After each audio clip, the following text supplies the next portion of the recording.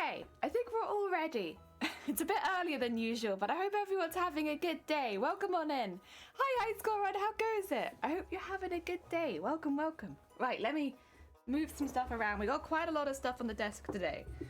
I've kind of shifted it all to one side, so hopefully it doesn't get in the way too much initially.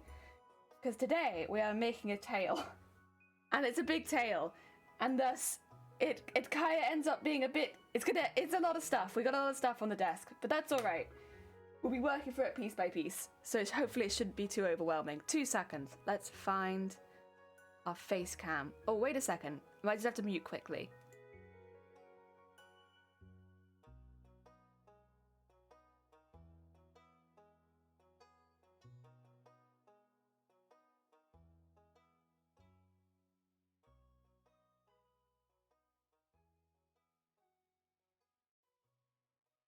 Sorry, my lungs were like, ah! Immediately. It's early in the morning. Right. There we go. Welcome on in, everyone. I hope you're all having a good day. I think you can kind of see it in the background, but because of the back of the chat, where is it? There it is. You can see all the foam we've got here. If I remove the back of chat box, it's nicely hiding my nice stack of foam here. Yeah, we got a lot. We got a lot. So these are all the individual pieces that will end up making the tail like a wiggle tail. Unfortunately, I have the foam in 2 different colors, so that's going to get a little confusing maybe, but bear with it. I had some foam already in the house, so I only needed to buy a little bit extra. So I got the foam that came extra was white, but the foam I had before was blue. So I have it in 2 different colors. It's the same stuff though, it did just come in 2 different colors. And then the other thing that I've done is I have made a pattern for our harness piece, kind of how it's gonna work. It's not too complicated. I made it out of just duct tape, and we'll be using that a little bit later probably. I don't imagine we'll be using that for a while, to be honest. And I've also cut out a piece for the tail, which I think should be down here. Yeah. This bit is the whole size of the tail. At the moment it's cut out of its lining and its outside, which is why it's all together.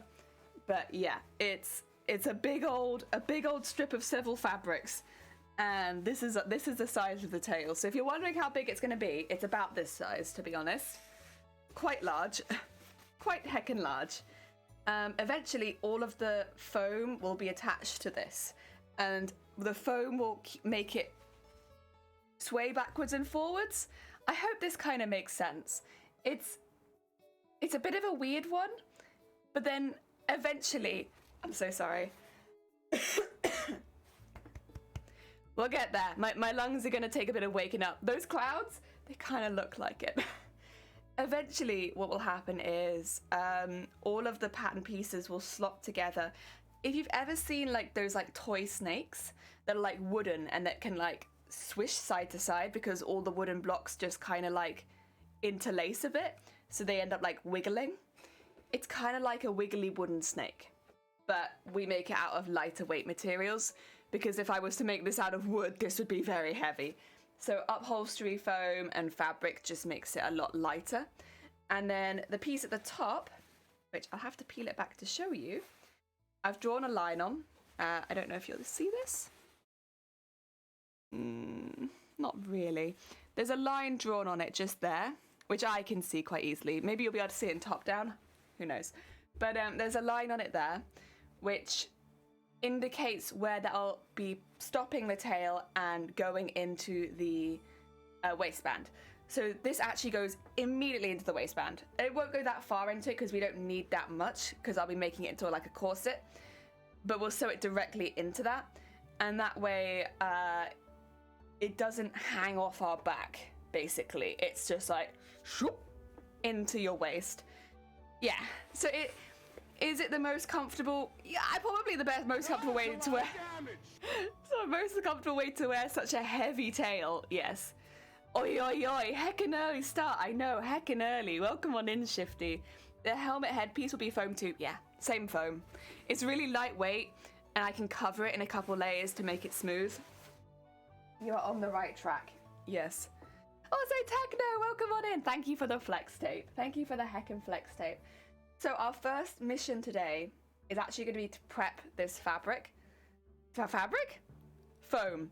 I will pop this back on so that the screen doesn't look so messy. There you go. Basically, I'm going to move the pattern pieces as well. There we go, there we go. Let's grab the small piece, because this is the end of the tail. Each of these I have labeled so that we've got, like, for instance, this is 10. This is the last piece. And they've cut in two so that they can be sewn onto both sides of the tail and then in the middle, right? That's where I'm at right now. That being said, this is kind of a rough shape and it's upholstery foam, so unless I really wanted to work with it, I don't really think I'm gonna get it that smooth, and I can't be asked. The first heckin' mission. What's the first heckin' mission? What's up? What's up? Gonna look very nice? Gonna look very nice, heck yeah. The first heckin' mission, to be fair, for us, is to cover these in... I've basically got like a fleecy material. It's not that thick, but it's the inside of a curtain. That's where I got it from. An inside of a curtain. So I'm going to pattern for every single one of these and, yeah, basically have like a fleecy outside. And that way, it will be nice and smooth for when we add our fabric, finishing fabric over the top. So we don't end up with really rough, bumpy looking tail pieces. I mean, not that it would matter too much anyway, since they'll all be covered in scales, but I still want it to be reasonably smooth because it makes the sewing a lot easier. Yes. Nice commands. Thanks. Yeah, I added them Monday, Tuesday? I added them at some point this week because it just makes it a bit easier and it means I don't have to put it in my title every time. Because I've had the same things in my title now for like how long? So yeah, I also had them on this screen. Have you seen them on this screen, Shifty? Look at this. Now it says the whole current cosplay and everything. Not gonna answer you.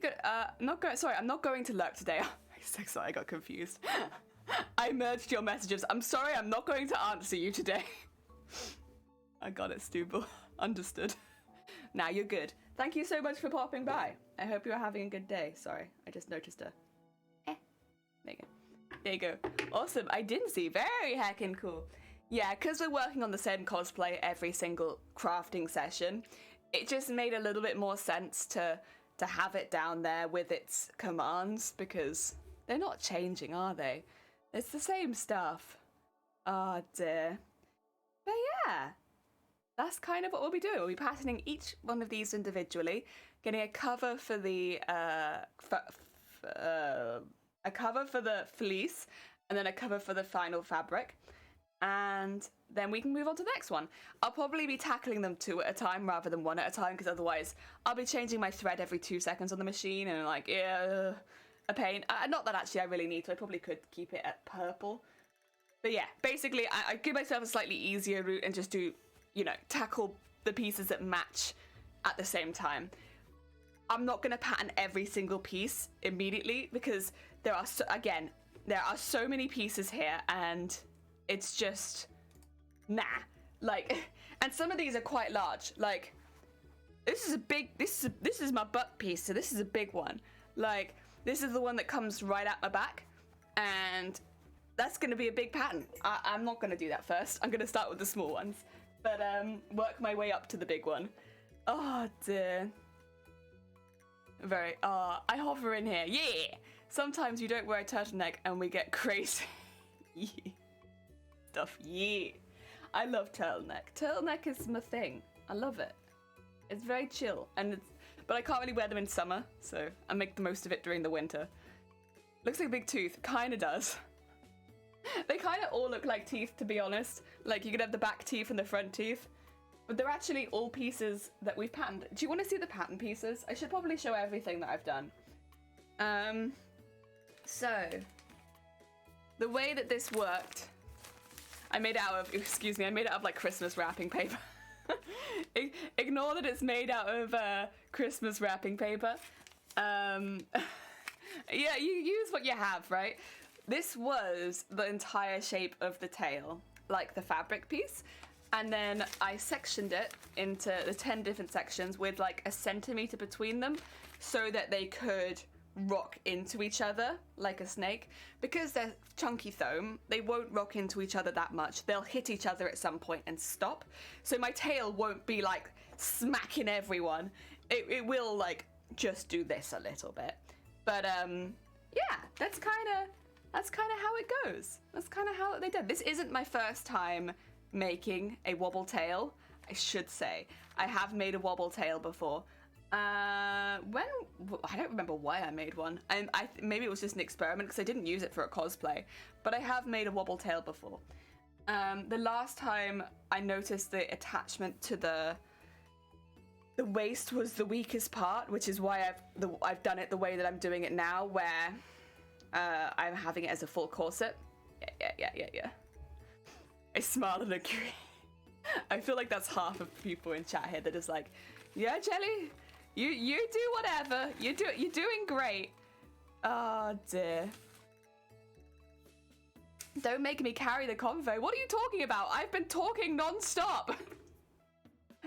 Oh dear. But yeah, we're going to start with this one. So that means I am going to quickly move all of the other pieces off the desk. Give me 2 minutes just to do that because there are quite a few pieces. And I do need to make sure they're all labeled. And I don't think I've labeled one, and I'm not sure if I've labeled two either. 2 seconds, because I want to... The thing is, if I don't keep them labeled, what's going to happen is we're going to get to a point where I can't see these anymore, and it's going to be a problem. That's one. And this one should be two, because two was the one. The only reason I know these two is because the only one that was fully white was one, and two was the half and half. The rest of them I think should be labeled. But again, better to keep them as such so I don't lose that later on. And then we will go through all of them. Nah, early moments. Heck yeah, are you snacking already? That's fair. I'm going to put the background back up. There we go. And I'm going to go sewing top down. I've also got a couple of, not frozen coffees. What am I thinking of? Iced coffees. Because I'm going to be here a while today. Today's a long stream. So I got all my stuff so I can go for a long time today. I know that tomorrow is Legends of Arceus. Oh, that is something I need to mention actually. Legends of Arceus comes out tomorrow, but I'm getting a physical copy, which means I might not be able to stream at my usual time. I might have to stream a little later in the day because, you know, basically, I have to wait for it to come in the post. Sad times, it's fine. I'll live with it. I knew what I was doing when I got the pre-order. And so we might be doing quite a late stream tomorrow. Because not only will I be waiting for it to come in the post, I'll also be waiting to download it. So, my bad. We'll still be streaming Arceus tomorrow. It'll just probably be quite late in the day. Yeah. Mostardo! How goes it? I hope you're having a good day. Right. These are going to be the first pattern pieces. Our little moustache. I'm different, you know. Are you? Oh, heck. 4 many people at the moment. Well, then why are you here? Why are you in my stream if you've got 4 people over? You need to go enjoy your guests. Heck yeah. Like, obviously, it's always nice to have people here, but, like, if you're heckin' busy, you go be a busy bean. Right. Now what we do, we're gonna cover these in cling film and duct tape them. With these small pieces, I have to be a bit careful because I could morph the shape with the duct tape. And honestly with the cling film, but we'll get there. Estimated delivery 10 a.m. to 11 p.m. Don't do this to me. I think it'll come with Royal Mail, so I'm hoping it comes first thing in the morning. We'll see. I'm hoping it comes with letters. Oh dear. Cat, welcome on in. I hope you're having a good day. Thank you so much for the follow. Oh dear.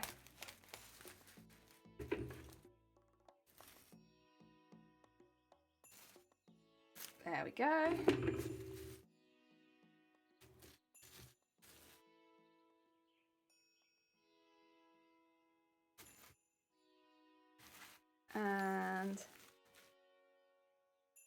Okay, there's our 2 pieces.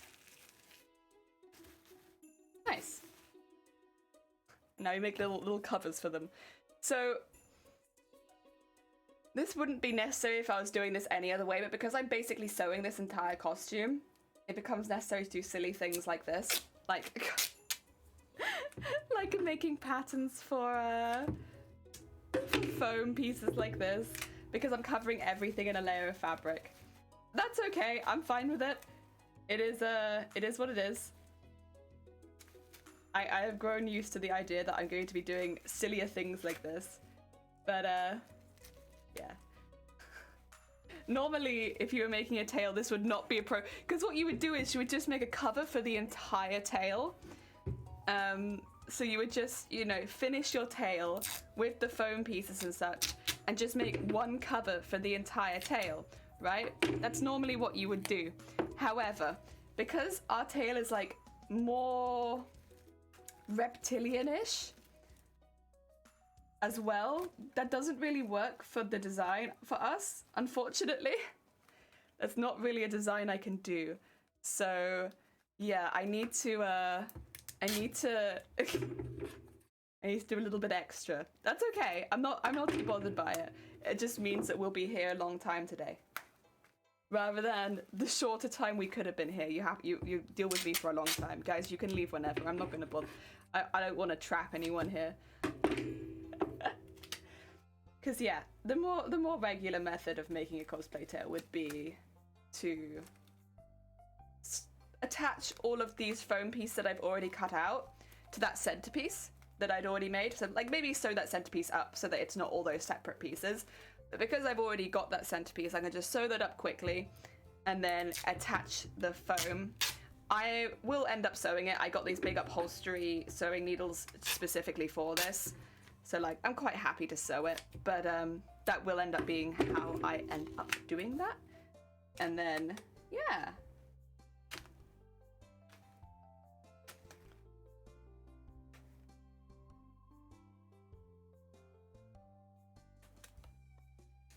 There we go.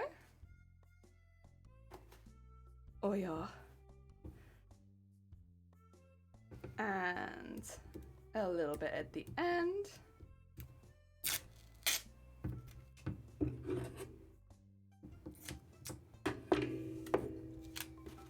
I'm gonna have to find a way of probably keeping these two so that I know which one is which, because otherwise they look quite similar. That's okay. We'll work it out. So I just cut a few little snips at it because it's got a little curve near the end, which is a little bit more difficult to stick down. I'll do some little strips probably to cover that bit. Again, it'll be a little easier to cover some of the larger ones because they're so large, I won't be needing to cut all these teeny tiny strips constantly. I hope I don't run out of cling film, to be honest, because I can see I don't have too much more on this roll. I know we have a fresh roll downstairs, but also that one is meant for food.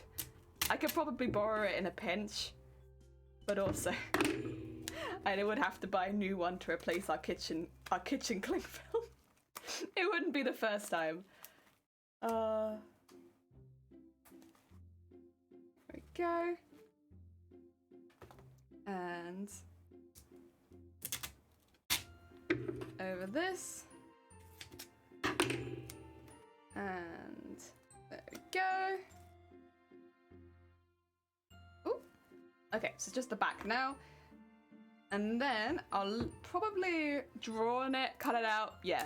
Good afternoon. Good afternoon, Jason. How goes it? I hope you're having a good day. Welcome on in. Welcome on into an early stream, but also probably quite a long stream. We're making a tail, Jason. A heckin' tail on this stream. Who would have thought it, huh? Oh yeah. There we go. Right. If I put this as the inside.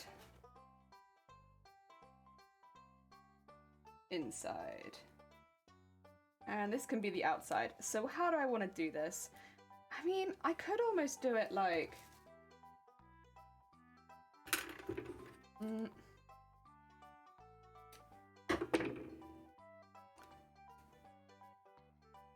I could probably do it like a strip going the whole way around it, to be honest. And just have it be bigger at one side. Maybe? Because it would naturally curve. I don't think that'd be too bad, honestly. I might do it like that. So if I draw around here...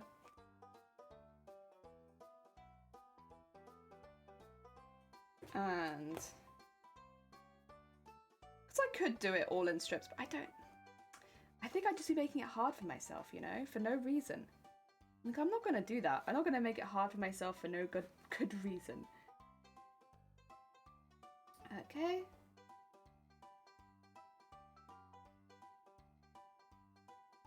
And there we go. All the way up to there. And around there.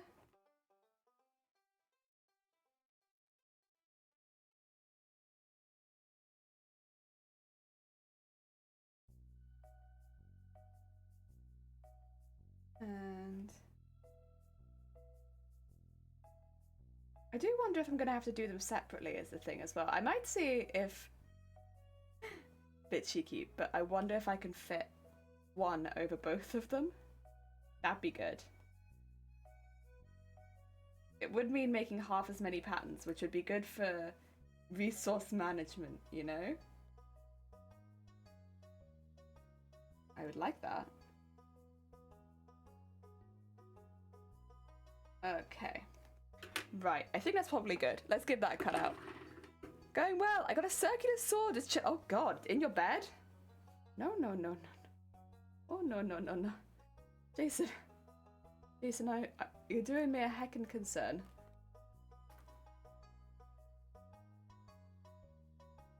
Look after yourself, Jason.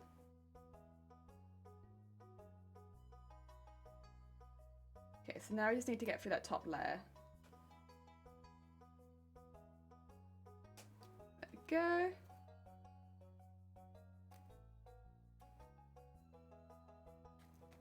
Oh yeah. I do want to be a bit careful because I don't want to cut through the foam. I don't want to damage the foam more than I have to, you know.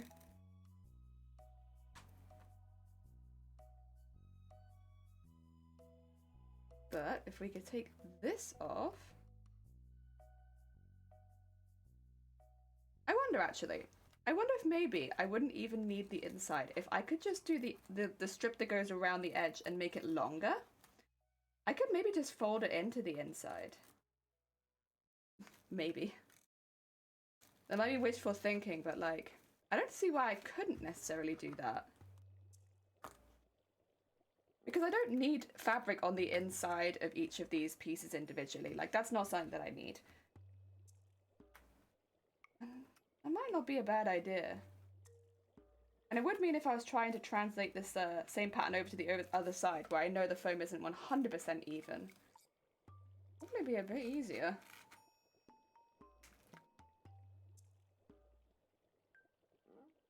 Let's go get that through there. And then just get that out there. I'll hold it to one side for now, but it'd be nice if I didn't have to do that. Okay. Like that. There you go. And yeah, I could just maybe cut one side there, and one side there, one side there.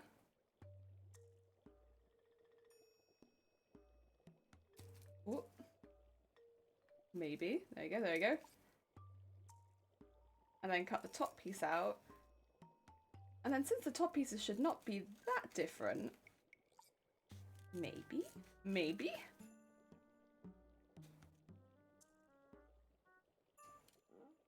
Go, get that round to there. And then get this one around there.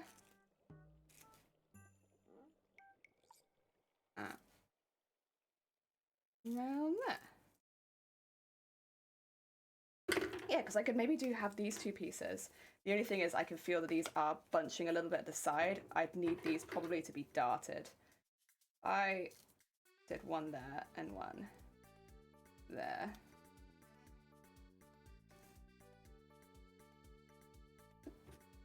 I mean...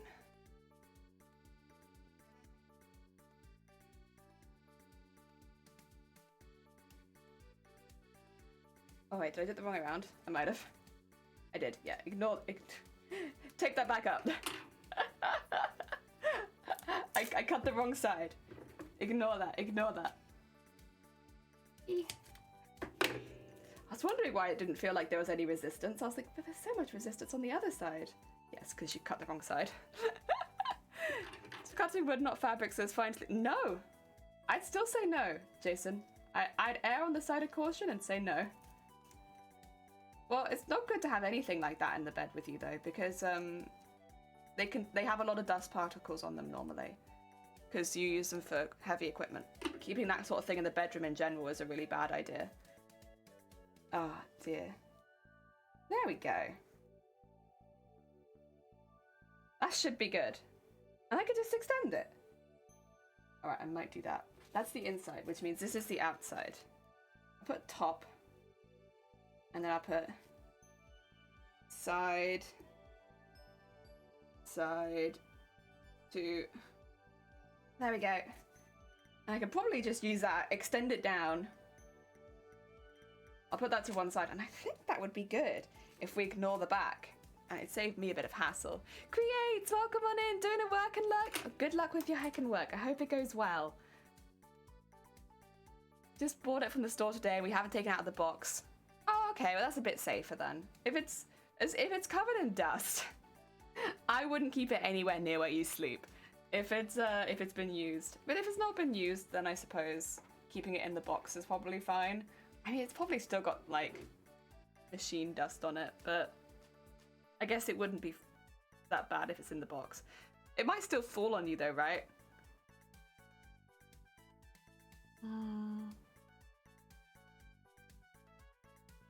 Very nice. Right. I can just draw on this next piece of fabric, can't I? Yeah, I can. Heck yeah. I love it when I don't have to worry about leaving lines in the fabric. That's the best. So this is our fleecy fabric. So this was, I hate this fabric. So it came from the inside of a curtain.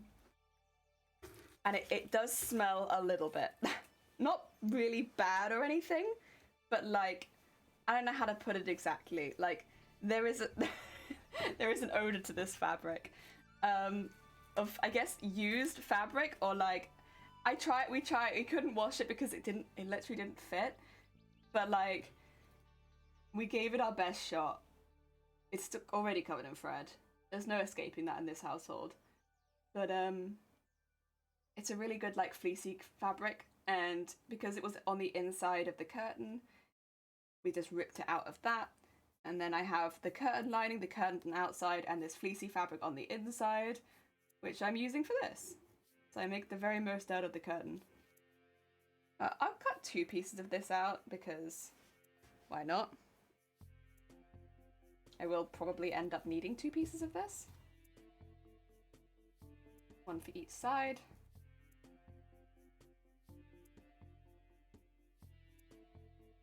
Make sure you flip it over.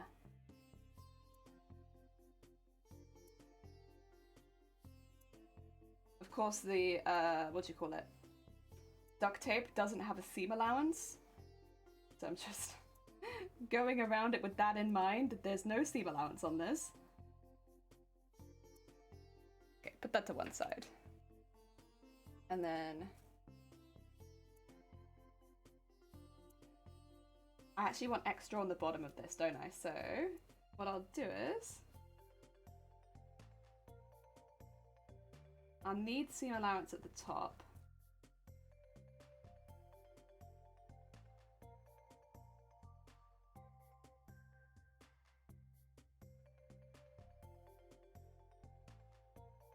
If I do that, and That should make it nice and easy. Here we go. I'll do another one just over here. So much thread. We are.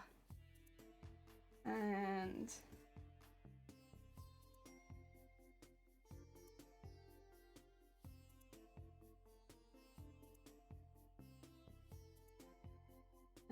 over up there.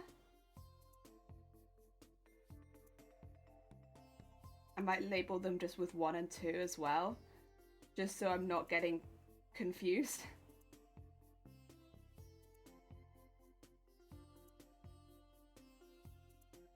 Because of course I am kind of drawing the same thing here.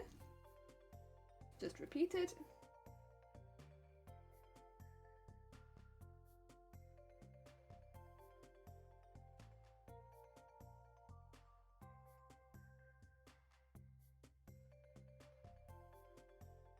Okay.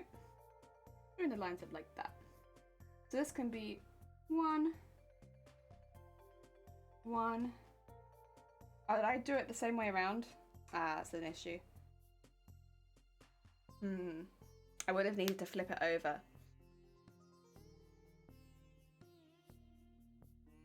Okay, ignore this one. That's nothing. This is 2. I need to flip it over like this. Otherwise it doesn't count, unfortunately. Also, I want like extra at the bottom, so make sure all of this is factored in, please.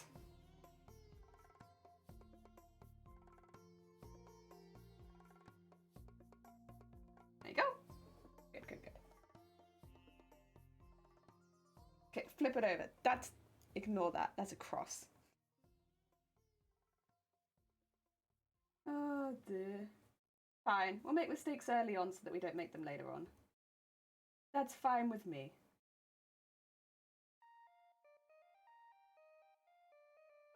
And then, honestly, I'm just happy to be working on the tail because I said I wanted to get it done in January. And it's like, it's been steadily creeping up towards the end of January and I'm just here like, I've still not done my tail. I said I wanted to get it done this month. Where's the tail at? Definitely not here. Yeah, I'm just happy it's I got the time to work on it. Because I genuinely was just like, yeah, it's not gonna happen, is it? We're not gonna have any January tail work. Like, whether or not we get finished this month, I suppose, remains to be seen. But at least we started it this month. This can be 2. There you go, very nice. And now, this is the other side. I do need to remove that. Or just draw around it, that's fine too.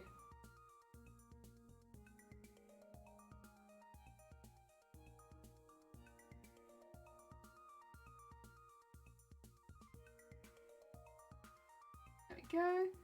And just make sure we go along the top too. There we go. And a little bit at the end. Go. Nice. That was a thin one and that one was quite a big one. Go. And once again, just extend it out to the bottom. See, I don't see the reason not to just fold this over onto the base of whatever we're doing. It makes sense to me. There we go. And a little one there. Very nice. And we need one more. Guess we could put that here. That's 1. There we go.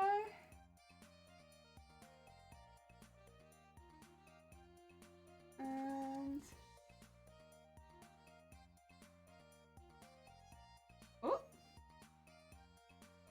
up there. And we're not done with these pattern pieces yet, so I can't get rid of them just yet.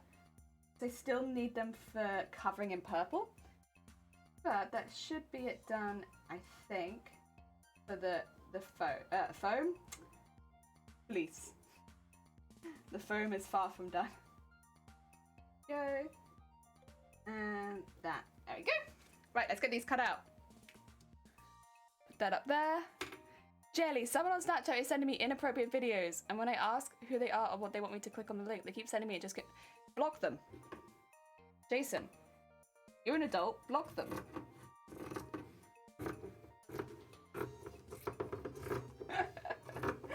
Oh, why am I using this? These are not... you know what, actually, it was cutting them out well.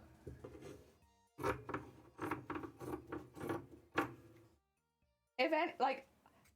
Unfortunately, this just happens. That sort of stuff does just happen, and when it happens, you block them.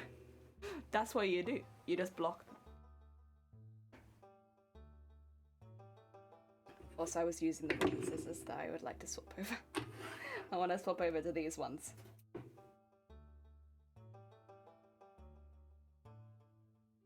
Oh dear. There we go.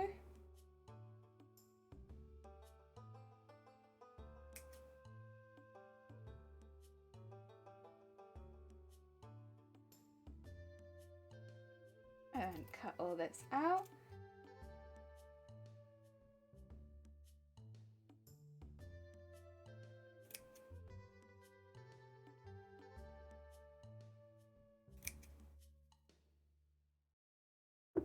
Right, that should then be a nice little cover for that. Yeah! And what that would do is just smooth it out really nicely so you don't get all of the bumps and lumps. No bumps and lumps. None. Not even one. Not even one. Not even one bump and lump. Not a single bump and lump. Heck yeah. That might mean I can unwrap the second one then, because they're very similar. And if the first one ends up covered, then I think I can probably do the second one just fine. There we go.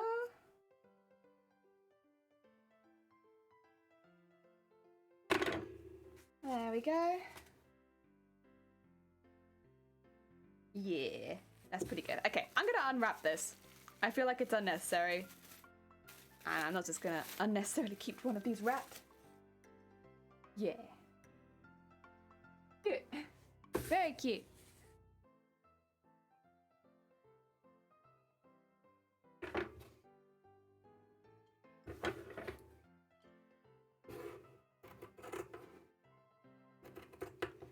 And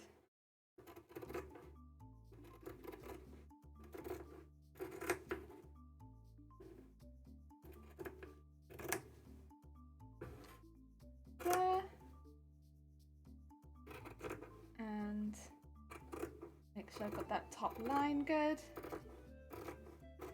One thing I will have to do before sewing them all together is just quickly sew in all of these darts. Oh wait, I didn't... I made an oops. I didn't sew around the seam allowance. But I don't think it actually is going to make much of a difference. Does this stretch? It does a little bit. Okay, well maybe that's why then. Let me sew up the first one and see if we actually need the seam allowance, because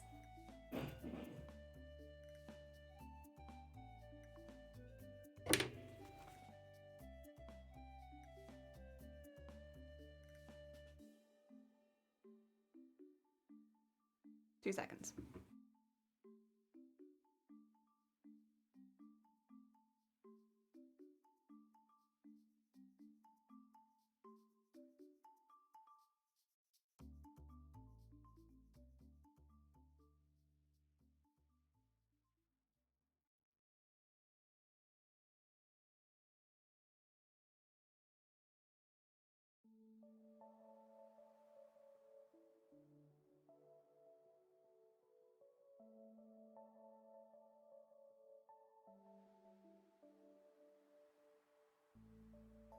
Sorry about that. There was a loud bang downstairs. I just wanted to make sure everything was okay. Thankfully, everything is fine. I think it was just a dropped bowl or something. Oh dear. Oh, you heard it? You could hear it too? Oh my god. That was literally from the opposite side of the house. It did feel like it was loud. That was from the opposite side of our house. I mean, our house is not that big. But like, but it did go through 2 doors.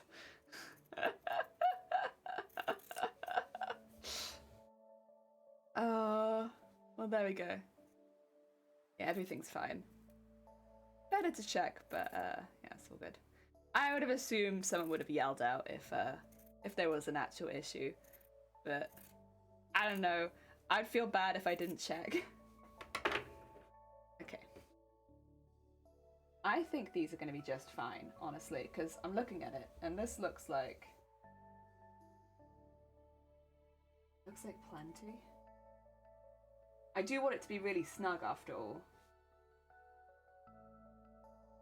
Well, let's sew it together and have a look. And I'll cut the rest of it out in a minute. I do have to do the darts, so. Matrix, welcome on in. I hope you're having a good day. I just need to pop myself under the desk. Okay, okay. If not, I'll recut them. Not too much of a fuss. If we make all of our mistakes in the first hour, that sets us up well for the rest of the stream.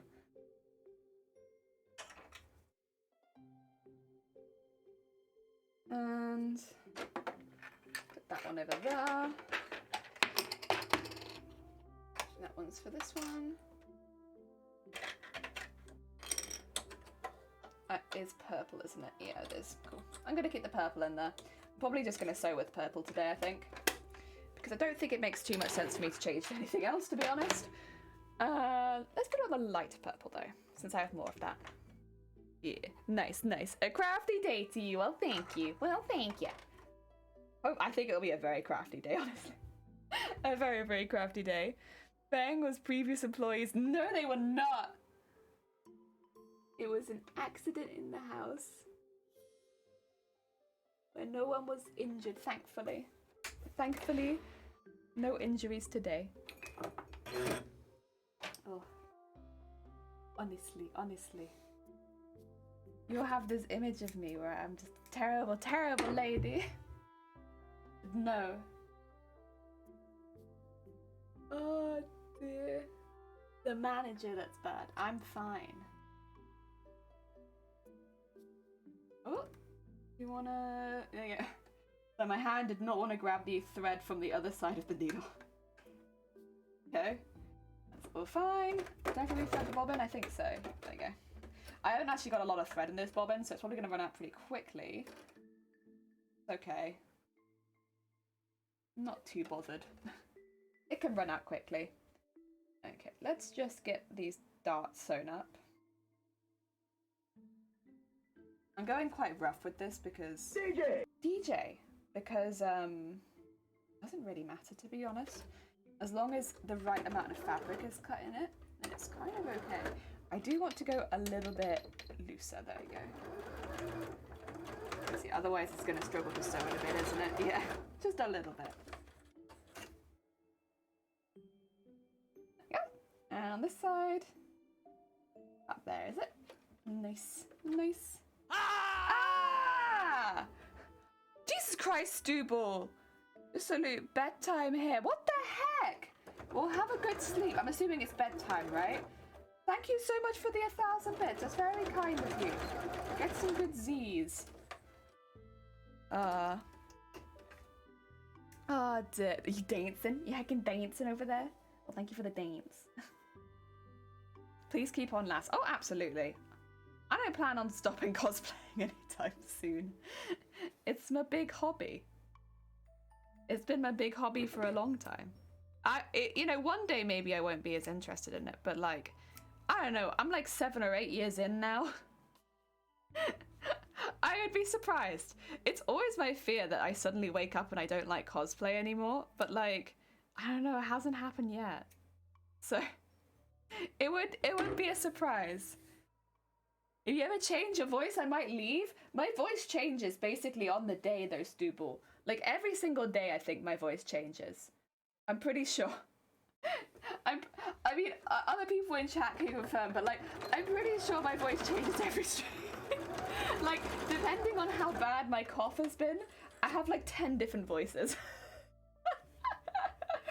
Where I'm just like, "Ugh." Like my voice can be pretty strong, but especially during the winter, a lot of the time I have a much weaker voice. Just because my cough's like, nah, only weak voice for you. But then I get to the summer and I'm like, haha, time for a strong voiced jelly now. We're back to strong. Oh dear. You'll riot if you lose interest in cosplay. I think I would riot too. My bank account would definitely riot. It'd be like, what do you mean? Look at all these machines you've bought. Look at all this thread that you've bought. Look at this massive fabric hoard that you've collected. What do you mean you don't have an interest in cosplay anymore? What are you talking about? That's not part of the plan. Yeah, everything would riot if that was the case, I think. Right, I need to refill my bobbin quickly. Die as you might. I don't know that I'd change my voice, because I think whatever voice I have, it wouldn't be my favorite. Oh god, wait! Elvira Handmade, thank you so much for the follow. Is that another crafter by any chance? Another crafter? Heck yeah. Whenever I see like handmade, crafter, sewing, stuff like that in a title of somebody, I'm like, ooh, another crafter? Is it? Could it be? In this chat? Oh heck. We are over 2,000 strong and we will cause chaos and destruction. No, that's not what I want. Don't you dare. If I want to cause chaos, I'll do it myself. Not going to lie, you can do things and stuff. Heck yeah. I want to be World Cosplay Champion. It's been my goal for a long time, but you know, it's also one of those things where you kind of need to practice and improve. So you don't become like the best sprinter in the world in a day. You have to practice for quite a long time. And so I think I'm getting closer. Like, it does feel like every year I get closer to the idea that I could be World Cosplay Champion, but like, I still feel like I could be quite a ways off, honestly. But I'll see in May. In May, I'll see just how far away I am from the rest of the competition. Georgia! Welcome on in. I hope you're having a good day. Hello. How goes it? I hope things are going well for you today. Oh. What? Needle. Oh, it's because you're up there, isn't it? I need you to be a little lower. There we go, that's better. Chaos, no! Those I place my palm on my cheek, I launch, and often this happens here. Oh god.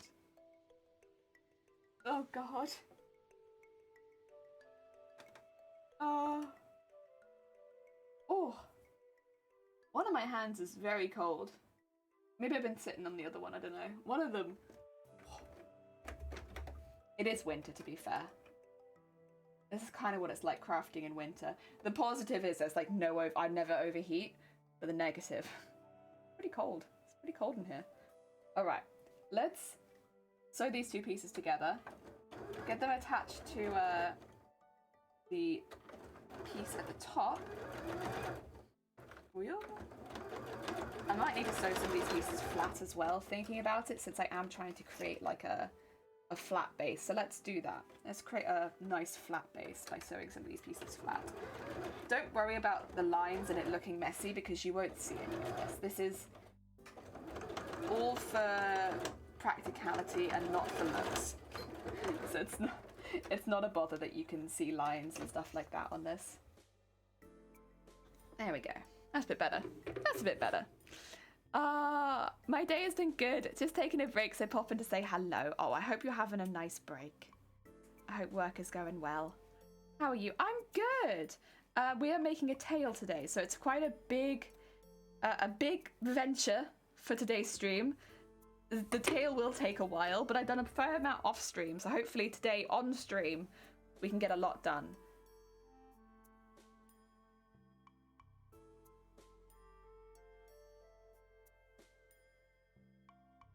It looks interesting, but like I'm sure there's a reason for this.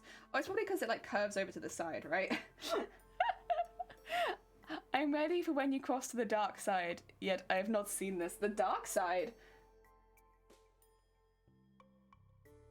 The dark... I hope not. I don't imagine myself as someone who would do that.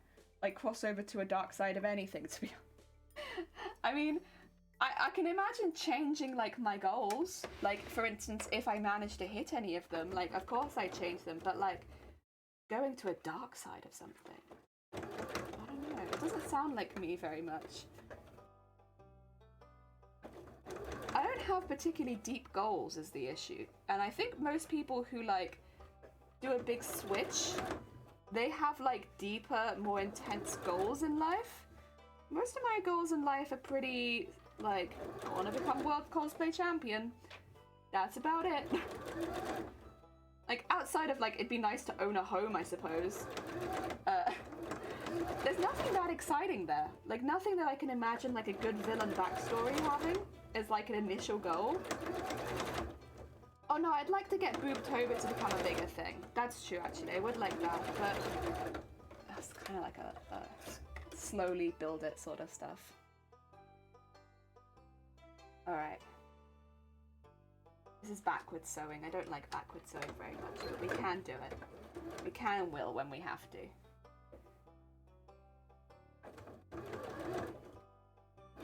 For the good of the test, we will backwards sew.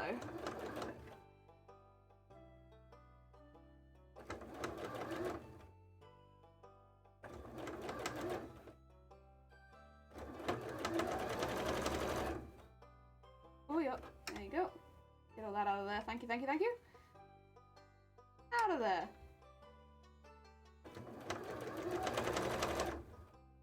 Okay.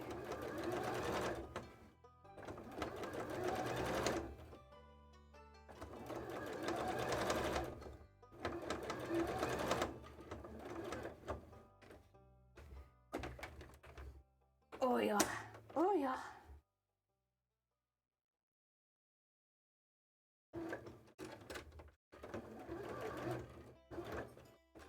There we go. Okay. How do you fit? How are you fitting? Good? Bad? Need an improvement? Yeah, okay, so it did need the... it did need the, I think, what do you call it? Seam allowance. We might be able to get by with this one in particular, because there's a fair amount left at the end. I might just be able to whoop, whoop, over the top of it. And fold it like that, but we need seam allowances, for sure. I won't generally be able to get by without using them. That's okay, it's good to know. What I'll do for this one then is I'll probably just use this and sew over the tip.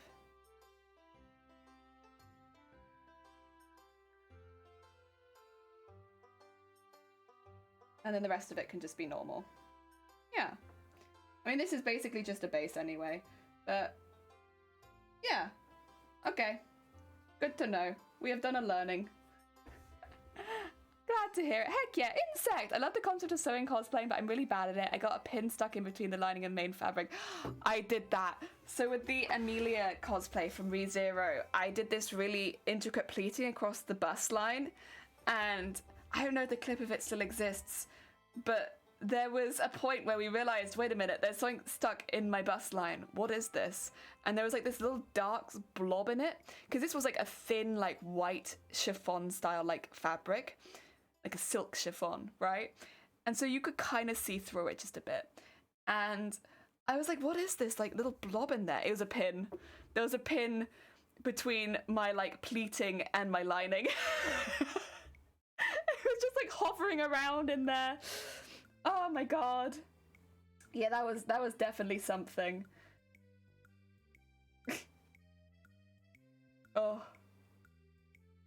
Right. How do I want to fix this then? I think I'll just hand stitch the rest of that. I mean, the rest of this is gonna just fold over, and I don't need to do that right now. All of this stuff that's folding over, like, that's not... Although it's quite a lot though, isn't it? It looks good, but there's quite a lot of it.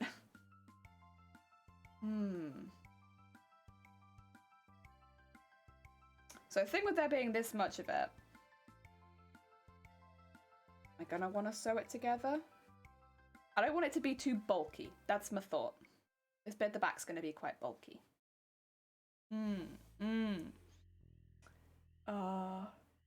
I should say this was major work at HSC and high school. Oh god, and I nearly missed it. Oh heck.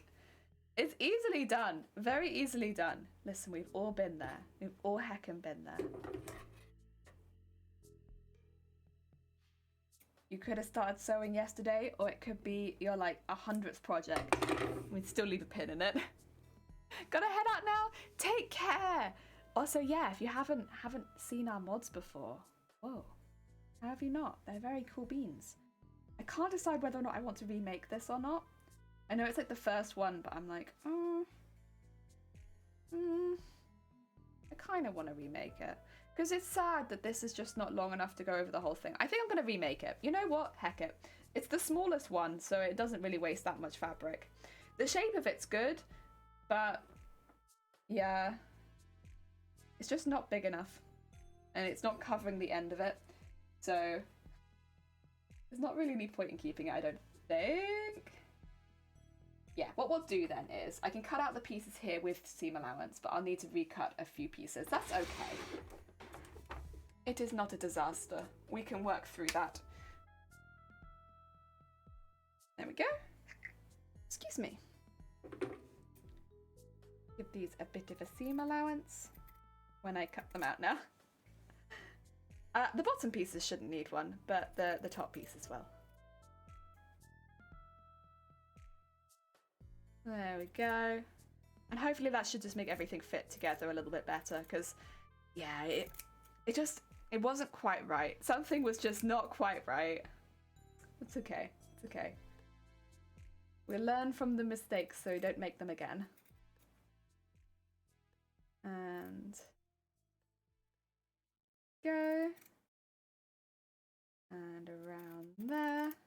Nice. And same thing on this side.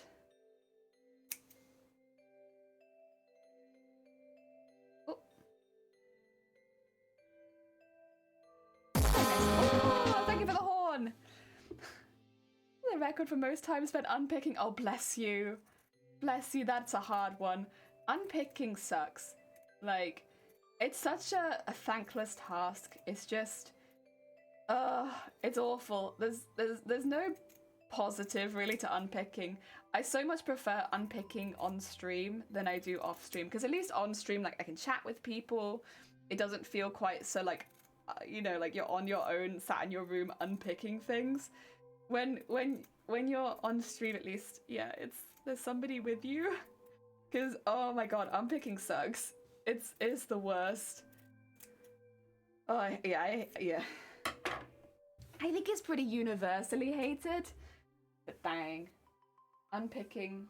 Yeah. Big bad. Right. Let's get some new pieces cut out. Sorry for redoing the very first piece, but you know, it happens, right? We make mistakes. I made a mistake and now I gotta fix it. I think this piece of thread's actually from the curtains. Yeah. That looks like it's from the curtains. There we go.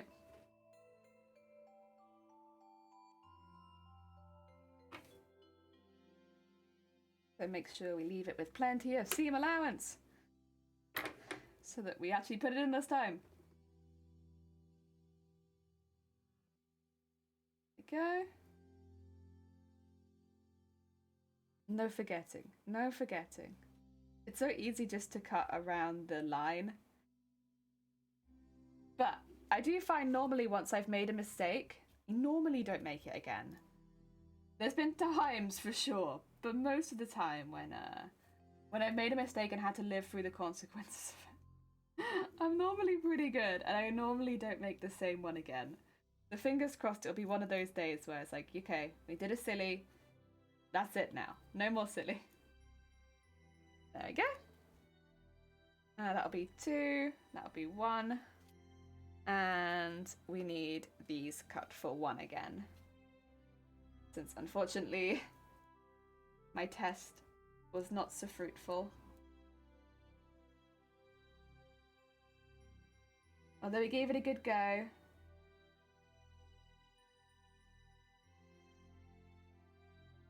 Go.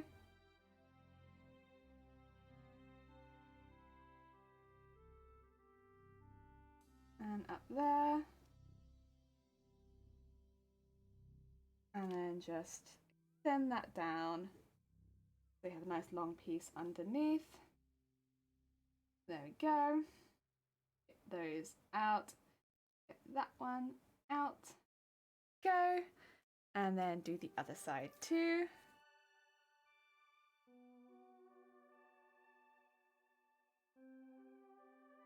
Plenty of space for seam allowance, yes. Yes. Not forget this time. And up there, up there. That. There we go. Very nice. Okay, that should be better. Hopefully. I can only really hope, but I think that's better.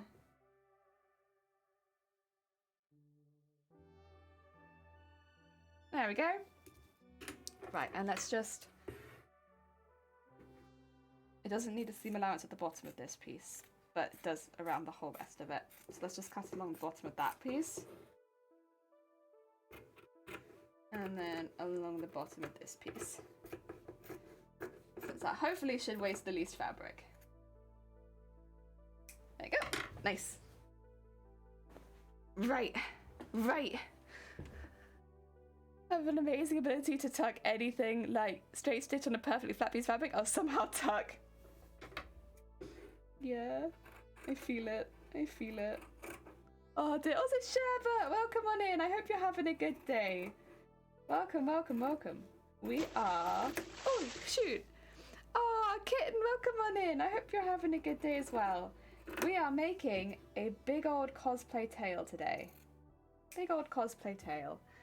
At the moment, because we're going to be making the cosplay tail a little bit more reptilian-ish, because of the cosplay being inspired by a mermaid, but also in, like, it's covered in scales. It's covered in these, like, detailed, ornate scales. I'm going to be making it so that the sections remain even when the tail is finished. So because of that, we're covering each individual section rather than making a tail cover and covering the whole thing. There's an ever so slightly different process to what I'm used to. Takes a little bit more time, but that's okay. Worth it. Because I love this costume. And I want its tail to look awesome. And then we'll see how long it takes to make all of these tail covers. I think it's going to take a little while. If we have time, we can make the harness today for it. If not, we'll make the harness on Monday. I don't mind which day we make it. It's just whenever we have time, I suppose. I do think today a lot of the time will go into making the tail, to be quite honest. I think today will predominantly be a tail day. There you go, that one goes with these.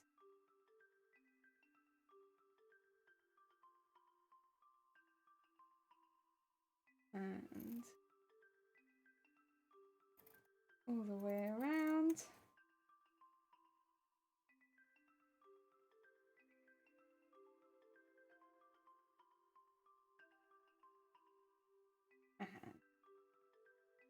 Around there. There you go.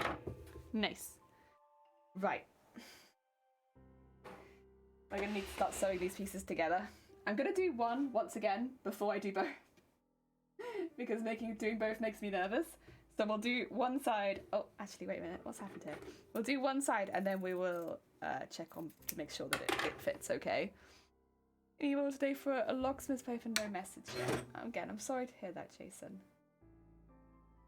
Oh dear. How are you? I'm good, thank you. I'm good. My lungs are a bit shot, but other than that, we're good. The cold weather's been getting me. It's been getting me. So apologies for the coughing today. Unfortunately, I think it probably will remain throughout the entire stream because I am working with a slightly more dusty fabric. But that's okay. I'm fine. Apologise for the coughing in advance. Ah, dear. I once made myself pants with jean material. At the end, I forgot to put something to hold my belt in, but it still works out with it. Heck yeah. Heck yeah. Things like that, I'll be honest, I forget all the time. It's like those simple details that it's like at the end you would normally put in. And oh, I'm terrible with that sort of thing. Especially if it's with a pattern, weirdly enough. Even though you'd think that would keep me on track. Nope. Nope. Just whiz ahead, assume that I know what I'm doing, and then muck it up.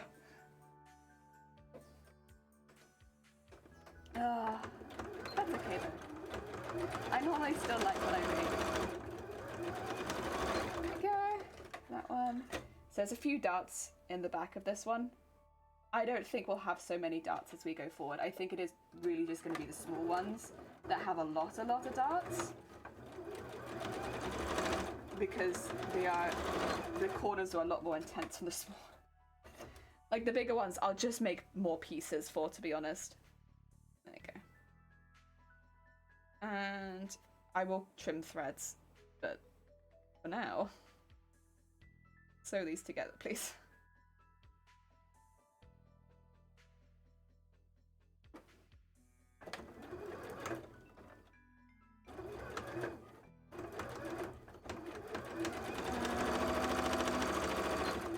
Go. Oh yeah, okay, I could probably trim them now. Yeah. I mean, the thing is, I didn't really need extra space on the back of this before, but we'll do the whole thing. We'll do the whole thing. Fix the whole thing. Oh dear. Also, Charm, thank you so much for the follow. That's very kind of you. Heckin' welcome. I'm in a crazy mood. And when I'm in a crazy mood, I like to do crazy stuff. But watch this, what is planning? Oh god. Everyone seems to be in a crazy mood today. What has happened this Thursday? Is everyone alright? What's going on with y'all? Are you all okay? Like, oh dear. As long as it's a good kind of crazy mood. It's not a like out of control. Oh god, help. What's going on? Who let all the sheep out? Oh dear, we've run out of milk. Where'd all the milk go? I tipped it down the sink kind of mood. As long as not one like that, then it's all good.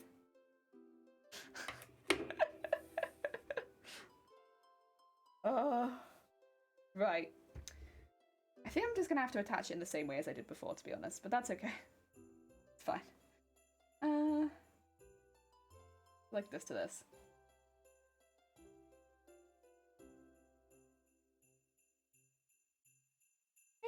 That'd be it. Ah well, we'll give it a good go. If I do that and take it around to the side, how far does it go? It probably doesn't go the whole way, right? No, I don't think so. That's okay. I was just curious.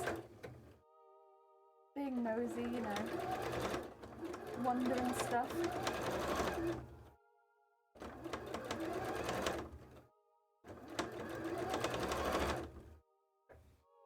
And whoop.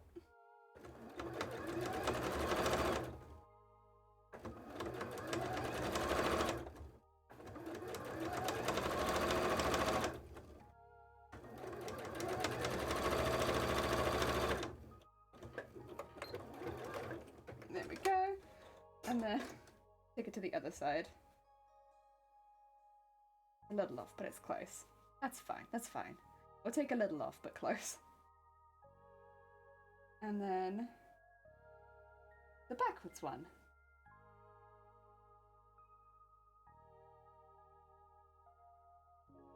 Then we put this on this side.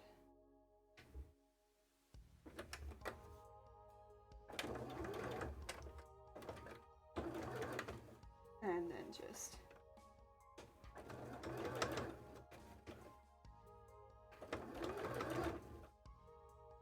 take it and go around the corner.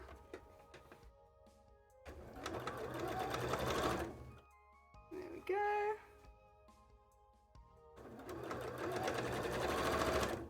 Nice, nice. Okay, we're getting there, we're getting there. Don't sew that underneath. God, these tight corners. Oh dear.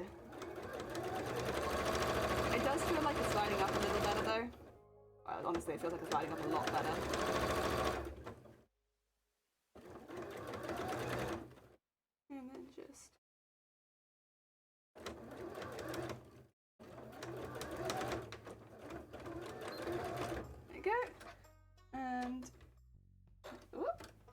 tie that off. And then get these two pieces and do them together. There you go.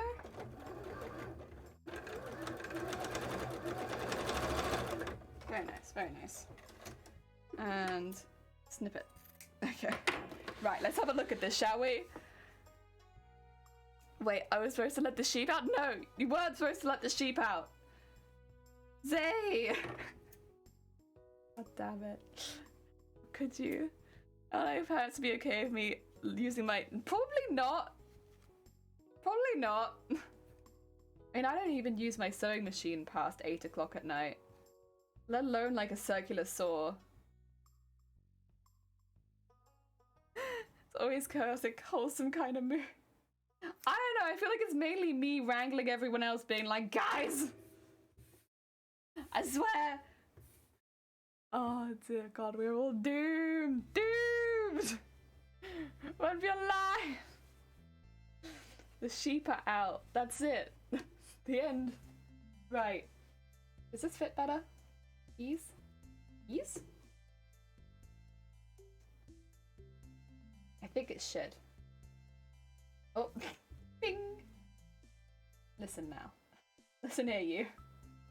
I made this just for you. So if you could fit, that'd be great. There you go. Yay! Yay! Oh, would you look at that? It fits. It definitely doesn't fit because I'm making it. Nah, to be fair, it does fit. It's a little bit tight at the end. That's probably because of all the stitching. I can trim that down. There we go. So this will cover that, makes it a lot smoother. And so when we attach the fabric over the top of that, it will look smooth, like not really bumpy. Not like it's just been covered straight over top of upholstery foam, you know? That's what I wanted. I wanted it to not look like I'd covered upholstery foam. This would be really useful if I had like a staple gun or something, but I don't. I have it somewhere, but I don't know where I've put it. My staple gun has eluded me. Yeah. We'll leave it like that for now. We'll probably leave all of them like that until it comes to sewing them on, because then I'll sew it on while folding that down and just with one of my upholstery needles. Heck yeah! Embroidery machine through the night. I know you do, and I can't believe it. I'm like, how? I pop out for tea and somehow someone... I know, right? The sheep are out. Whoever did that. Very, very bad. Very bad. But yeah, the difference between like the texture, like, see that? Kind of lumpy, but still squishy. And then smooth. Smooth. Still squishy, but smooth. Yeah. Much better for having fabric over the top of it eventually. Yeah. That's why I'm doing this. It's like a long-winded process just to make these smooth. Basically. My neighbors are noisy all the time. That's fair. If you've got like rubbishy neighbors, like, honestly. But I love our neighbors. Our neighbors are lovely. One of our neighbors, they're just really sweet. They gave us an Easter egg one year. They just gave us one. I don't know why. They moved in and then they gave us an Easter egg like that. But they were really nice. And they pop around every now and again. They're just sweet. And then our other neighbor just like popped over and trimmed our hedge. I mean, we rent here, so it's like not really our hedge, but it was still very nice of them. That hedge, yeah, it just did get in the way, so it was just like, dang, thanks. They were like, I'm trimming my hedges. Do you want me to trim your hedge? And I was like, all right, thanks. That's very kind. So I actually really like our neighbors. They're really chill. Yeah, they're good beans. I mean, it was something answering the door where they were just like, but like, other than that, they're cool. Oh, my sheep are gone for good. Oh. Imagine letting all the sheep out. Couldn't be me. Well, we need to find out who it was. I don't know, I'm pretty suspicious of Zay, because they kind of said it was them. That's probably where my suspicions predominantly lie right now. Oh,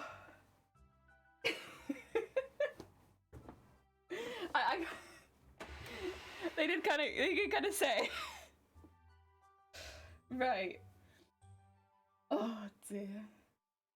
Okay, let's do the second piece, and then we'll do the cover, and then once we've done that, we can move on to the next piece, and then we'll be doing all the tail pieces like this. It is quite a lot of work, but again, worth it work. Oh god, sorry. Excuse me.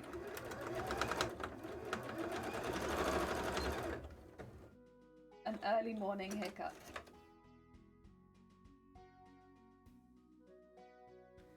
Oh. It does just sound like I get possessed by a seagull though, and I'm very sorry.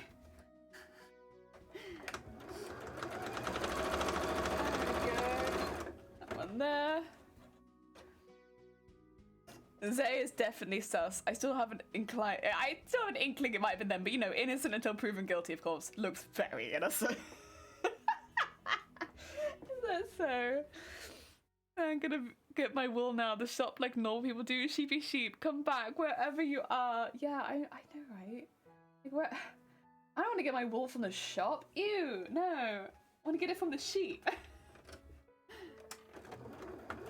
Oh.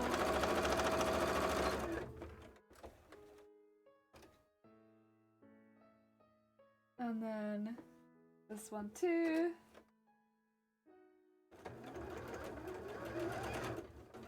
I should probably also sew up the tail. I might do that quickly. I know it's a bit of a change of pace very suddenly. I might quickly sew up the tail. Because once we've sewn up the tail, I can actually start to attach these pieces. Yeah.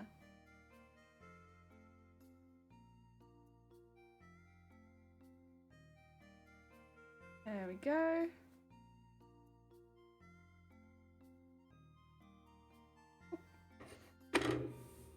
I'll get this cover finished first and probably do the cover for the cover as well. The cover. Oh. Honestly, this part would be very expensive normally if I didn't have like a spare pair of curtains that I was given by someone lying around. Because it is a lot of fabric. It's a lot of fabric. Fleecy fabric is expensive. Also, I already had upholstery foam lying around. You know, I'm not advertising being a hoarder, but hoarding the fabric supplies specifically is pretty good. It saves you money if you've got the space. If you've got the space only. But yeah, it's definitely saved me a lot of money for this one. Oh. I guess I get away with it because it is literally the only thing I hoard. Like, clothes, meh. Everything else in the house, meh. But fabric. Now that. Oh dear. Tell you what though, wool off the sheep's back is so pure and so soft. Okay, so I knew someone who had sheep. And they were pretty like bushy, but like I guess because they were just like sheep that went around in a field. Like they were chill. They were like very nice, honestly. They like whenever you went in, they'd like come up to you and they'd be like, "Hi. Hi, how goes it? Hi." And there weren't like a lot of sheep, so it wasn't too bad. It wasn't like overwhelming amounts of sheep running up to you. But like they'd have a lot of other things in their fur too. So it wasn't just wool. It'd be like wool and thorns and bits of things. And so like when I remember petting the sheep, I'd be like, yeah, there's a lot of stuff in here. Like you're a small, like obviously like that when they were short it wasn't so bad. But when they get to the point where like they needed to be sheared again, you'd be like, Jesus Christ, you guys, what have you got in here? What are you hoarding in this, huh? Like look at all this stuff you've got. Oh my god. Yeah, they had so much in them. Poor little sheepy alone in the big world without the pig that can talk to keep them company. When the apocalypse hits, everyone will have food, water supplies, and Jelly will be rich with woolen fabrics. I will be very rich with woolen fabrics. Like anyone needs, and honestly, loads at the moment. What I've got is just tons of like underwear making materials. Like, if anyone needs underwear during the apocalypse, I'm here. Because of Boobtober, I've got so many meshes and stuff. I'm heckin' ready. Meshes and elastics. Anyone needs apocalypse underwear, you know where to go. Jenny's apocalypse underwear. For when you need underwear, but there's also an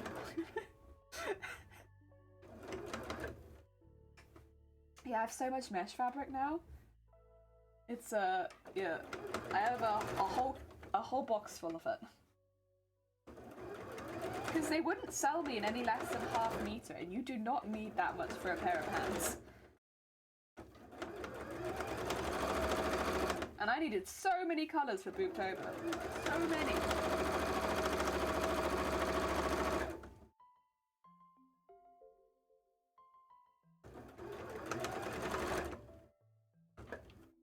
Go.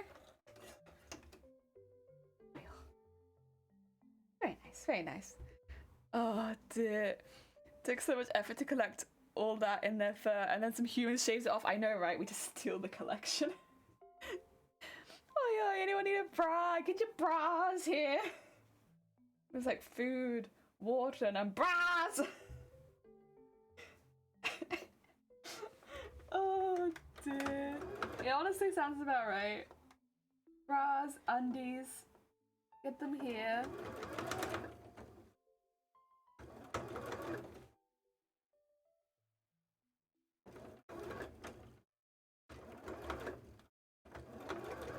Oh, right, there we go. Get that down here. Sorry, it's like some really tight corners here, so I'm just taking a little bit longer to sew around them. Because they're a little bit more difficult. Oh, yep, there we go. That up there. Very nice. Very nice.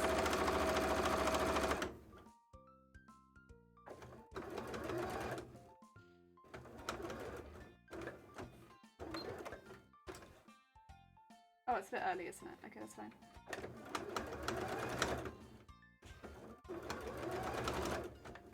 There you go. That's better. And then take both of these and just sew them together.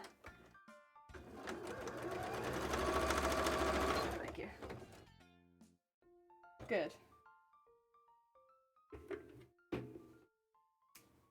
Nice. Hey. Very nice. Oh, it's your marketing manager for sure. You make millions and everything. Must be quite nice to get all the wool taken off though. I bet it does, yeah. Especially because they I tend to get sheared right when it gets a bit hotter. I bet it feels great. I bet it feels great. Although they do rub off on everything nearby. So which is probably why they get so many brambles and stuff in them. But they get, you know, if you look at in a sheep pen, if you look at the bushes, they're all covered in sheep wool. I guess it probably depends on the sheep to an extent, but from my experience, if you look at the bushes, there's just sheep wool all over them. Because the sheep would just be there meh. Get it all off. Get it all off. And they'll just, I guess they'll just walk past it and it'll just come off, but yeah. There was always a lot of wool on them.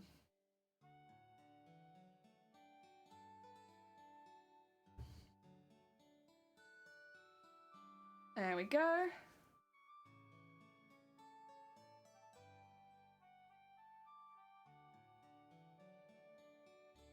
Nice, okay. Now I just need to do the same thing in purple. Then we'll have our covers. And then we can sew them together. And then we have the base of the tail. It look a little neater than that, but yes, there we go. Tail base. Where's purple? Is this a small piece of purple? Is it a scrap? Did I find a scrap? I did! Heck yeah, scraps. We shall take a scrap. I kind of need to draw around this embire, I think. If it doesn't need to be invisible, I'll do it in chalk, but the chalk really sinks into this fabric. So probably since it needs to be a little bit invisible, I'll do it like this.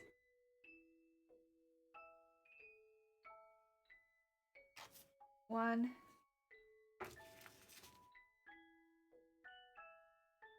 And oh. Oh wait, that's not upside down. Jelly.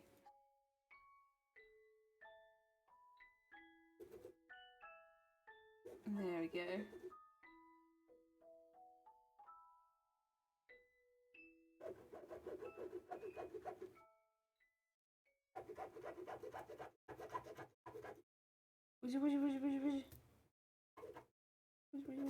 There you go.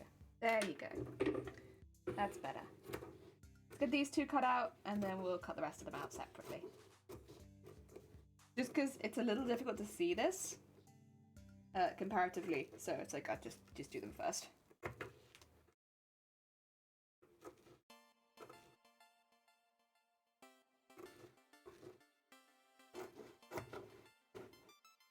There we go. Oh, I can't. Someone let the sheep out the gate was over and remember, oh, the heartache. I know, I can't believe it. Now that we've had especially this like lovely discussion about sheep, I'm even sadder that our sheep are just out roaming. Where are they? Well, it's someone's job to go find them. At least by the end of the stream. You know, I think you have to have like, is it legal? I don't know if it's legal for like a regular person to just like parade their sheep out and about. I think you have to have like a certain title to do that. I don't know how many of us would legally be able to release the sheep as we have done.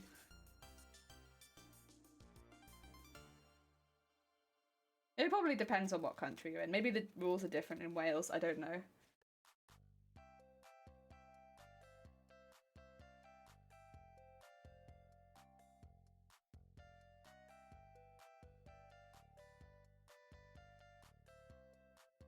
There you go.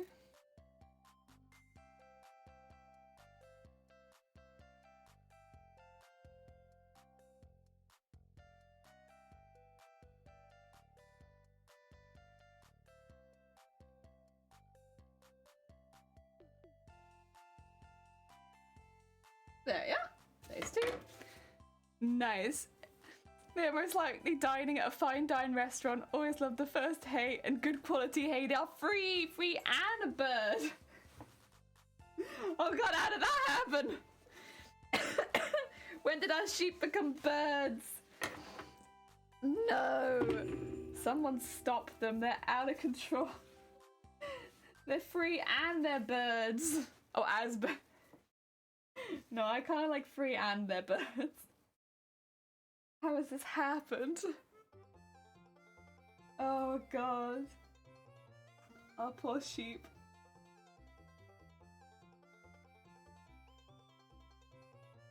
Which one was one, by the way?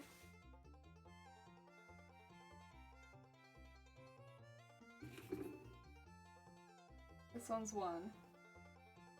Okay, that's fine. Which one says one on it? That's two. Okay, put this one with two. Put this one with one. Fine. I just need to know.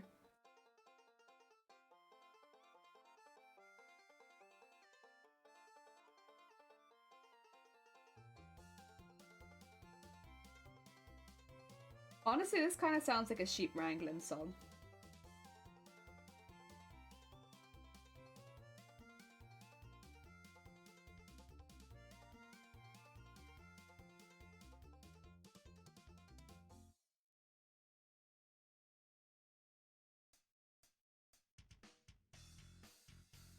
Yeah.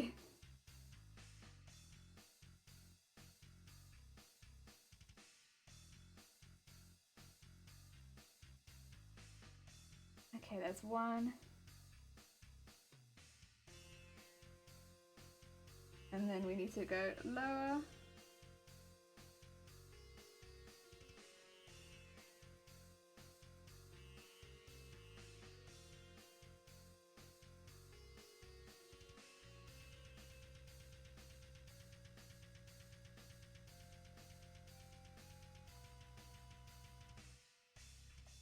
Oh no.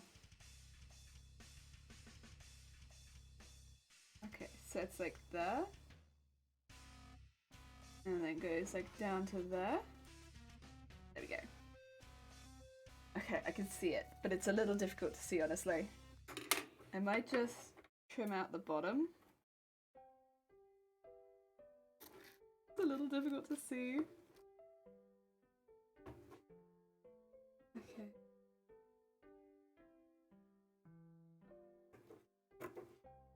Okay. And then on this side.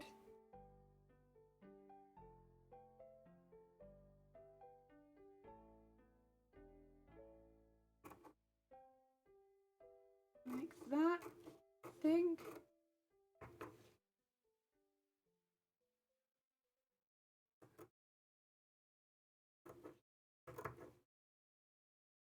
There you go. Okay. If I just cut this out a second time, would that be easier? Maybe. Maybe. Oh god. I looked outside and night became day and then a bunch of rumblings. This is fun. Oh god. Go to the lightning storm. Oh, a lightning storm? Enjoy your lightning storm, Jason. I hope it is a good one. Heck yeah. Wasn't there a sheep in Australia that escaped and was found? Yeah, I've seen stories of that. I think I saw it in New Zealand as well. Where like they escape and then they can't get rid of their coat on their own, because some can. There are breeds of sheep that like absolutely just like, you know, shed on terrain. But yeah, there are some that are bred that just can't do that.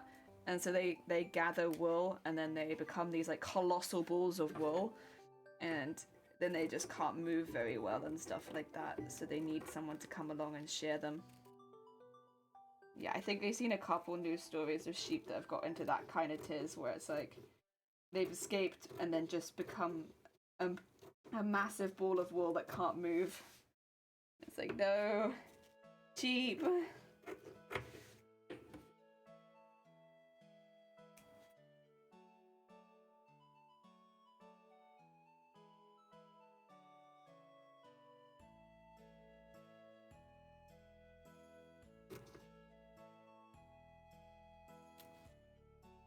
There we go. Beer. Oh, sorry, that's that one. Heck yes, next. Oh, right. That was me kind of cheating, to be honest. I kind of cheated on this one a bit, but it was hard. It was hard, so I cheated. It's really hard to see the lines that you draw. Yeah, that's my excuse. It's hard to see the lines you draw. And so...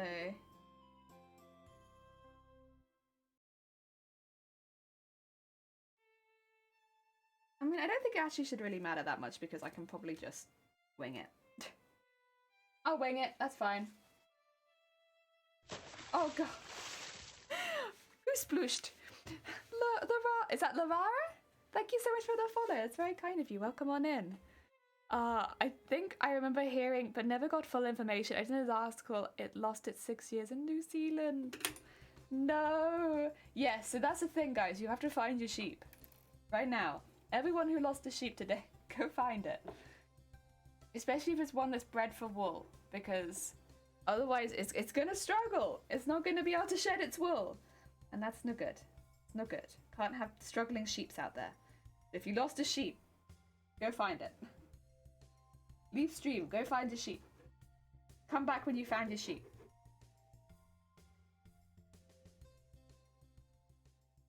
We can't have little sheeps out there struggling because they don't have ability to shed their own wool.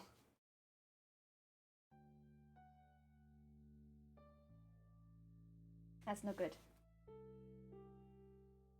Okay, can I see that line? Vaguely?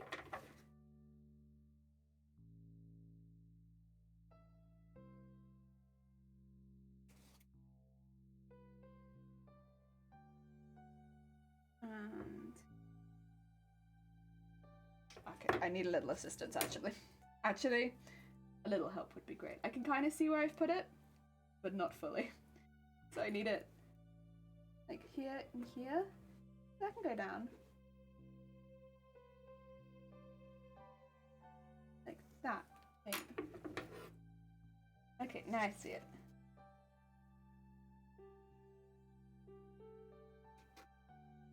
Good, good, good, good. Because this one's basically a straight line. As long as I can kind of see the line, it's kind of alright. There we go. And then the bottom bit, that's extra. And then, can we fit it in this side? I'd say we can. It's kind of cheating, but I think it's okay. I have to remember that you're not going to see much of this purple, to be honest. Most of this purple, it's literally just going to be maybe a glimpse that you see every now and again. It's going to be really subtle. So as long as it fits, not really a problem. It just has to fit vaguely. And then we're all good. Yeah. Oh dear. So what would a sheepbird look like? What would a sheepbird look like? Kind of cute, probably. Very fluffy. Aussie state that was indeed 5 or 7 years but never sheared. I had signs of having once had an ear tag. It's long gone due to the wool. Oh, sweet bean. Too much wool. Too much wool.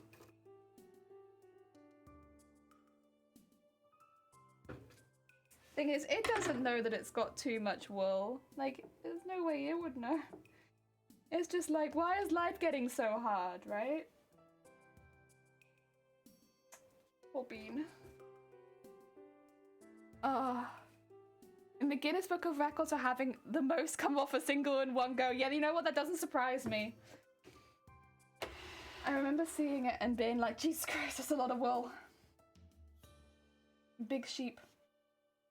Alright, let's do a couple of quick pinches. If we are doing... How do we want to go about this? Since this will be like... That's the top piece. So this will be like this and this. So do we want to pin them inwards? I suppose so. And also, the straighter one has much smaller ones. Yeah, I remember that.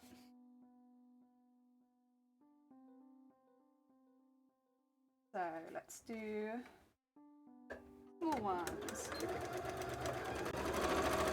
I mean, they'll still be present, but I'll do the dots smaller because I remember them being smaller. And then another small dot.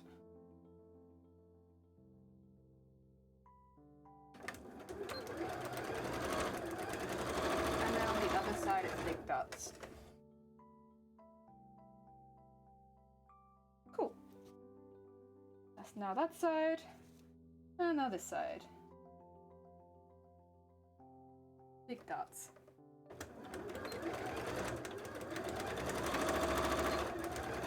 Go. And this bit here.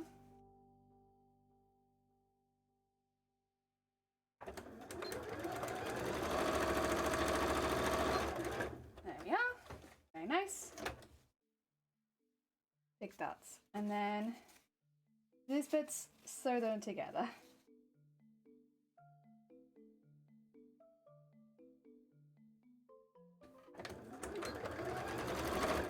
Oh, yep.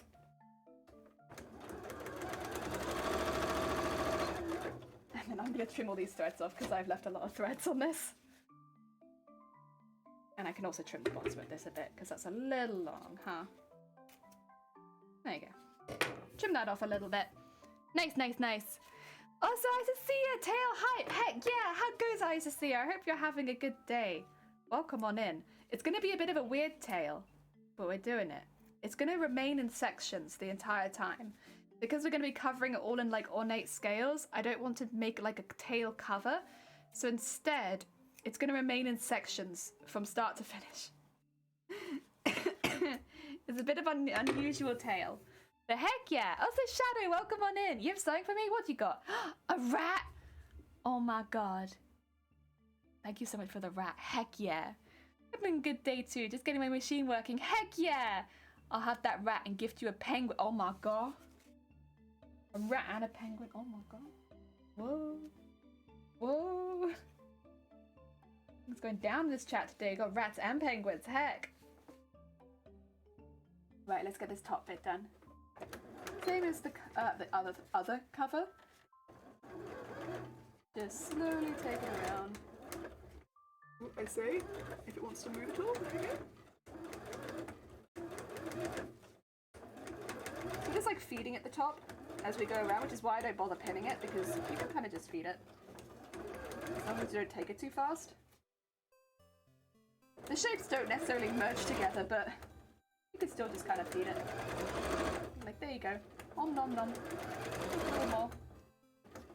Eat that. Eat that.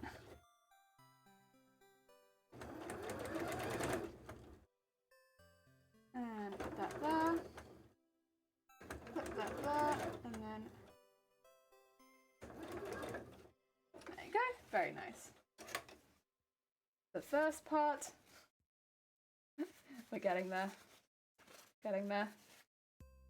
And then do the same thing on the other side and just feed it around. Feed it. Slowly. Oh, are you not through there? There you go. Very nice. And just slowly but surely.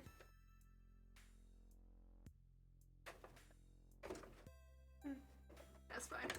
For some reason I thought it was much further out than it was, but it's not, so that's okay.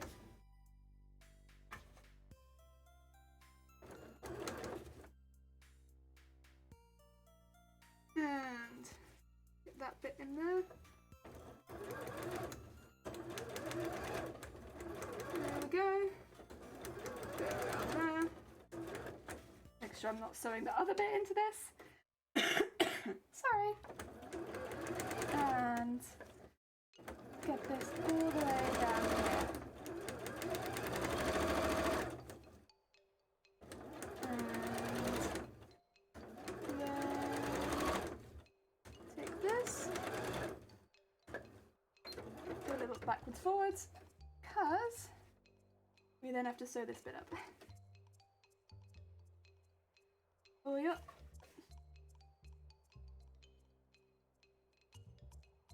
And just pull it up, and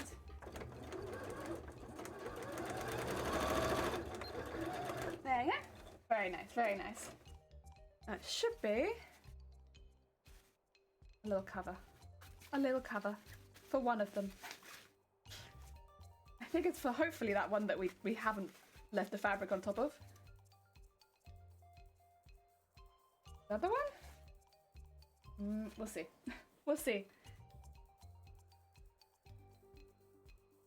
Get in there. Get in there. See it. Look up Shrek the sheep, I believe. Shrek the sheep? Oh. That's the name? Oh my god. Heck. Have you heard of the Irish farmer that got his sheep stolen? Yes. Yes, I have. I have seen that, yes. Where he went on the news and he was talking about his sheep getting stolen, and it was like, oh. Oh. He had a very thick accent, bless him. Oh. There we go. And that will be one section of our tail covered.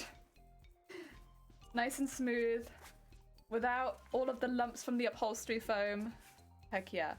Which means if any of it shows, it won't be lumpy. Yeah. Oh dear. Again, I do need to do some like snips into this so that it can fold properly onto this. In fact, I probably don't need as much as I've got, but better to have a little bit extra. And right now it looks like a lot when I'm like making the larger pieces. This probably won't seem like quite so much. But yeah, nice. One. Oh dear.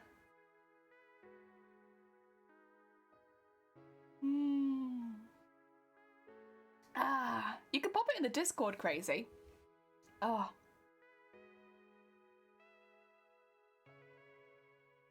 I think I might need my caffeinated drink, honestly. Also, so sorry for the coughing. I think part of it is just because I'm working with dustier fabric, which does get to my lungs a little bit.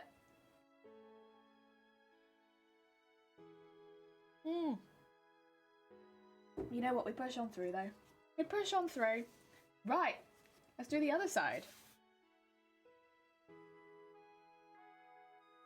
That should be like that. So we want quite big ones on this side.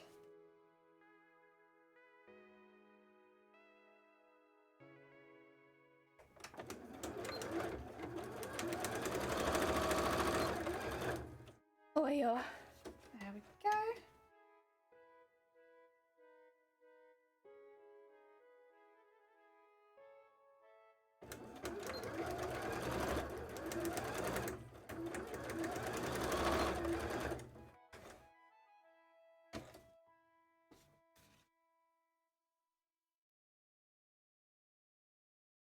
And then on this side, same thing.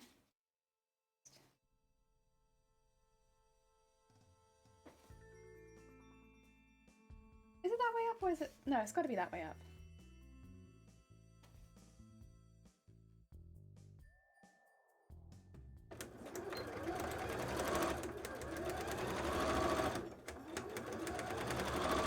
Like that.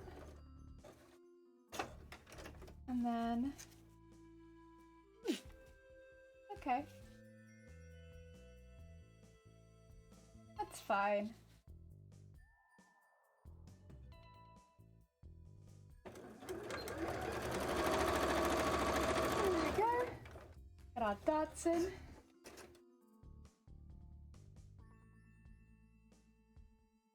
And then put this into there. And then we'll trim it because one of them is a lot longer than the other. Oh dear, that's my bad. That's my bad. I did make one of them quite a bit longer than the other. Okay, let's do some trimming. There we go. That bit off so they match a little better. And then trim all the threads. It's got a lot of threads. And then we can sew onto the top. And then that'll be both pieces done for the base of the tail. And then I think I might quickly go and just sew up our entire tail piece, like the centerpiece. It's got a few things I want to sew on it.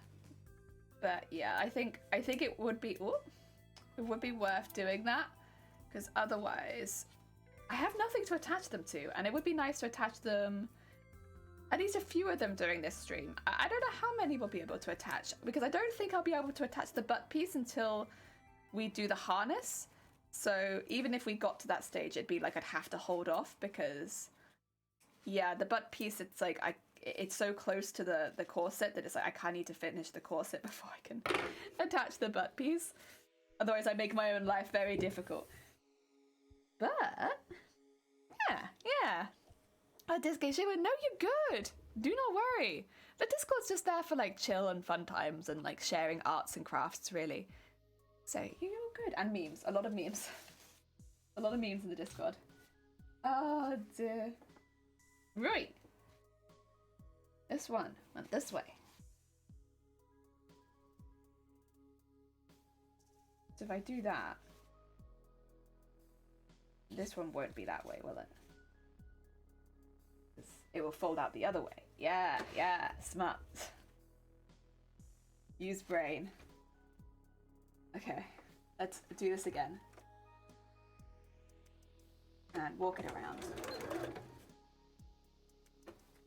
Okay.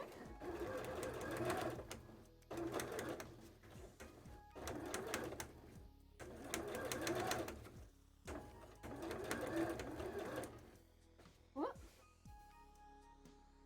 Make sure that's walking nicely. And just keep pulling it. There you go. Nice. Okay, there we go. I think we've got it.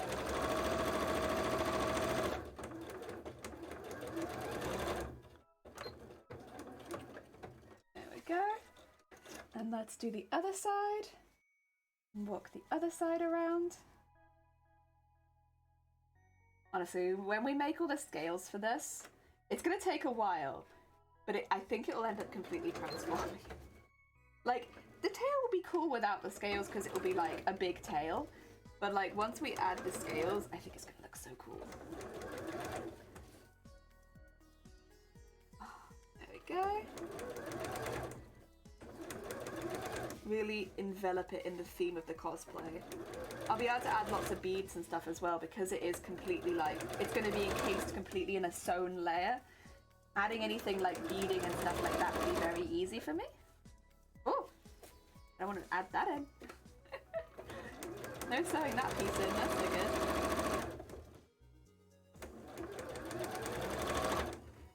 Okay, and just get that going around at the top. There we go. That should be pretty good. And then we can just sew these two up at the end. Yes.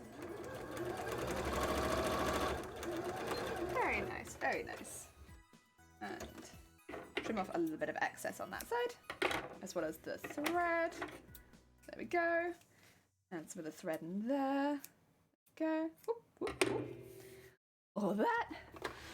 And then let's get this cover.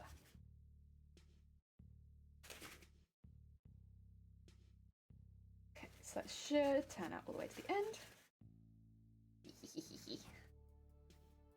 Get that in there. And then, oh yeah, that up into there. That into there. Heck yeah.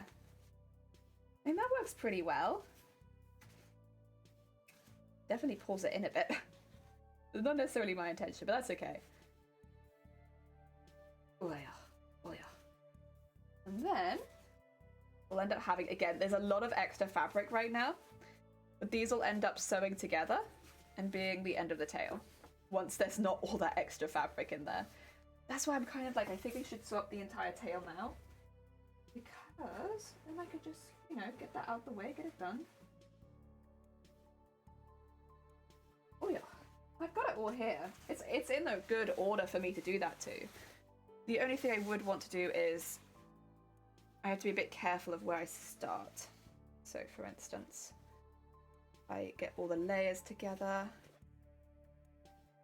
I have to make sure I don't go over the line where it splits, because it does split apart for the bodice. I need to make sure I don't cut that line off. Oh yeah. Let's start having a look.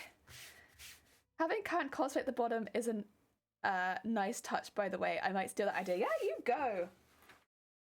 Stream ideas are made to be taken. Yeah, it's just because I've been working on the same cosplay like constantly. So of course it's like a first question a lot of people have when coming into the stream. And I was just like, why have I not just... I should just put it there so that people know. Oh dear. It took me long enough to do it, to be fair. Like, I don't know how many people came in and they were like, so what cosplay is this? Like, honestly, like, you've been working on it for how long? And like, what cosplay is this? Oh God. I should probably just have it on the screen, because like, yeah, it's not like we're changing cosplay suddenly. Oh dear. It was born out of an oopsie more than anything else. There we go. Get that through there. And the rest of it, I'd actually prefer, if possible, to pin on this side, since this side's a bit smaller. But that I need to see. I need that line. So, what we'll do is start pinning it the whole way down. I mean, I probably don't actually need to pin it that much. Sorry. Please excuse coughs. It's not that complicated of a design, so I can't imagine needing to pin it extensively. It's just I need to hold them together a little bit. Ooh.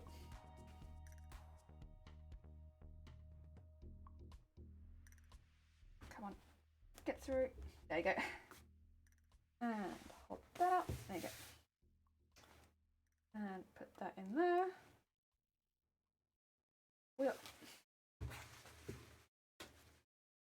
And also, if you're wondering what this fabric is on top of the purple, it's literally just a curtain. It's just a curtain. I took all the layers of a curtain and I was like, there you go. Nice, that's a good thickness. So I just cut it out of a curtain. It's the inside, and like the lining and the outside.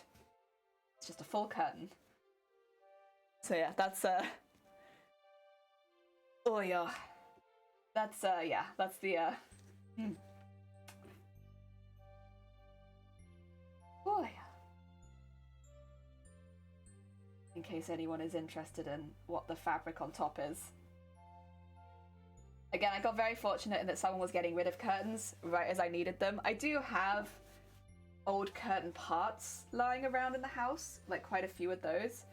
But like I don't actually have a lot of just straight up curtains because I tend to split them apart into their like respective parts, whether it be like lining and then the exterior sheet, you know, stuff like that. I don't tend to keep them in the house as full curtains because I don't often use them as full curtains. But when making the tail, it was actually, ooh, did I bend the pin? It was really useful to have them as like this because I just need thick fabric, really. So yeah, I just kept it like that, honestly, for the tail. I was like, it's perfect, really. I can't really complain. This is exactly what I need. Right, let's go up and down this. This is going to be quite intense, but that's okay. I'll trim it all back and such afterwards. I believe in you, sewing machine. You got this.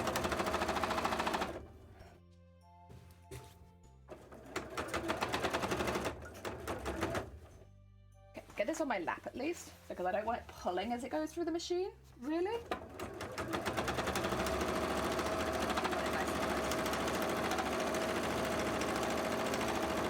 You hear that thick fabric? You hear that? That's thick.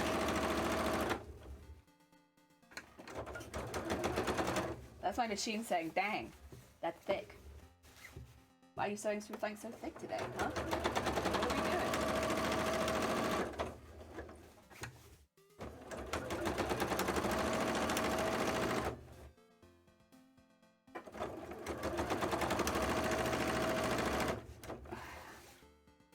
There we go. I did all the patterning for this and everything like that downstairs. Because it was a pain and it's really big and I didn't want to do it upstairs where I don't really have the space. I'm also being really rough with this because it doesn't really matter. Again, you will see very small slivers of this. This is really just a support piece more than anything. It just happens to be sewn. It happens to be sewn support piece. That's going to get in the way of that pin. That's okay. The only thing I do want to follow is the shape.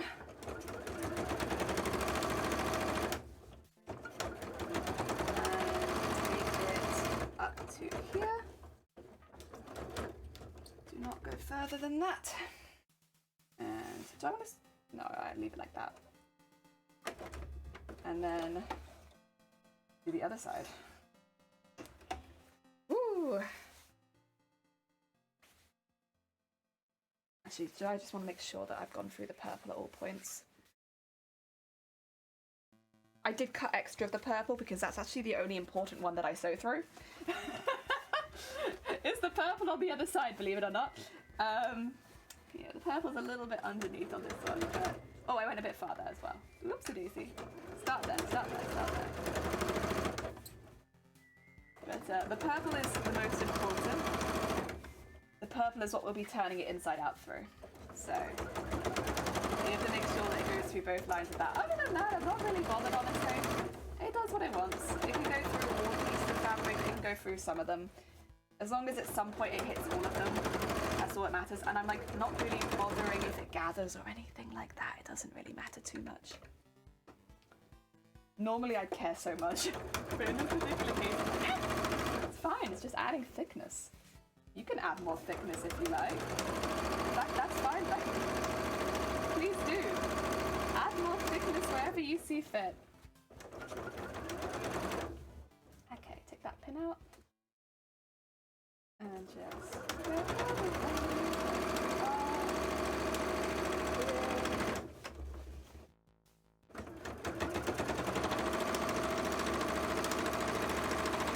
There you go.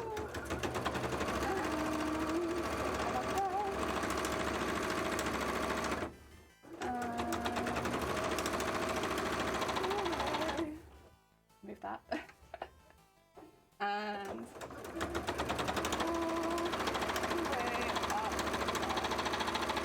okay. Once I've gone around this and I made sure it's gone through both sides, I'm going to do a little zigzag around it too. Because although, once again, it doesn't really matter a lot of it, I do want it to be really strong. The purple. Did it go through all of the purple? It did. Right, let's give it a trim. And then let's do some zigzagging. Yeah, that bit at the front there is a bit annoying. I didn't actually want it to go through. For some reason, I was like, I'll start the other side of the pin, when I specifically put the pin there so that I wouldn't sew on this side. Let me just unpick that. That was my bad. This side needs to stay open because that's where the waistband starts. Yeah, can't have that. Very bad, very bad. But I can unpin that now since we have done that. Waistband achieved. Where did I put that pin? There it is. One there. One there. Very nice. There you go. Right, let's trim all this back. And do a little zigzag around it. Just for some extra support. Oh yeah. Zigzag stitch the poor man's overlock. Basically, if I had an overlocker, this is when I'd use it, but it doesn't really matter too much again, since it is just for a support. It's not for anything like, I don't know. You're not gonna see this. You'd have to look inside of my finished tail, which will be really difficult. You'd have to rip it open. So yeah, I think I'll be okay. There are times when overlock would be really nice for like a nice pretty finished seam, but in this particular case, it's actually kind of okay. It's you won't see it. And get that all the way up there, and we'll do the same thing on here, on the inside. I might do some little snips into it before I zigzag as well, just to help with turning it inside out in a minute.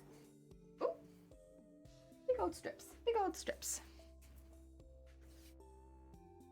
I'm back. Heck yeah! Got bad news, bad news. Is that wait, no, the good news is you didn't get zapped by lightning. Bad news is I didn't get superpowers. Oh. Mate, but that sounds like good news is that you didn't get zapped by lightning, but the bad news is you didn't get superpowers. Yeah. I'm sorry to hear that you didn't get superpowers today, Jason. And boop. There we go. And then we'll just trim up the other side too. Oh, there's a pin still in there. Get that out. We do not want a pin remaining in my tail. Otherwise my tail would become a weapon. That would be something where if I'm like swishing around in my like Comic-Con tail, like smack, smack, smack, and there's a pin in it. Getting zapped by lightning is how it gets superpowers. But there's got to be other ways that are like a little bit less dangerous, right? Like, didn't the Hulk just drink like Lucozade or something? Oh, Mama, welcome on in. I hope you're having a good day. Welcome, welcome, welcome. We are making a big old tail today. This is going to be the base that goes down the center of the tail, holding the foam together on each side. It's got curtain fabric down the middle, and then it's have the purple around the outside for the very small pieces that you do see. So it still looks like purple. Even those small pieces that you do see, you won't actually probably see because they'll be covered in scales. But it's okay. You know what? It's a thought that counts. We've thought about making it look neat. And worst comes to worst, it's an extra layer of fabric, so it'll make it extra strong. There we go. Get rid of all those strips of fabric. And then around here too. So you want a really nice strong piece of fabric down the core of the tail. For longevity, isn't it? Like otherwise, it's just gonna get damaged over time and that's no good. I want this tail to last. So it's gotta be strong. Right, let's do a little snips into it. And then we'll do our zigzag. On places like this.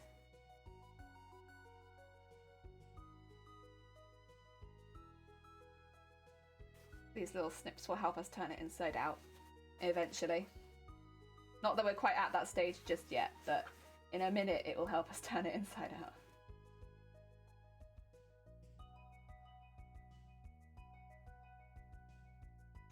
And we'll want some under here too.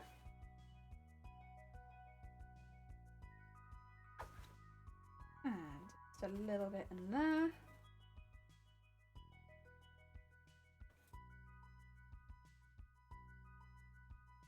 There we go. That should be good. Maybe I want some over here too, just to keep it even, because this is quite an intense turn, even though it's on the outside. Might as well. You know, I'll spend the time. I'll spend the time doing it. Why not?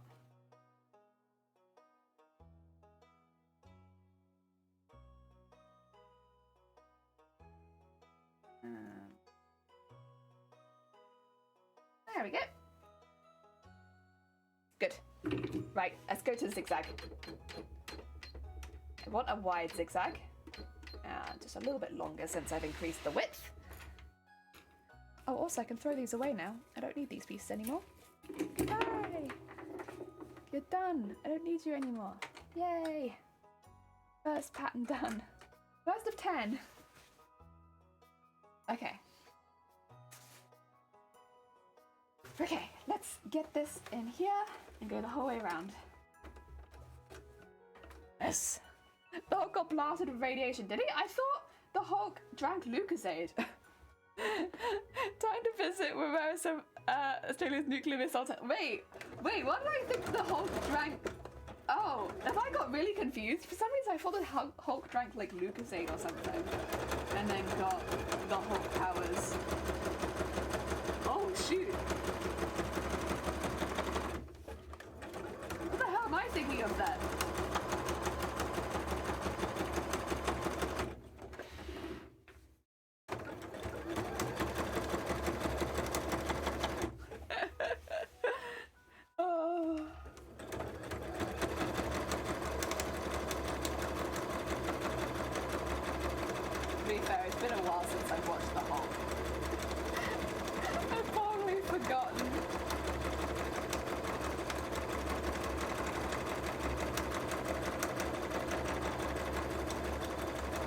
Maybe I'm not remembering the Hulk. Maybe I'm like remembering an advert for Lucas.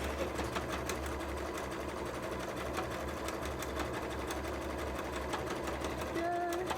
Keep that going. Edge. Extra strength. So basically now, if this thread's gonna break, it has to break too. Go over the edge of this too, which is good for me. There you go. Twist it around. And go all the way around the outside again. Oh dear. Donk, donk, donk. Maybe Stanley helped me. I don't remember. All I remember is like, I remember like drinking like Lucozade and being like, ah! And now I'm like the Hulk. I don't know why. Now that I think about it, that does seem quite intense. But like, that's what I remember.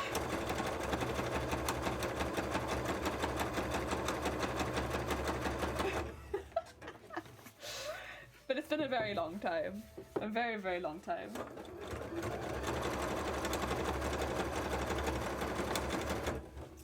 Oh yeah.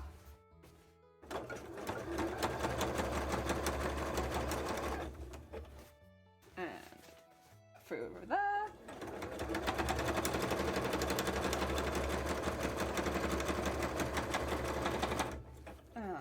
That go in there.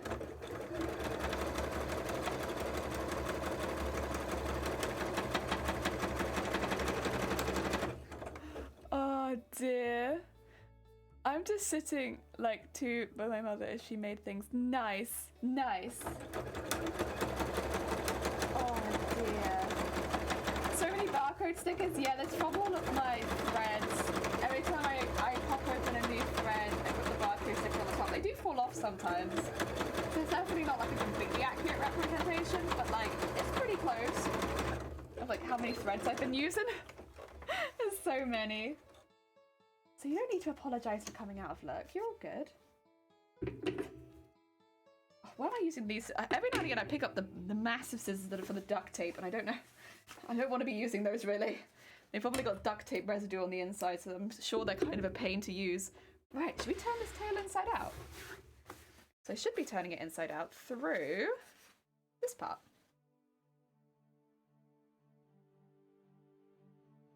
Oh, there we go. Oh, it's going to be difficult at the end, isn't it? Because it's going to be so thick. That's okay, it's okay. We'll get most of the way through, and then we'll just have to wiggle the last bit slowly. Oh god, very slowly.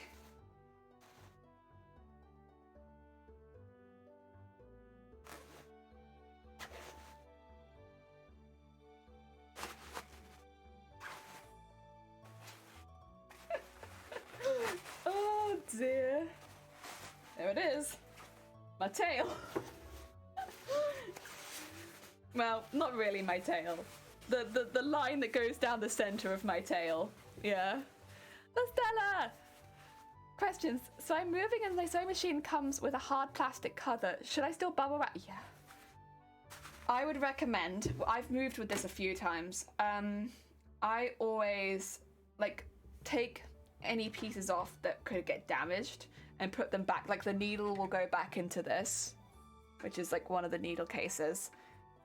Thread obviously comes off of the machine, stuff like that, and like this can come off, so I take that off. Fold any bits in that fold in, put it in its case, and then bubble wrap it. Yeah, if you're moving, because I don't want the needle to snap off and like move around on the side of the machine if it gets jolted suddenly. And yeah, everything else is probably okay, but I always bubble wrap my machine every time. It's just not worth it if anything happened to it, you know? I do the same with my embroidery machine too. I mean, I have, I think, the boxes for them still. So they also go back in, rather than bubble wrap, they go in polystyrene for me. But yeah, it's the same kind of thing, isn't it? Where it's like, I keep them very safe. I keep them very hecking safe.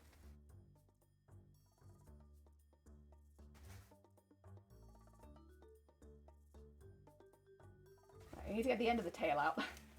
It's thinking about it. It's having a good hard think about whether it wants to pop up the top, but it's thick fabric, so, you know. So there we go. Look at that. Oh, it's on both sides, covered in our nice fabric. I'm gonna reach down and see if I can wiggle it a bit. Oh, da, da, da, da. Oh, can my hand even reach? Excuse me. Yeah, just about. Ugh. Kind of want to, yeah, push it from this side. How much is in here? Oh, a little bit. It might still be easier from the outside, honestly.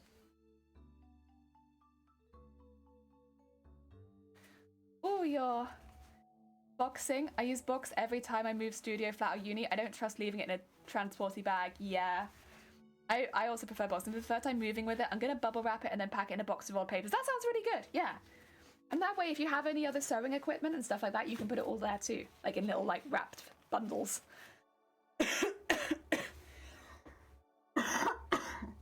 Sorry. Cough, cough, cough, cough, cough. Take needle out before you pack. Yeah, that's what I said, Isacia. I was like, take your needle out. Because if it gets jolted, your needle's going to go and it's going to be rattling around. Would you prefer to spend a minute to wrap your machine or have to fork out repairs? Yeah. It's not worth. Never worth. I mean, oh, I've always been really good with moving like nothing's ever happened. And I've moved it several times, and I moved my old machine even more, and they've always been fine. But like, I have always packaged them really heavily. I've always been like, put them back in their polystyrene, put them back in the box, and then when I put like this tape on the box, it's like, what does it say on it? You know what the one I mean. The one that basically says, this way up. Delicate. Yeah. Oh.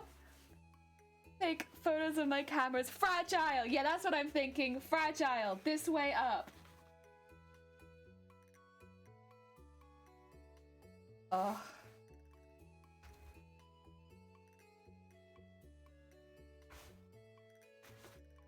I do the same with my cosplays though, because I've had to move with like half-done cosplays a few times. I box those up as if they're fragile too.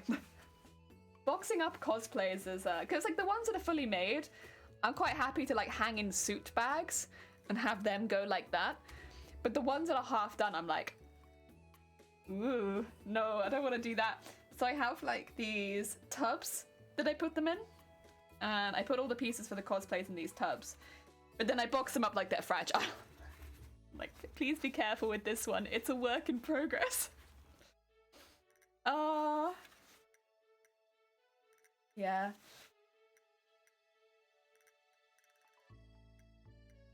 I had to do that once or twice now, actually, with the work in progress cosplays. Like, obviously, in an ideal world, you don't move with anything that, you know, is half made. But, like, also, it's just not how it works sometimes. Stick my film in the fridge? Oh. Oh. Maybe you need a new fridge, like a mini fridge. Be a film. Mini film fridge. Oh, I've nearly got this tail out, but my god. This last bit is fighting me.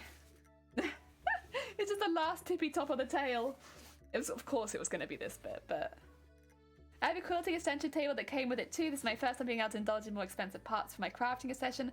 Gonna mark every side with fragile. Keep this way up dry. Yeah. I mean, people are normally pretty good. They don't want to damage your stuff any more than you want your stuff not to be damaged. So, like, I don't know. My experiences has been very positive, but, like, I am also very, very careful. And there are some things I don't give to other people to move. Like, my guitars is a good example of that. Like, I will always move those myself. But that's... I mean, I don't know if my insurance on them would even cover them being moved like that. So it's like, it's not really worth it for me. But like, my guitars are also small enough and lightweight enough that they're not too... I can just put them in the back of a car and we can go with those. But there are some things like that where it's like, if it reaches that price point, it's like, I should just move with it. And like, that's how that's gonna go. Oh dear, I used to military move as so moving my parents drill me to take pictures of everything before you ship and pack it, yeah. Smart, smart. Ah, yeah.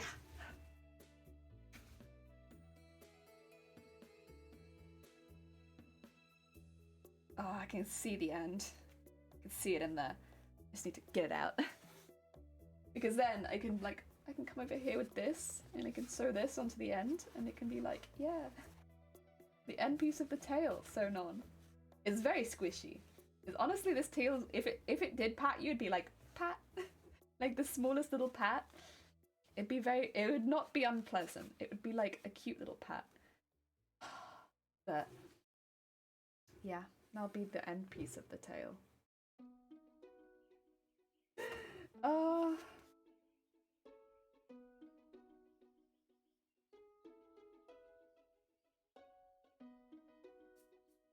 Come on.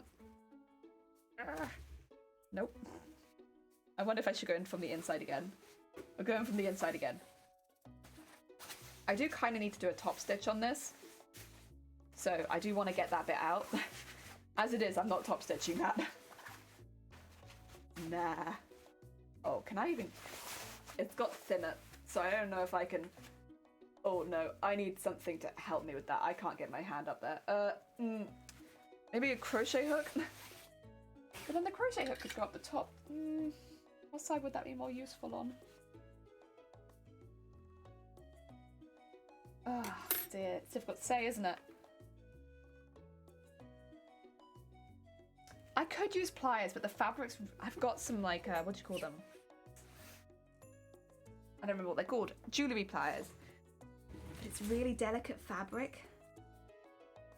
I don't know if I want to use anything that might tear the fabric. Honestly, I can't see my pliers. They're meant to be here. Nah, they've gone walks. It's fine. They're somewhere in this house. A knitting needle. I probably prefer the crochet hook. My knitting needles are all quite chunky. This one's nice and thin. Chopstick through the inside. Yeah, I might pop the stick through the inside, honestly. Come on, stick. Crochet hook has helped me many a time. So we'll go with the maybe it won't fail me now. I would normally, yeah, to be fair, the pliers is not a bad call. I'm just very nervous around this fabric. It's so delicate that I'm like, it might just tear straight through it. Sorry, this is getting very close to the camera up there. My bad. I can just like poke it a little bit. Very slowly.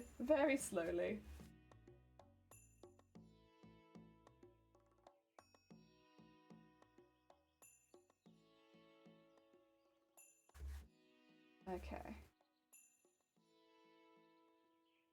I mean, it is moving it a little bit, but I wonder if maybe I need to be at the other side? I don't know.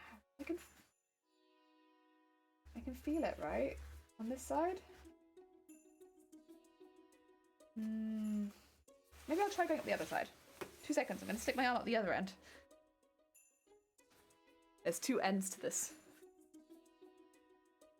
Fabric as a protective layer. I mean, to be honest, if I can get it pretty far out, it won't matter anyway, because I'll be covering it in upholstery foam. So as long as I can get it close to the end, so that I can do a top stitch, it doesn't really matter. I just don't want it to be really chunky up there, because I want it to be able to, like, you know, like flip-flop in the breeze. And if it's really chunky up the end, it will affect the flip-floppiness. But it really is just this little tail bit at the very top.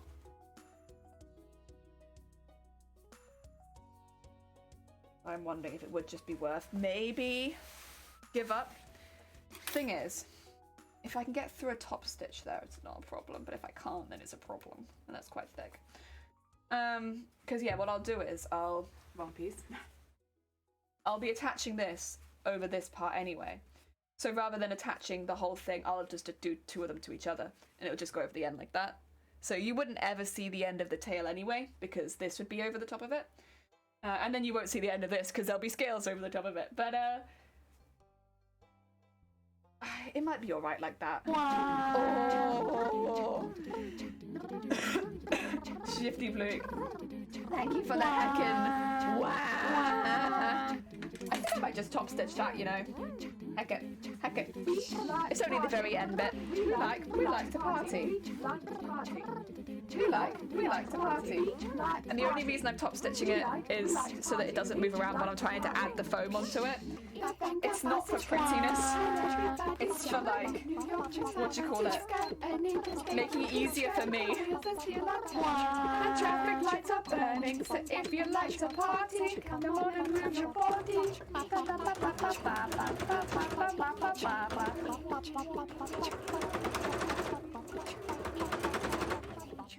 There we go.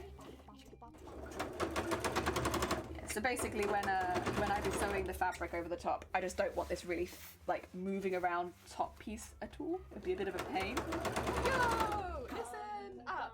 Here's a story. Jason. Lives in a blue world. Fries, welcome on in. I hope you're having a good day.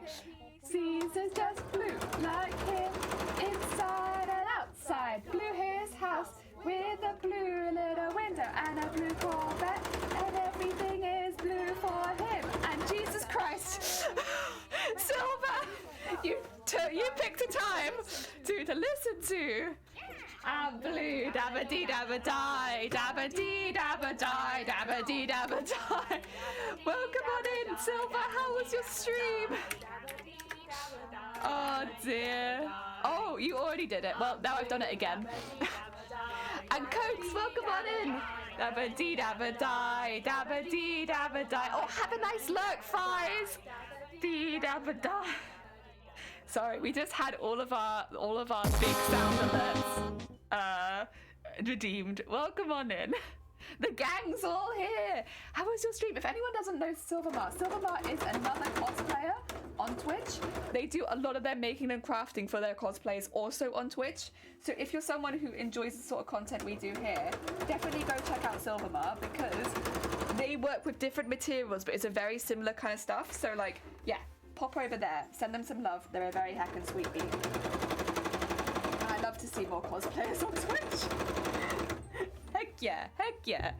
Hi Tom, how goes it? I hope you're having a good day. Glad you're having a party here. It's always a party. We're actually making a massive tail. We're making a big old tail today. So I'm doing an extra long stream to try and get this tail done. And oh my god, I can see the dust in my machine from sewing through some of this fabric. So basically, my character that I'm doing a cosplay for has this really big tail. Because they are like a mermaid, undead, vampire style character from Final Fantasy Tactics Advance. And so we're doing the tail today. It's quite a big project. We're actually making it so each of the sections for the tail, the segments, this is the smallest. Where the hell did I put the largest? Well, I can show you the second largest. That's the second largest. So like the size difference is there. And we'll be making covers for all of them because we're actually going to be keeping our tail in segments rather than making a cover for the entire tail because I want to scale the entire tail. Yeah. Hope your build goes smoothly. Thank you. I think it will. I'm snowed in. Oh god, I'm going to wear my Rosario to shoot the snow. Oh my god, bless you. Good luck. I hope you manage okay. Anything for a good heckin' shot, right? I believe. Very important. Good luck. And yeah, you need to head off. Do you have snow? We sometimes get a few days of snow a year, but like we don't get like a lot of snow over here. It's like we have a few days and then that's it for us. So like if you want to do like a snow photo shoot, you really have to catch those few days a year. And it's like, yeah. Oh dear. So you have to get quite lucky. It's not really the best country to do snowy photo shoots. You get more if you go higher up to like the mountains or something like that. Yeah.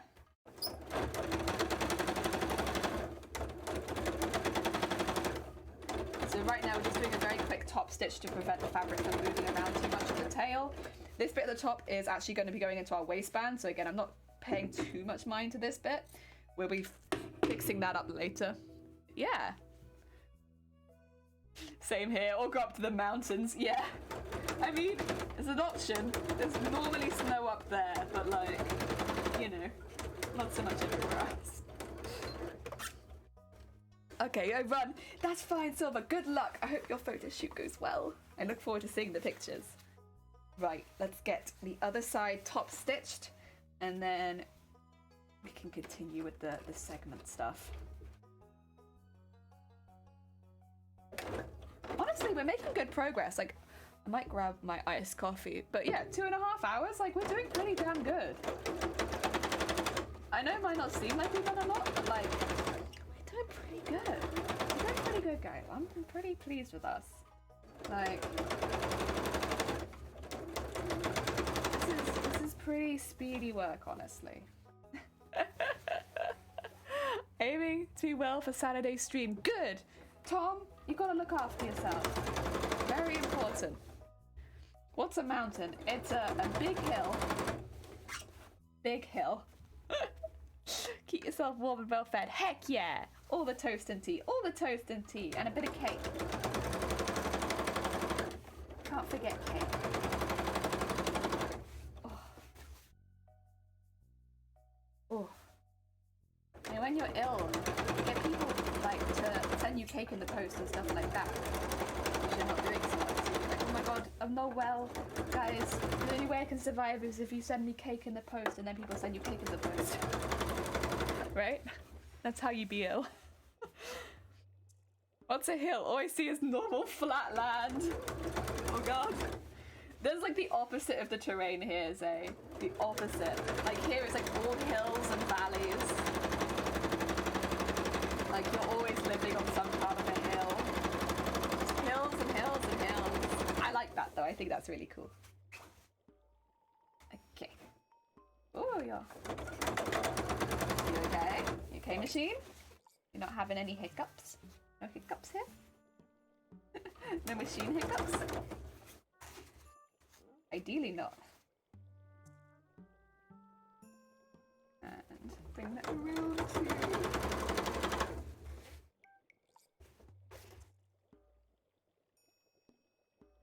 Ooh, did I sew it incorrectly? Maybe. Oh, I see what's happened. Yeah, that's fine, that's fine, that's fine. They have slightly more fabric on one side. Oh, that's normal, that's okay. That's not really an issue. I thought I'd created a problem, but honestly, I created a problem in my head, and it wasn't really actually a problem. That's fine. As long as there's no real problems, that's okay. The shape is the most important thing. So if there's like slightly more fabric on one side, but like it evens it out, that's fine. I don't mind about that. That's all good. There we go. Okay. There's a heckin' tail. Very nice. I wonder if I can show you about how big this is going to be. I don't think I can, because I think it's just going to hang to the floor right now. It is. That's okay. We'll have to wait a bit before I can show you that. We could do a little bit of hand stitching quickly, though, if you wanted, because we could get this bottom section sewn on. It might be nice to do, like, a mixture between, not those scissors. A mixture between the hand stitching and the machine stitching. Jelly, oh, send you cake. Oh my god. I'll send you cake in the post. Try and do some remedies to get myself back to health. Good. I'm glad to hear it. I'm glad. I hope you feel better soon. That's all they're here for. Is it a pointy tail? It will be. Here's the point. Although, to be fair, you won't actually see this point because this point's going to be covered in tails. This point's going to be covered in tails. We're going to make some tails from my tail. Honestly, that sounds like something we would do, but that's not what's happening. It's going to be covered in scales.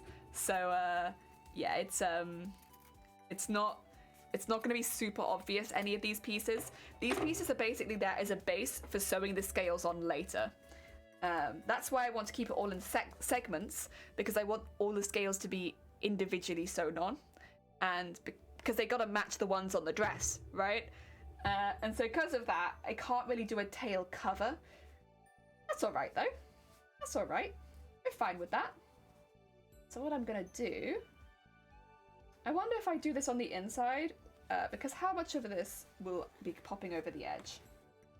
Like about... that much? Maybe?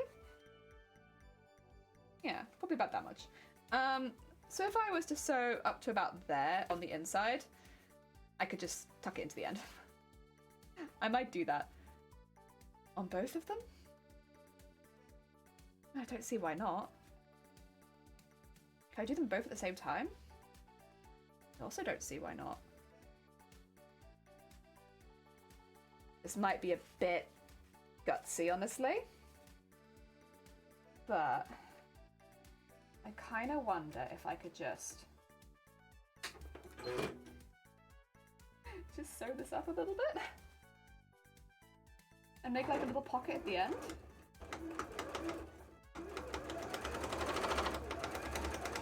Oh wait, but it won't be a very good pocket, will it? It'd need like extra fabric, because I wonder if this will actually work.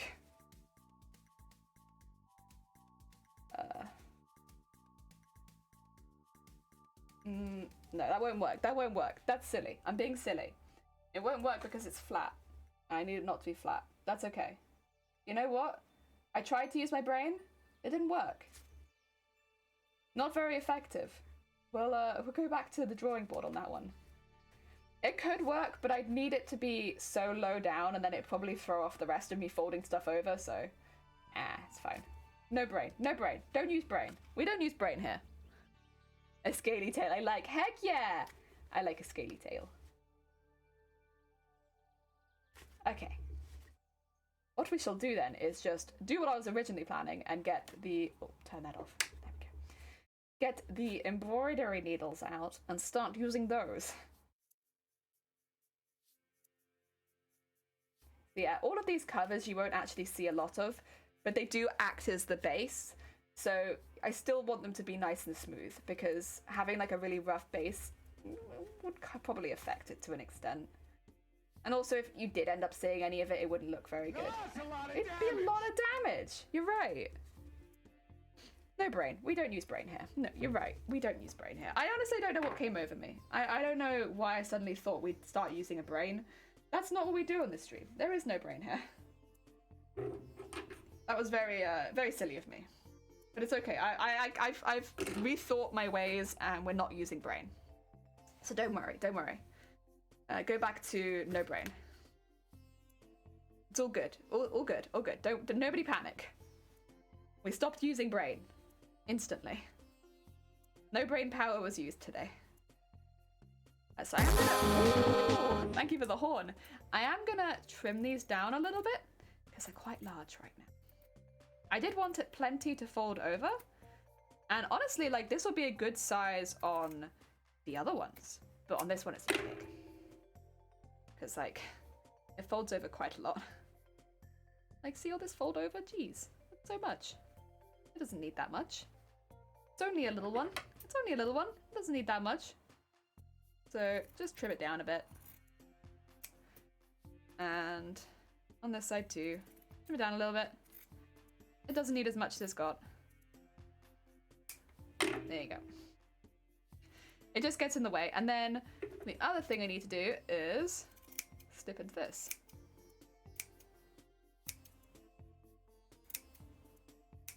To help fold it in. Yeah, like that.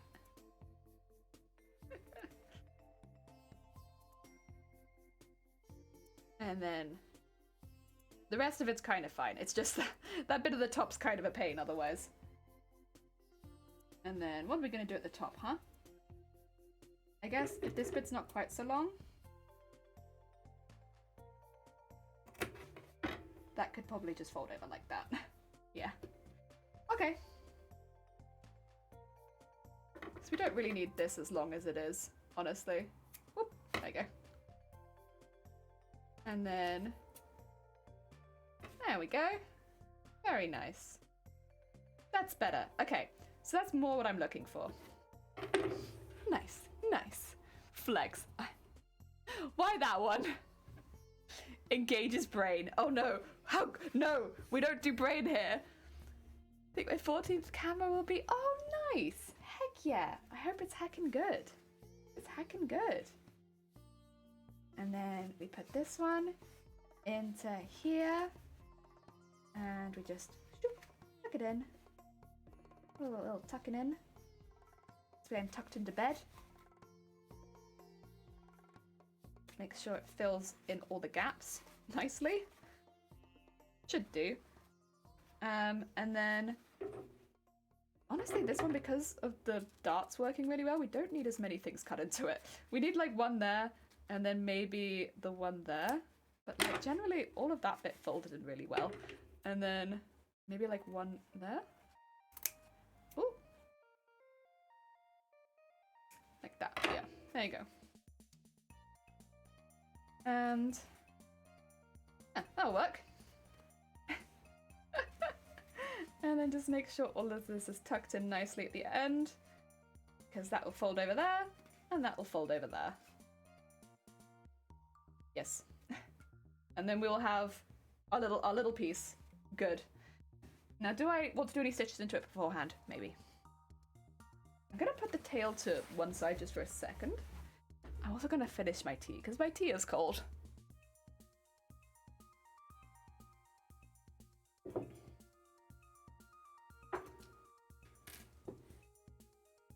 And so this is one of the upholstery needles I was talking about. It's not just a broken needle, it's just curved. It'll help me dip in and out of the foam easily without having to like throw my needle all over the place. So that's going to be really handy. I have a smaller one as well, which I could use, but I'm going for the big one.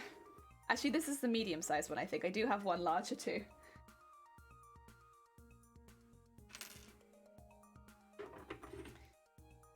There we go.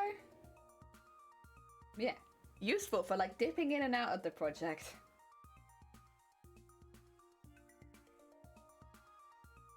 There we go. And up to there. And a good knot. There we go. And trim. Trim. Okay. Let's see. Ah, see, I probably should have... I probably didn't need it for this particular bit, but that's okay. We can still use it. Oh, it's difficult actually to get through some of this fabric, huh? I guess I have got pretty thick fabric.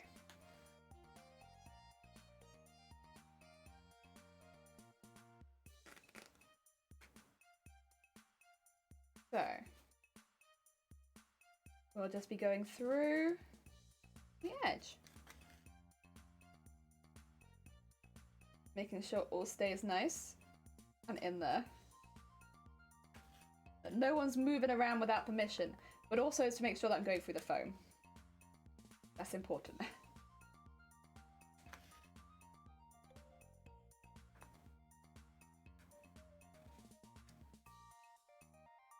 And this is kind of like a tacking stitch, because I'll be doing this again once it goes onto the tail. But because I don't want the fabric moving around when I'm trying to attach it to the tail part, yeah, I'll do this now just for my peace of mind. Oh dear, curved needles are the best. Yeah, I don't use them very often, but then I guess it makes sense because even though I do work with thick fabric, I do more beading and I do a lot of like sequining, but like I don't know, I don't really have so much need for a curved needle. But when you are using them, they are hecking nice. Hecking nice. Go through that thick fabric. I believe in you. It is also a very strong needle. Like, it should be a little bit more hard for me to break this one, hopefully. Touch wood.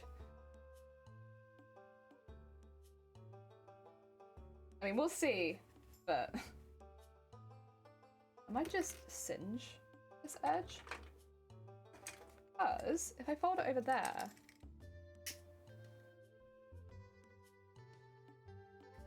yeah, why not? Why not? Singe that edge. Because, yeah, then I can just fold it over like that. Nice! Keep it all nice and subtle in there.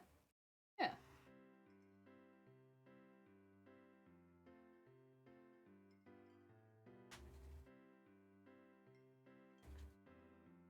Get one stitch through and then it should stay. Yeah.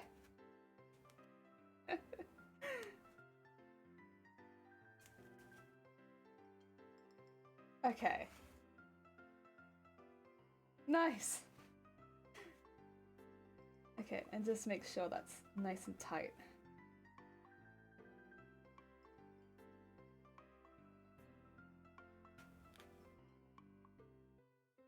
There we go.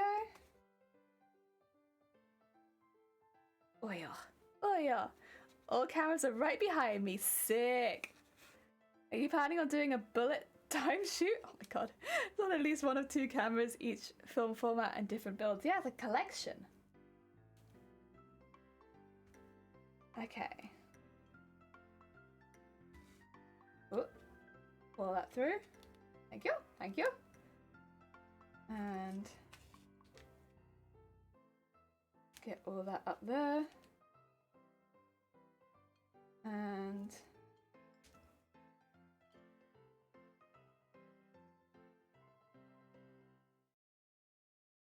up to there.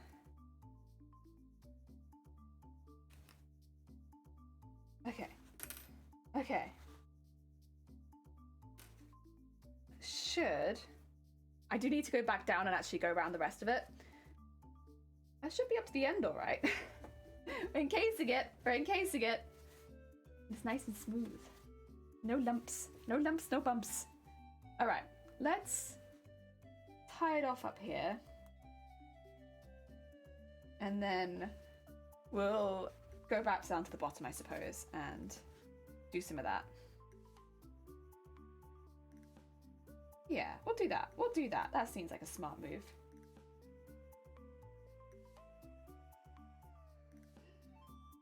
There we go. Oh, do I want to get more thread? Yeah, probably. Oh dear. Nice.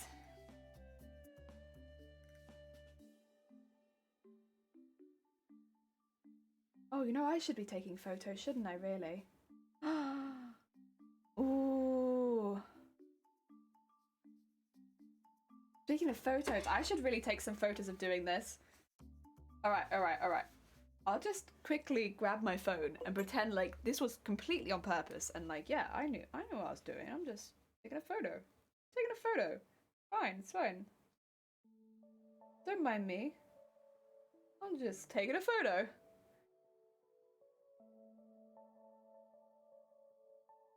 Take one.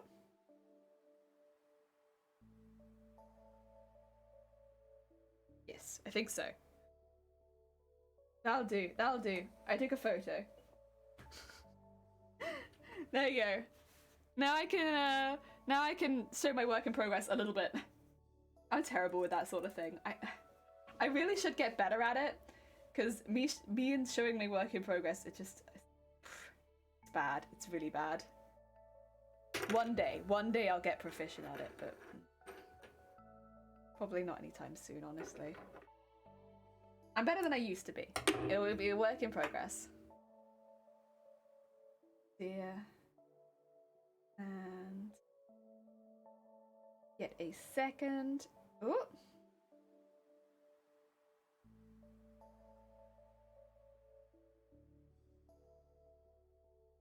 There we go. Second one. There you go. The first knot was not very good there, so let's trim that off. And I think I'll start up here because it does feel a little bit odd. I think I just want to make sure it's going through okay up here. And that everything is still stitched close. Yes. So we'll do that first. There we go. Get that off there. I haven't posted my Insta in months. I am bad. Yeah, that's kind of how I feel. It's like I should really post to Instagram, but I haven't taken any photos of my work. I don't know what I'd post. But like, it's not that I've not been doing anything. It's just I've not taken any photos of it.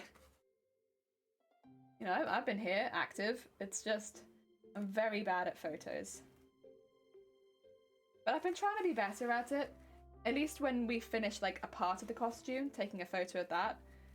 Because, you know, it's also nice to see my work, like, because Instagram's kind of almost like a portfolio of work. It's nice to see all my work next to each other like that. But yeah, I'm very bad at it. But it is nice when it works. It's just not top of my mind to post online. I have more important things to do, yeah. Yeah, I can't get into the mind frame very easily of like posting it all online. But that's okay. That's okay. Right, let's get down to here.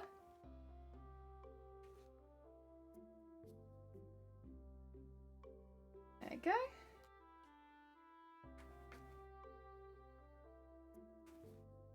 And make sure these are all stitched nice. I probably will remove a lot of the stitching once they're attached to each other because it is more like a tacking stitch, to be honest. So it doesn't mean I need to keep it. So I probably will just make sure all of these are being held in the right position and then remove them later on. since I am kind of just going through it and holding, it is attacking stitch basically. Yeah. I shall come back and remove it later. But for now it'll do a great job of holding everything in place for me.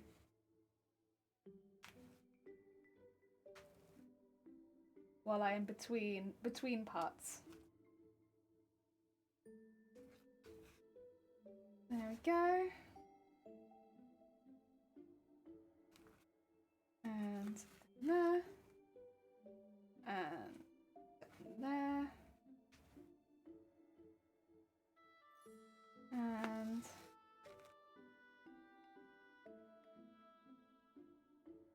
through there. Oh yeah. There we go. Yep. I mean, that'll do. It just holds it all in place, really, so that I can get ready. Oh dear. And then we can squish them together. Yeah. That's gonna look lovely. Right, keep all the inside stuff bunched in there. We'll come back to you in a bit. We don't need you right now. We need to do the other one first. Yeah. Oh yeah. I can't wait to scan my first film because I want to post it to a photography Insta account. Heck yeah. That's fair, Tifa. If actually taking photos is the hobby, then yeah, you'd have lots of photographs, huh? Oh dear. Also, Gone, welcome on in. Thank you for the hydrate. Give me 2 seconds because I'm just tying my thread off right now. I just need to do that quickly and then I will hydrate. Oh dear. There we go. And tie that through there. Good. Nice. And tie that off again.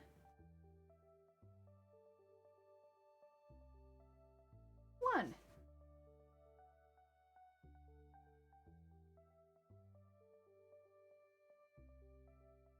And 2. I should probably finish this off.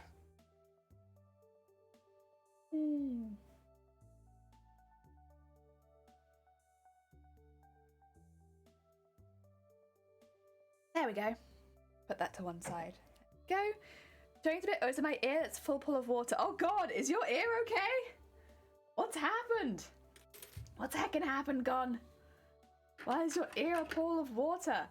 If my voice has changed, it's probably because I'm coughing a lot. I don't think it has though. I think my voice is probably the same. It's been all winter. Oh dear. Let's see. Okay, we need to trim this down then. Same as on the other side, basically. Just do a bit of trimming. I should probably do it one by one. This will probably be the only piece that needs such extensive trimming because it's such a small piece. Most of the other pieces won't need anything like this. Just so, you know, people don't think that we'll be doing this for every single piece. We won't be. It's just this small piece needs a bit of extra, you know, care because it's so small.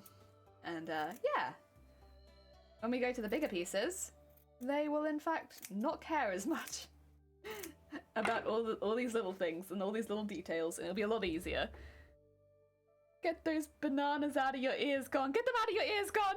As coaching to our children today, my mind is not my own. Too much adrenaline. Oh heck. Excuse me, sorry. You just screech in your ear as well. That'll make your ear feel better if I just screech in it, right? Sorry, Gone. And everyone else. There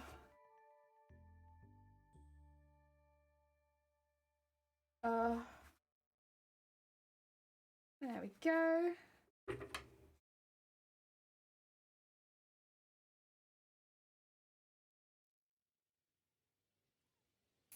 Oh yeah. And then should be that we can fold over and fold over. Heck yeah, there we go.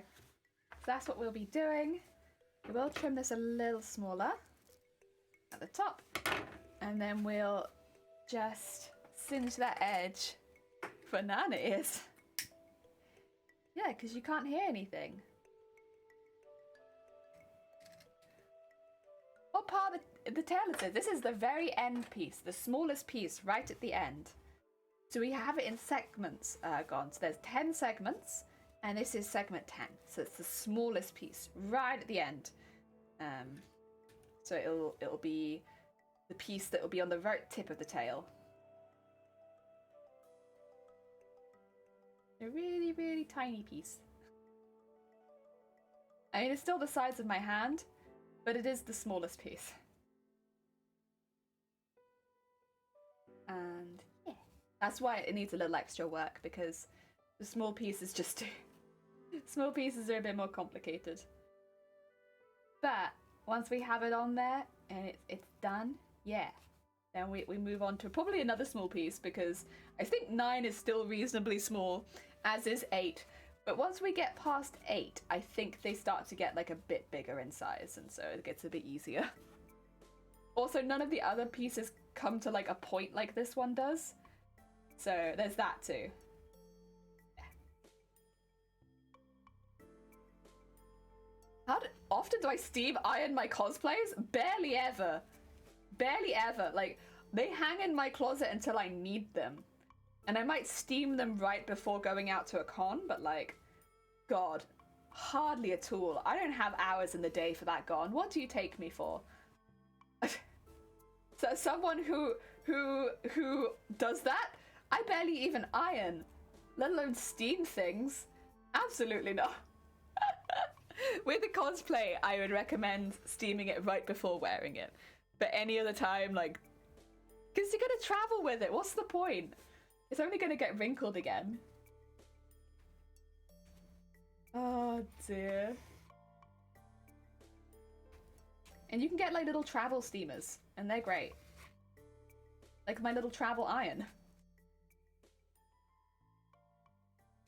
And some hotels even come with steamers, to be fair, but none of the ones I've stayed at.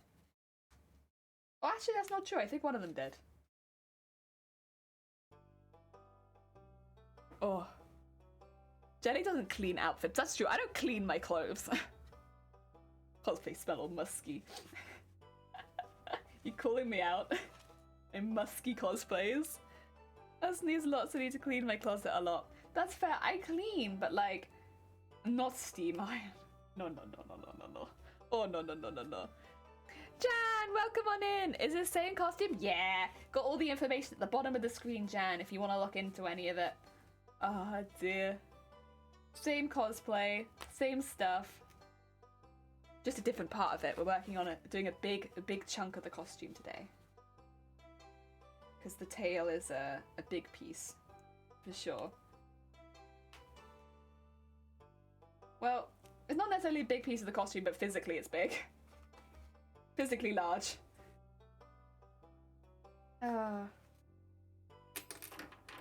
Let's snip down these pieces as well, since I think they'll need trimming. Yeah.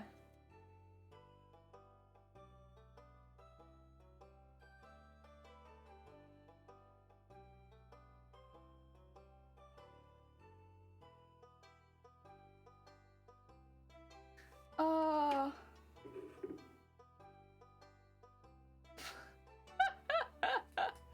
Oh, dear, a musky jellyfish. That's me.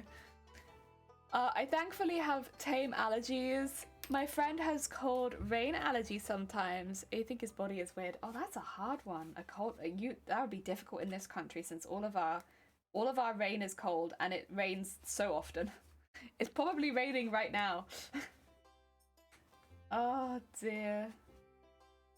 Rare, there's sometimes. I mean, there's a lot of people that like smells, like certain smells, right? I guess so, it wouldn't be that surprising that some people like the smell of like dust. It's a weird one, but like, I'm sure there are some people, like, as much as there are a lot of people that like the smell of petrol and like, you know, grass trimmings and bread, there's gonna be someone who's like, dust.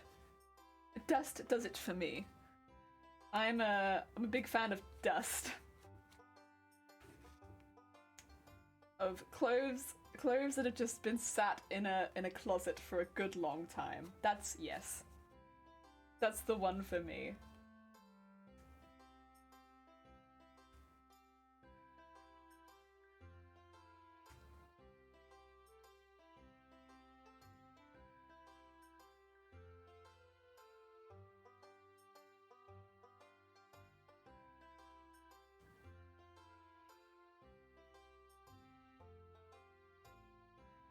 Oh, yeah. And around there. I might be able to get this in a good state without having to change the thread, which would be fantastic. That would be amazing. Oh, yeah. Because all I need it in is a state where I can, you know, do the rest of the stitching, the proper stitching. Yeah, that looks pretty good to me.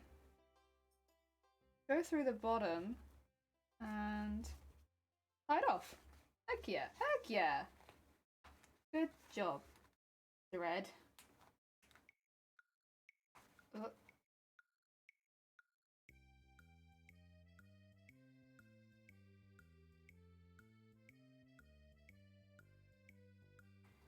There we go. Very nice, very nice. Okay. Probably do want to cut some of this off. Like so. Okay. Right. So these are our two tail pieces now. That will do this together. Heck yeah. So shall we attach this to our tail? And we'll have the end of our tail done? I don't know if I'll do this with every piece immediately, but we could do it.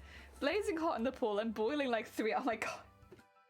That sounds kind of nice. I'm sure that it's like one of those things where if you're used to it, it's not that pleasant, but like we have colder pools here. More chill ones. I'm actually going to use the smaller bent needle, I think, for this. Yeah, because it's a little bit thinner and a bit sharper. I want this to be very neat. Oh, thank you! I'll be there in a sec! Is it that late already? Oh my god, it is. There's soup outside. I shall get the soup in a minute. Heck yeah, heck yeah. Mention a joke about rain that made me laugh so hard. Oh yeah? Oh yeah. Let me grab the end of the tail as well. And we can start to get these fashioned in place.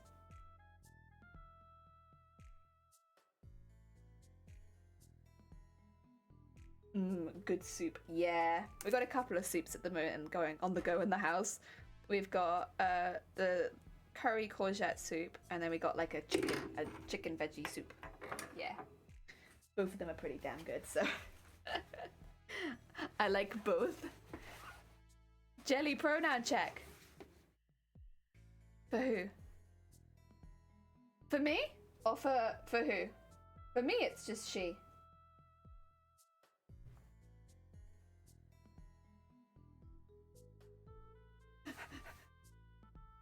Oh yeah. Oh, did we get another wannabe famous link? I'm alright, thank you. Unless I'm famous for being a cosplayer, then maybe, you know, maybe you could twist my arm. Alright, let's get the first one attached. I think around there looks good to me. Just nick the end of that. Nick the end of that. There you go.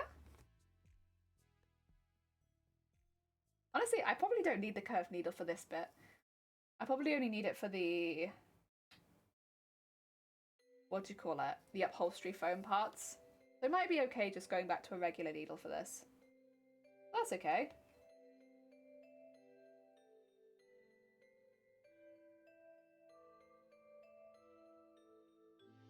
It's okay, cool. It was for you. Okay. When anyone tells me to check anything, I immediately panic. I'm like, a check? What have I done? What have I done? Ah, that's fine. Cool. That one I can do. Ah. For buying followers and such, even worse, they're gonna... then the What Are You Famous sound? Oh, okay. shoot. They didn't even ask me if I wanted to be famous. They just wanted to sell me stuff. I want to buy. Oh no. How sad.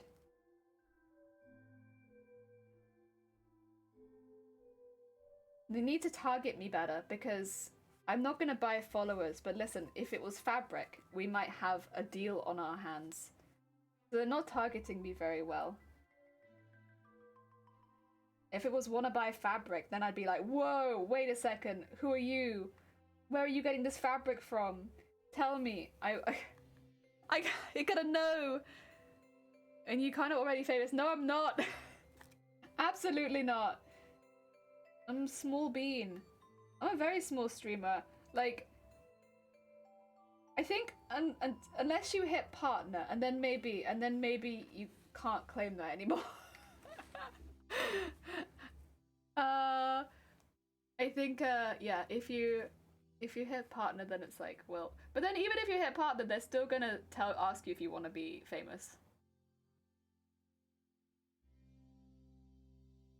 And being partner doesn't make you famous necessarily, it just means you're not a small streamer, probably.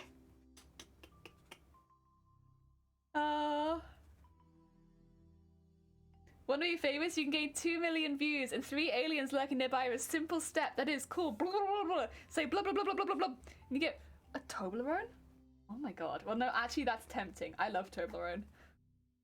I just want to buy some illegal threads and fabric? Now you've got me. So what are you selling? Give me some more details. I need to know. So I can get threads anyway, and they're not illegal. So why are your threads illegal? What's so good about them, huh? What's gonna make me want these threads over the threads that I've got? Because I already have good thread.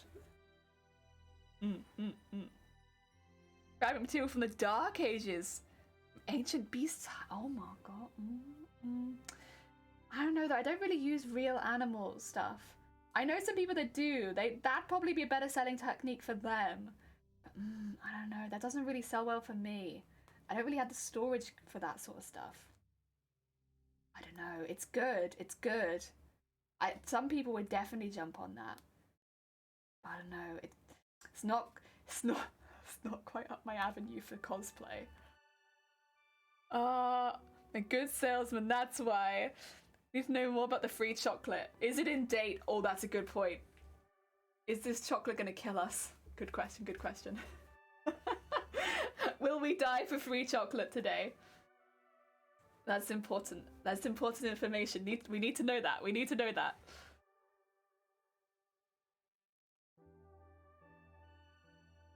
There was I think I mentioned this the other day. There was a little market near us growing up that used to sell bags of Toblerone, like the little like tiny ones, and you'd get them in like white chocolate, dark chocolate, and like the regular Toblerone, and they'd be like the mini ones, like really, really small.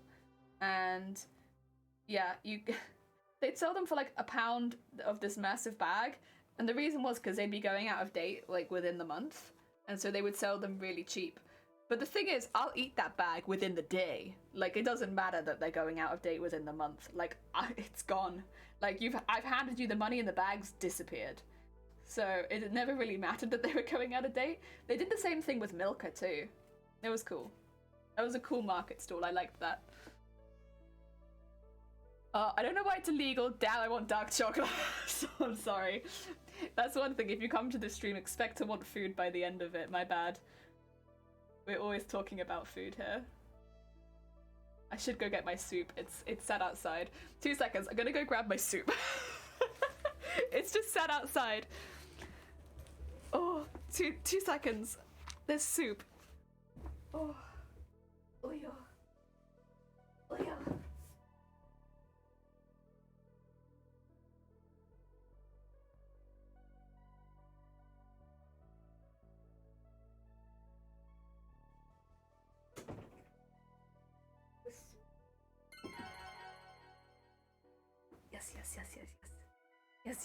Yes. A lovely cup of soup.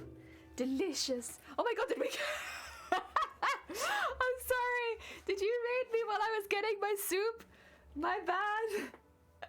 Welcome in, Viki. How goes it? I'm so sorry. If anyone hasn't met Vicky before, Vicky's a really sweet bean streamer. They often pick a topic and then discuss it in detail. So if you're wanting to learn a little bit more while you're on Twitch, heck, and check out Commander Vicky. They're a sweet bean. They also play, I think, Valorant sometimes. Heck yeah. Hi, Chunk. Oh dear. You got terrible news? What's up? A KFC in Northern Territory has had to close down. No! Oh god! That is sad. Heck. Whenever something like that happens near us, it's always like a proper disaster. We don't have that many takeaway places. Oh dear. Welcome on in. Isn't there an app which lets you buy things before they go out of date, like chocolate? There is an app for like cafes and stuff like that I know about, which is like oh, what's it called? I can't remember, but basically you go on it and they give like dates and times, and if you go there at that date and time and you request a bag, they give you like all the stuff that they have that's about to go out of date before the end of the day. And it's mainly like cafes, bakeries, sushi places, stuff where the stuff can't then be sold again the next day. And you can go there and they just give you a bag of stuff. It'd be like £3, large bag, and you might get like a few pastries, maybe some sandwiches, stuff like that. It's pretty good. It's pretty good. Vicky, how goes it? Do I want a KFC console? Absolutely. Absolutely. I forgot about that shit. I got sent over a glitch. Ozzy, welcome on in. Tolan representative, we will give you the best chocolate that we can grow on Mount Fuji. Just like, oh god. Why? Why is that the taste? I have had a wasabi Kit Kat. That was alright. It was... I've also had a sake Kit Kat. And that was strong. Like, you'd expect it to be like a mild taste at the end of it. No, it was just like having like a shot of sake. It was like, why? Why is this Kit Kat so strong? Oh my god. Yeah, I remember having one and being like, oh. And I had like a bag of like 8, so I was like, you guys gotta try these Kit Kats are like shots. Oh, because they're like the small ones. So you could just fit the whole thing in your mouth. Oh, they were great. What am I making? We are making a tail today. So this is actually the whole tail. We're just sewing the base of it on at the moment because we've just finished doing the covers for the base piece. So this whole cosplay is sewn. We're not really working that much with foam. However, we do have upholstery foam to pad it out. So we have the very smallest piece here. We have some much larger pieces that will need to be covered later, like this. And we work the whole way up the tail, covering each piece, and then we have a full tail, and it will be like a wiggle tail, so it'll wiggle as we walk. Yeah, because we make them all in sections. Yeah. Oh, and also, yeah, thank you for putting the cosplay link in chat. If you want to actually see the full cosplay and you want to learn a bit more about Mateus, that's the cosplay. They please. If you go to the end of the day, you get stuff for free, like pies, cakes. Yeah. So they do that too. Like, but you don't know what you're gonna get. That's the only thing when you do. What's it called? I'm gonna have to remember what the app's called. And you have to go there, so they won't deliver it to you. So for someone like me who can't drive and doesn't have any like restaurants or cafes in the area, I can only really use it when I go and stay in a city.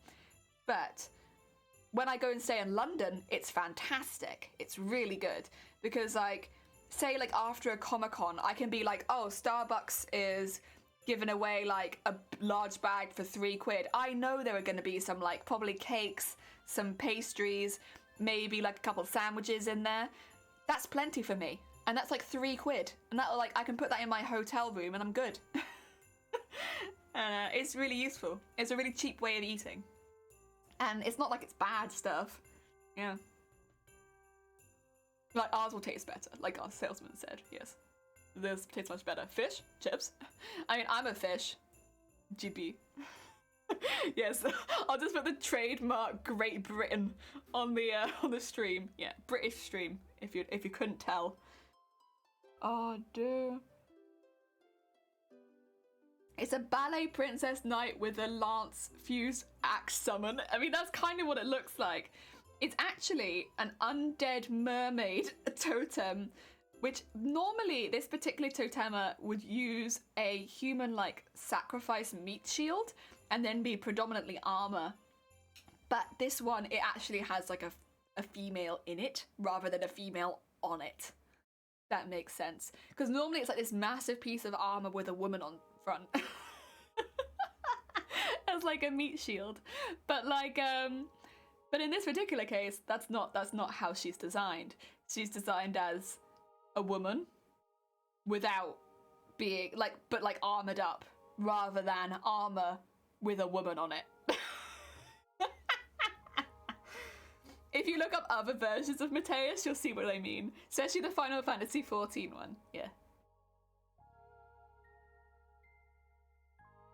Mermaid, what the actual heck? This is not a mermaid. I know. There are other versions of this same, like, character, though. That's with a lot of Final Fantasy games. Like, for instance, like, Shiva's had, like, 10 versions in Final Fantasy. Like, some of the summons, some of the bosses, things like that, they do actually do the same one in different games, so you can see other versions of the same character or summon and stuff like that. And yeah, this is one of those where Mateus appears in other games too, but in a different design. But there's no way I could have done the other design. I would have been way too revealed, and I would have had to have like 5 arms. So yeah, we're doing this one.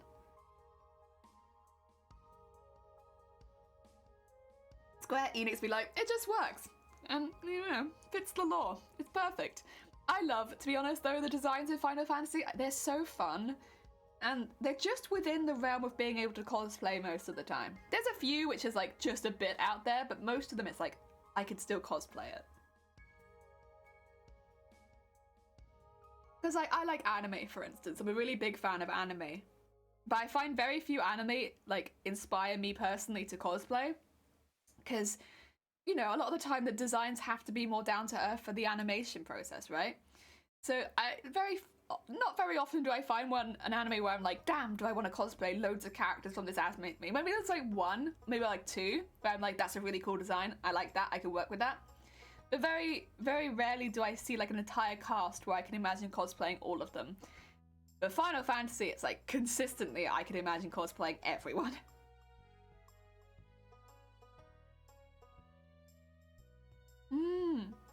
It's always like painting. I like the title drawing logo thing. It's like painting in churches, yeah. Also, I'm sorry for not crafting right now. I just want to drink my soup while it's still hot. I don't want to have cold soup. Please excuse me. Because we're doing quite a long stream today, that's why I'm having my lunch while I'm streaming. Because I'll be going for quite a while. Like, I don't plan on going for like 12 hours or anything, but like I'll probably hitting the evening at least, so we'll be going for a fair while. Gotta get my energy up. Really want to learn how to do it. I feel that whenever I see a costume, I'm like, I want to learn how to make that. I want to learn how to do that. I want to learn how to do character design a bit more as well, because like although I don't plan really on designing my own costumes from scratch, I kind of want to learn a little bit more about it, just because, of course, I do take so much from characters, like, because of cosplay. I just want to learn a little bit more about it. I actually got some really nice pencils for Christmas from a family member. So hopefully I can put those to use and maybe do a bit more drawing. I did tell them, I was like, just so you know, if I don't use the pencil straight away, it's not because I don't like them, it's because I'm in the middle of a really big costume right now. But yeah, maybe after this I can maybe get a bit more into designing. That'd be nice. Again, I don't really expect I'll ever be designing my costumes from scratch. I think I'll always base them off a character I like. But I would like to learn a little bit more about character design. Yeah, I think. Hate about hot drinks is when it's really hot and it takes a first, if it burns your tongue, ruins the whole thing. Me too. And honestly, that's happened to me so much. It's happened to me like this week even, and it yeah, it happens a lot more to me in the winter, I will say. The winter, it gets me so often. I get caught out so much by it. Jenny Wobbleton, you need to rest here and there. Don't apologize. Oh no. Thank you. Yeah. It's just so I can get some good snacks in, you know? Gotta get my good foods on. There we go. I don't know if I need to go too much further or whether that might be well enough attached. It does need to be well attached because there will be a lot of scales hanging off it and they will add a lot of weight. So if it's not well attached at this point, it will suffer down the line. I wonder if that actually might be good, or if I want to do that bit at the base. I could, you know, go through there and through there. Patch it down a little bit. Thing is, I don't want to suffocate it too much.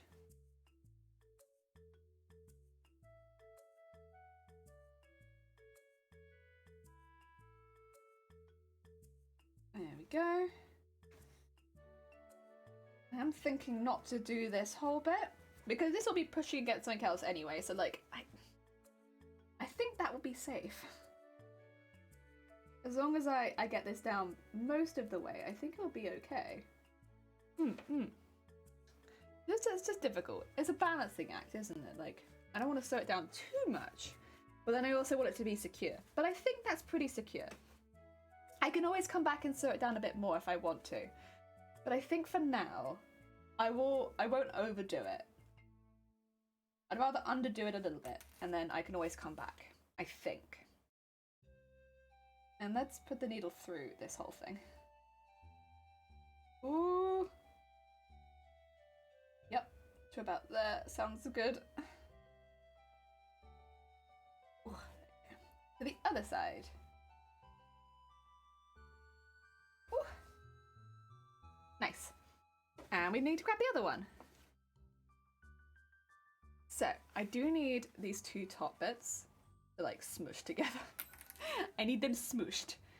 So, I just go through the whole thing with this. Just go the whole way through. There you go. Give it that through there.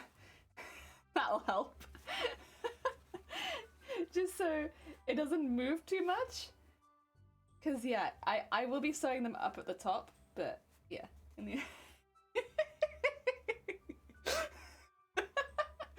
oh, good. It doesn't look very happy to be smushed, but it's okay.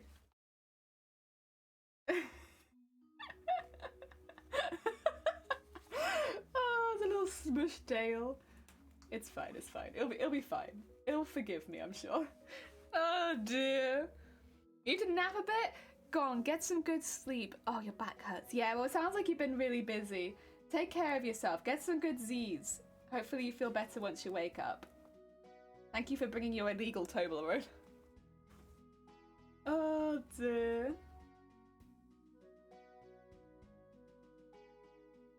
And then keep sewing that up there.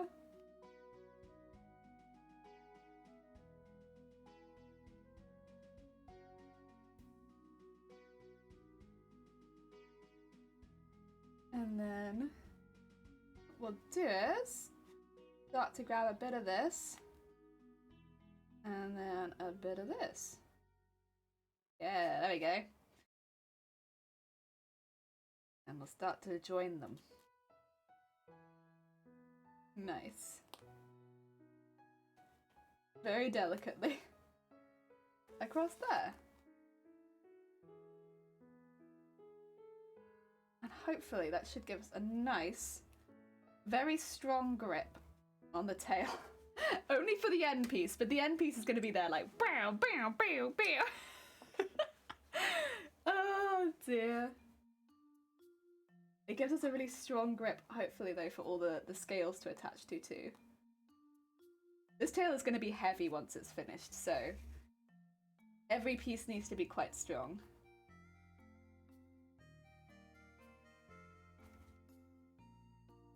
There we go.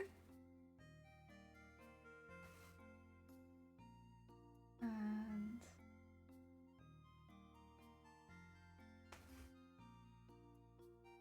there we go.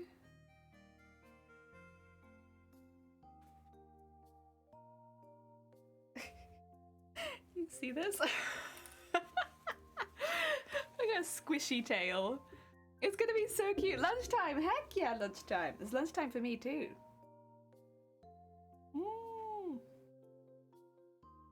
You gotta take breaks in your crafting. Otherwise, to be fair, my hands hurt if I don't take breaks.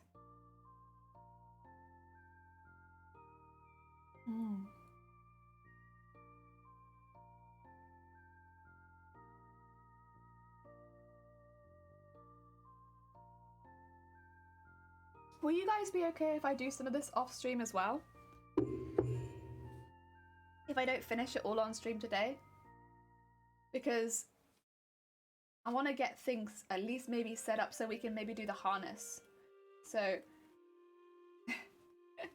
I always feel a bit bad leaving everyone out, but I want to get the harness done too. I got all the pattern pieces ready for the harness.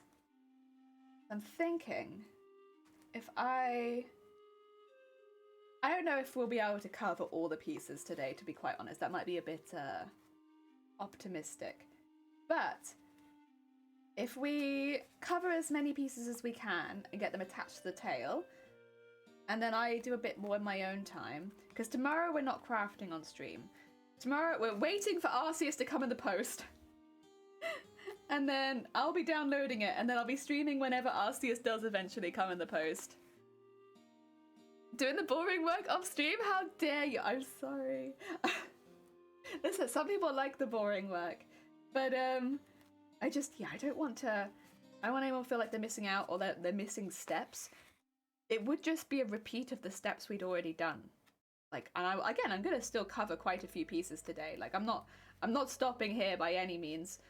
I want to go for quite a long time, but I don't think we'll cover the whole tail today. So, with that being the case, it would be kind of handy to be able to do some of it off stream and get those pieces ready so that when we get back we can make a harness and then maybe try it on.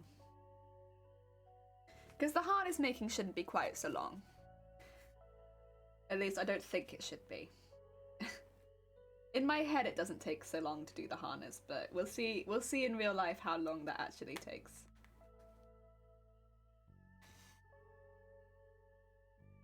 Go. We're getting there. Pushing it all together.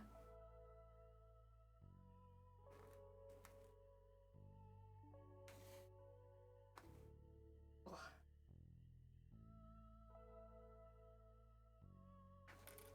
And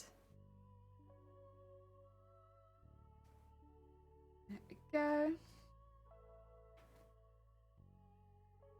Actually, this stitching hides a lot of the previous stitching, so I'm quite lucky because a lot of the tacking stitch was quite messy, so yeah, that hides a lot of it.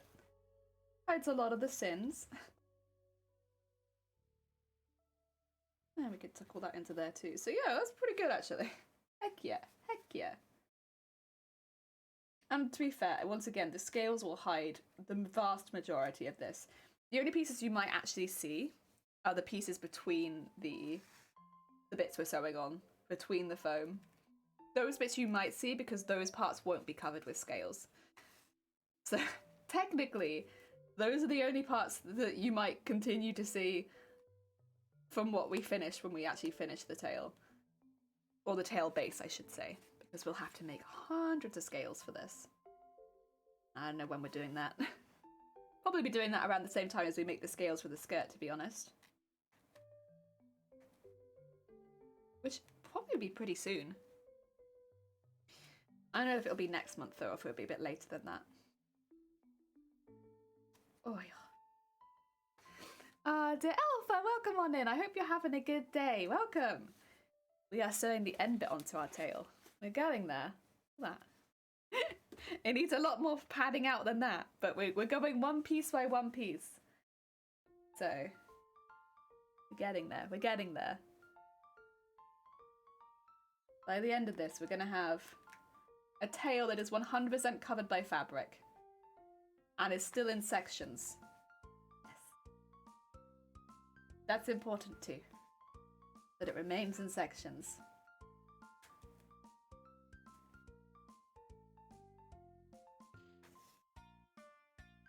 Dum, dum, dum.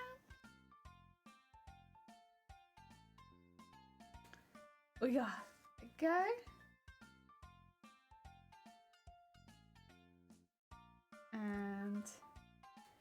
haven't quite decided what kind of scales I'm going to do right on the end of the tail, to be fair, because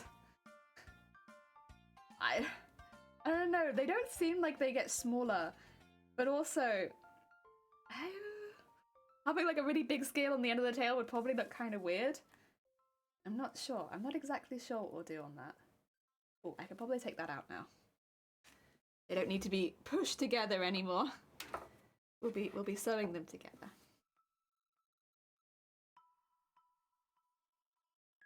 Okay. There we go. Good sew. And there we go. And whoop, go. Nice. Now flip that over. And we need to go over the top.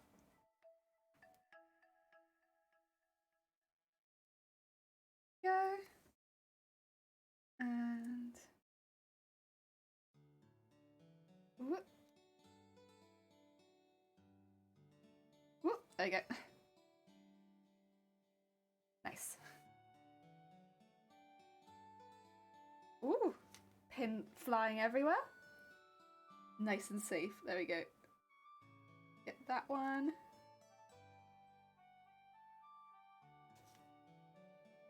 And put that in there. Okay. Okay. Right. When it comes to this side, I'm wondering if we want to go through that bit at the top as well. I'm not sure yet. I'm not sure. Pins are bent anyway. I know. They're flying around. Oh. That's true. I could have maybe just repurposed one of my pins into a needle somehow. Since all of my pins are bent. Actually, that's all the old pins. All the new pins are actually pretty good. If I had kept one of the old pins, I could have just used that. You're not wrong. They were all bent. Oh, they were nasty. They were really not very nice. I'm glad we've changed those now, because oh, those old pins. They were not very nice. I didn't like those. Oh dear. Oh yeah.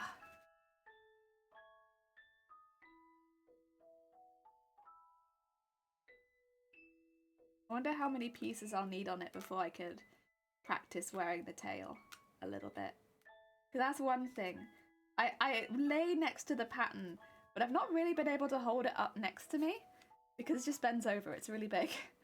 So at some point, I'd really like to actually have it on so I could see the size of the thing, because I've not been able to do that. I know it's gonna be big. I made it so that it would be, but you know, things like making sure that it doesn't touch the floor would be useful.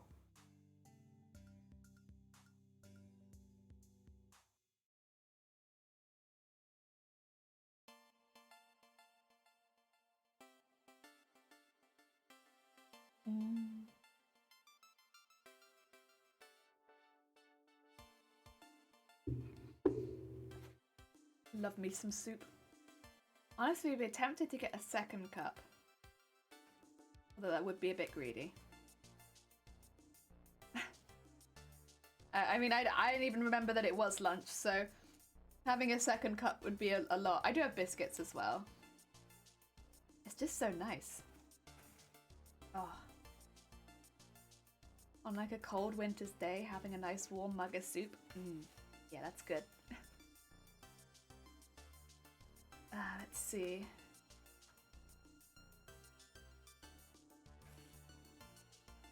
And pull that there.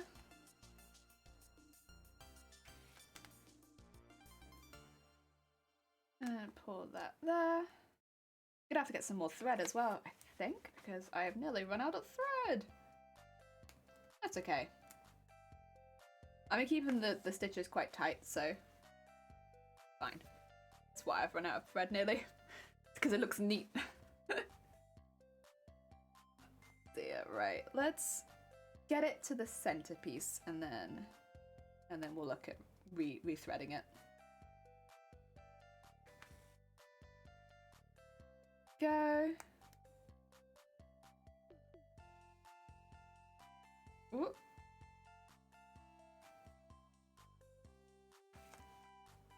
There we go, and then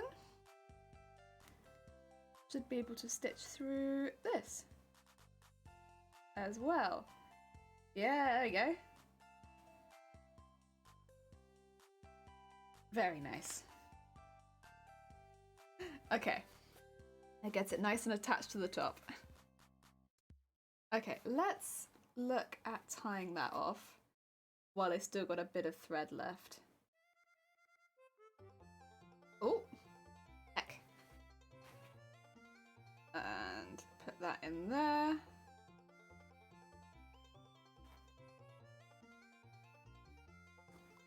Okay. There we go. And I'll put that like through here, I suppose. I'm never sure where to put the extra thread, but I'll put it nearby. There you go. Yep. Nice.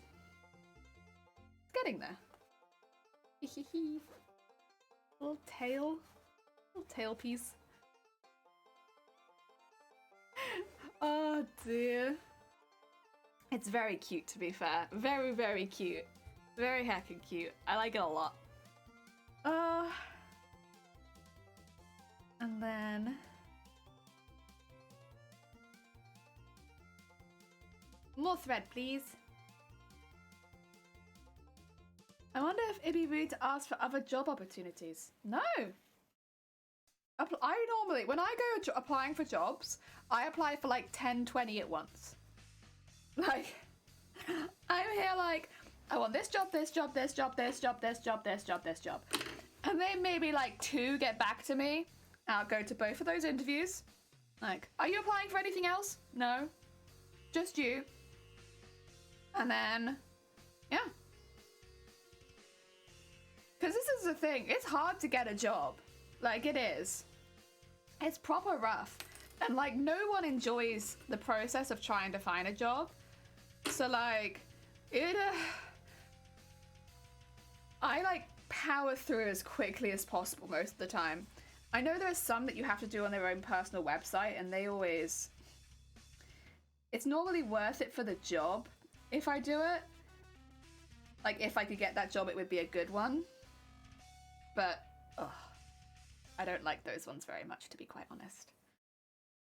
Put me on a website where I can upload my CV and just go any day.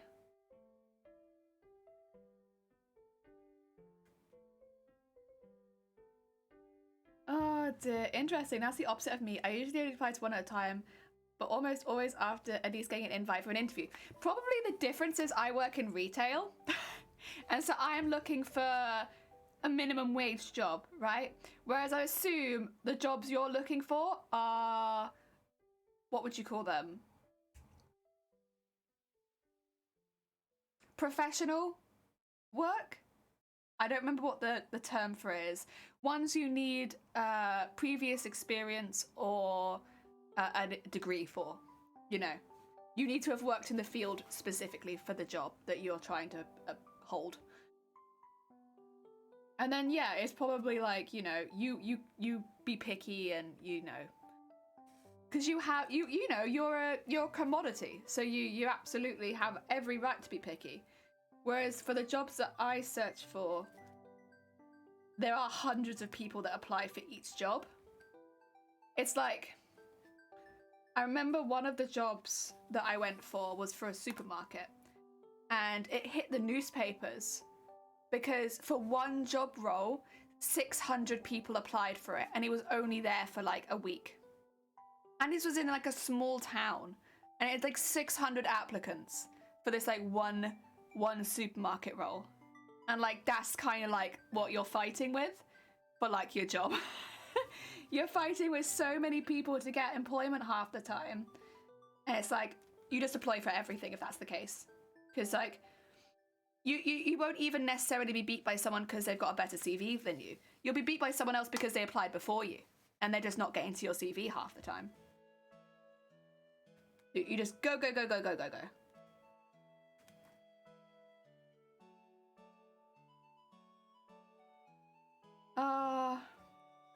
We'd hear back by the 11th. Yeah, and was it now the 27th?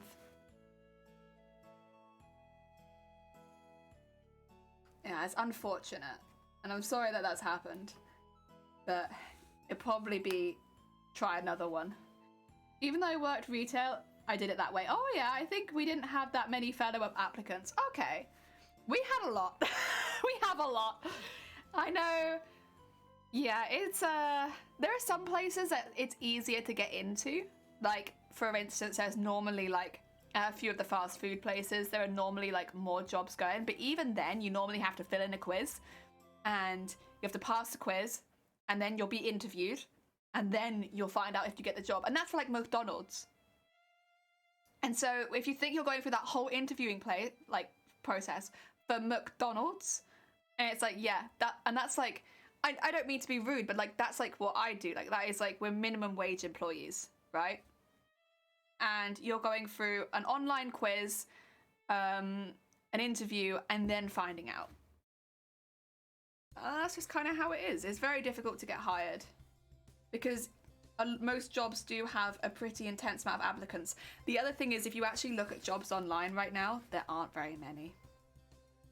So it makes sense as to why every job gets so many applications, because there's a lot of people been made redundant over the last year because shops have closed, retail is on the down. So if your shop's been made redundant, but that is the kind of work you're able to do, whether it be because you have other commitments, whether it be just because that's what, you're in between and that's the easiest job that's, available to you, or you're someone like me, I can only do 2 days a week. So retail for me is kind of what it is, isn't it? But it's got to be a part-time job.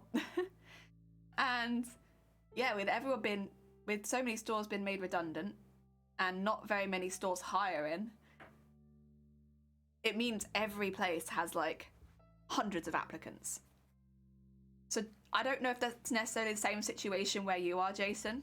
If you were over here in the UK, I tell you, don't feel bad, because it is very hard to get a job over here if you are a minimum wage employee.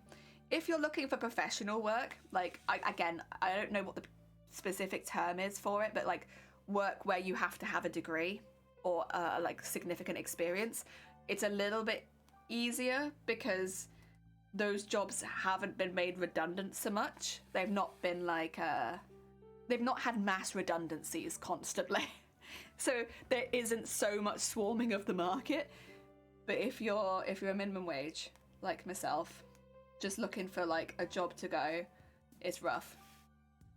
It is rough. And again, I can't say for certain like the circumstances are the same everywhere else in the world. I can only speak for where I live. But here it's rough. If you're in the UK and my heart goes out to you, it's hard.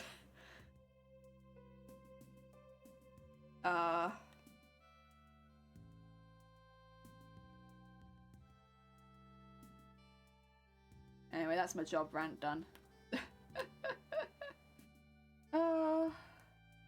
Job rant.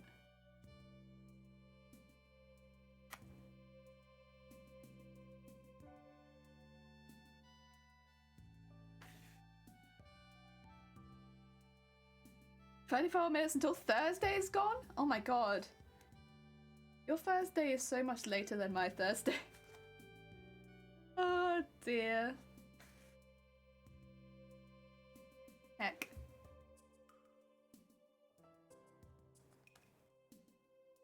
Skilled work. That's the what I was thinking of. Skilled work. Work where you need a degree or something. Yeah. I mean, I still don't think the job market's that great in general, but I know for skilled work it is a little bit easier. Because, yeah, of the previously mentioned reasons. I don't know why I couldn't think of that. Oh, sometimes words just escape you. At least for me, they do. It feels like I need a dictionary under my arm at all times, so I can remember half the words I want to use.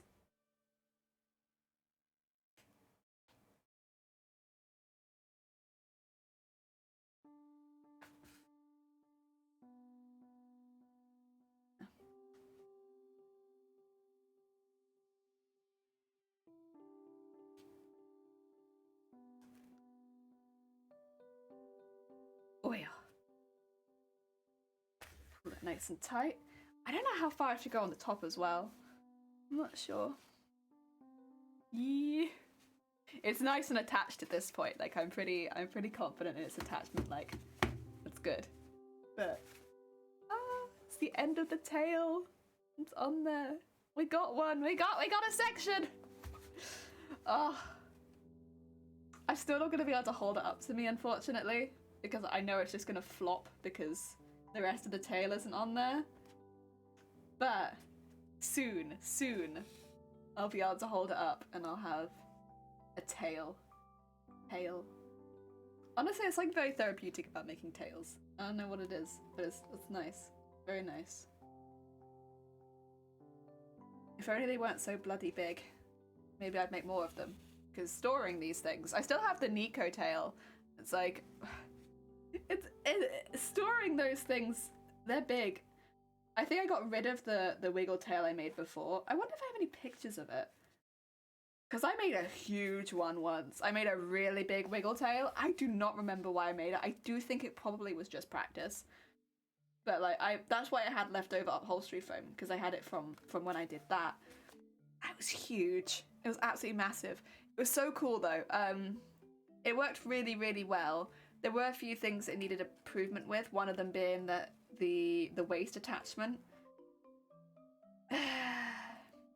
So I had a really flimsy waist attachment. I put it in after I finished the tail, because I was like focusing so much on finishing the tail that I wasn't really thinking about how it was going to attach to the waist. I was just like really interested in making this tail, right? And then it got to the point of attaching it and I was like, wait a sec. How am I going to attach it to the rest of my body? So I like put like a belt through it, and I did put like a reasonably thick belt, but it was only about half the thickness of the tail. And so what would happen was the top of the tail would like dip down. So rather than it being like horizontal, which is what I wanted, it would be like trailing towards the ground, which was a shame because it had a really good wiggle to it. But then because of the waist attachment, you didn't get to see. So I'm just going to put this between my legs and quickly tie it off. Because of the waist attachment not being up to scratch, you didn't get to see as good of a wiggle as I would have liked. It comes with practice, I suppose. Like, because I made that mistake before, I can make a better wiggle tail now. Also, big ups to the furry community, because so many of them have put out how to make like tails. Because as a cosplayer, it's not a skill you use very often, like how to make a tail. Like, you don't do that. That's not something we do.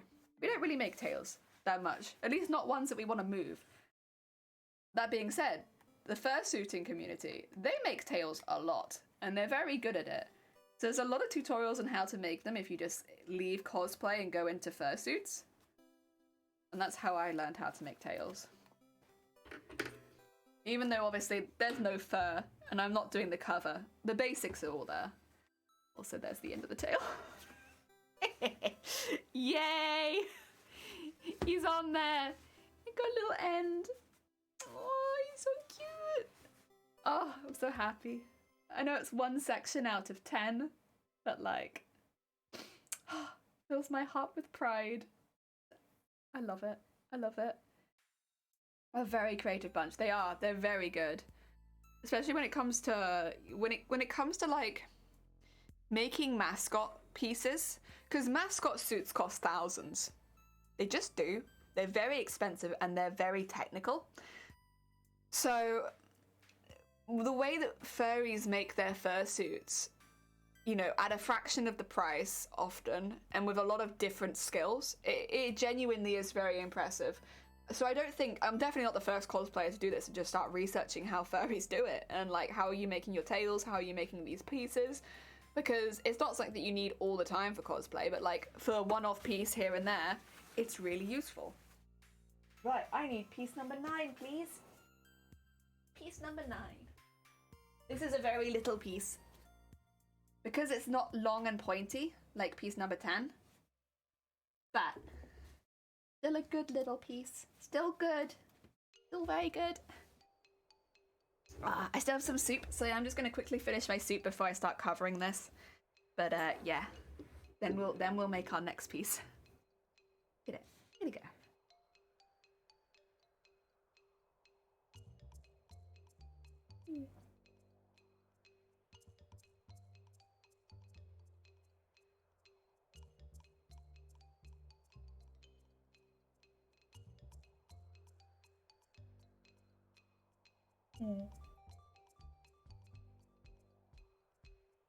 This is one of those ones where I can't tell if it's meant to be that way up or it's meant to be that way up.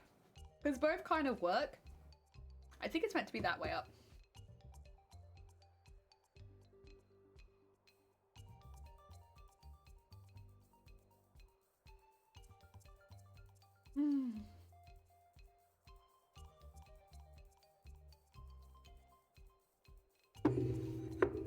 That was a very nice mug of soup. There we go. Let's cover one of these. Do I have a preference? Let's cover this one because it's slightly larger. Cover the slightly larger of the two. Why not? And... oh! Oh no! The end of the roll is nigh!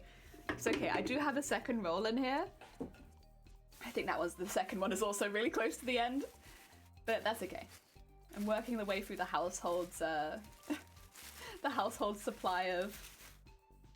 what's this called? Cling film. Cling film. I kept wanting to call it duct tape. This is not duct tape. It's cling film. Right, there you go. Although, speaking of duct tape, I am going to need some duct tape.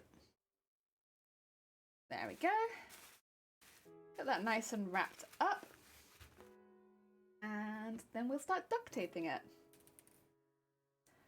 So this one's still quite small, so it's still a bit more difficult. Once we get to the big ones, they'll be much easier, but these little ones, a bit rough, but that's okay. We gotta work through the small ones. At least this one doesn't have a point. Oh dear, there we go. Very nice, very nice. And now let's tape around the edge.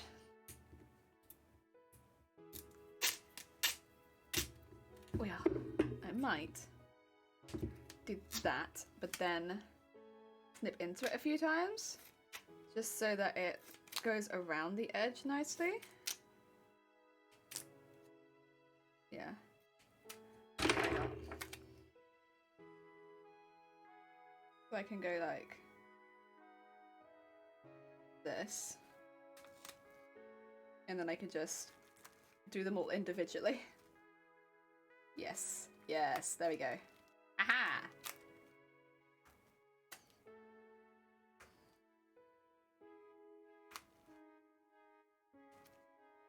And then get that one. Oh, there we go. Okay, yeah, that works pretty well. And I'll do the other side too. I'll do the same sort of thing. These are awkward corners otherwise. Okay, and 1, 2, 3. Oh god, the duct tape. The duct tape! It's so sticky. There we go. There we go. There we go. Oh yeah, there we go. Nice. Okay. Right. Ah! Take all of this and put it around there. Okay. And then peel them down one at a time.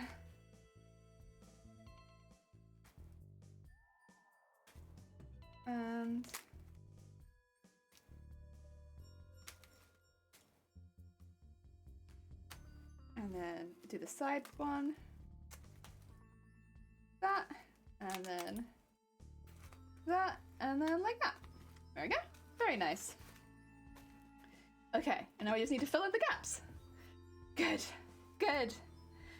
Carl, welcome on in. I hope you're having a good day. Carl, we're making a tail today. It's coming along pretty good so far. It's a big part of the project, but it is a slightly slower part because we have a lot of small things to do. But we have the end of the tail done, and then we are doing the second piece of the tail. So we have to make little covers for our upholstery foam. And then once we made the covers, we make a cover for our covers. And then, and then once we made the cover for our covers, we can sew them onto the tail. Yeah. So it works in a few steps. But It's worth it to do it in that kind of steps. What kind of tail? A big tail. A very big tail. If you do !cosplay, it will take you to a picture of the cosplay and then you'll see a picture of the tail. But it's a really big tail. It's based on a character that's part designed on like a mermaid, but like also really heavily armored. So what we're doing with the tail is we're keeping it so that it stays in its segments rather than separating it. Oh, sorry, rather than doing a tail cover that covers the whole tail, because that would it'd make it look a bit. I mean, it'd still be fine, but I think it would lose some of its more fishy reptilian qualities, and I want it to look more fishy and reptilian. There we go. That should be it all covered. I'm also going to open my coffee up. I got some iced coffee. I have another one in the fridge downstairs as well, because I thought I'd need it.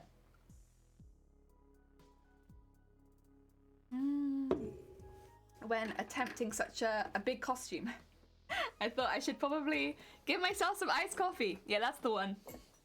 So you can kind of see from the first picture there, it's a big old tail.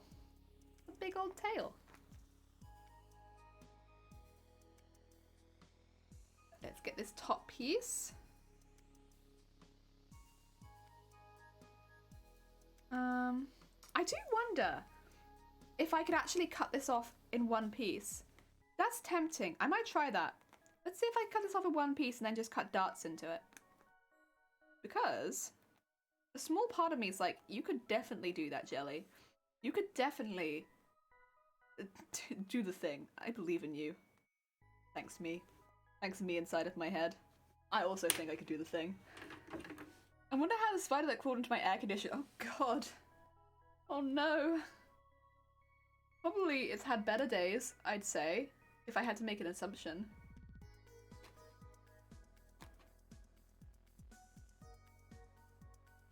There we go. Are you starting with the tail? No. So, we have already done the petticoats. Both petticoats, there's 2 petticoats. We've done the assless chaps, which are hanging on there. I've made the shoes, and I'm half done with the bodice.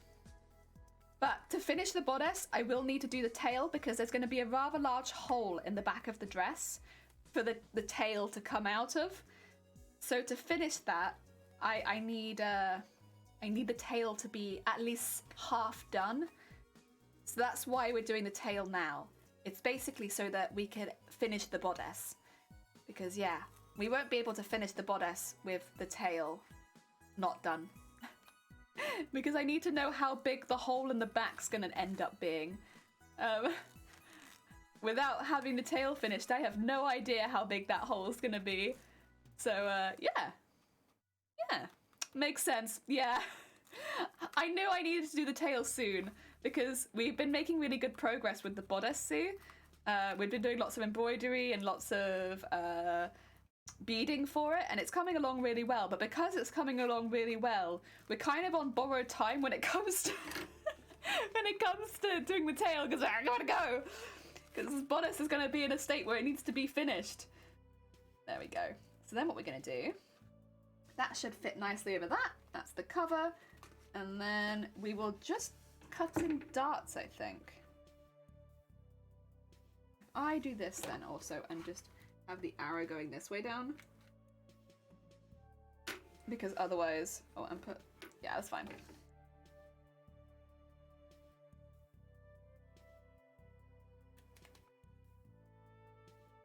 Let's see if we can't get this flat. This one might need 2. Oh, it does feel like it needs a bit more, but that's okay. We can do more.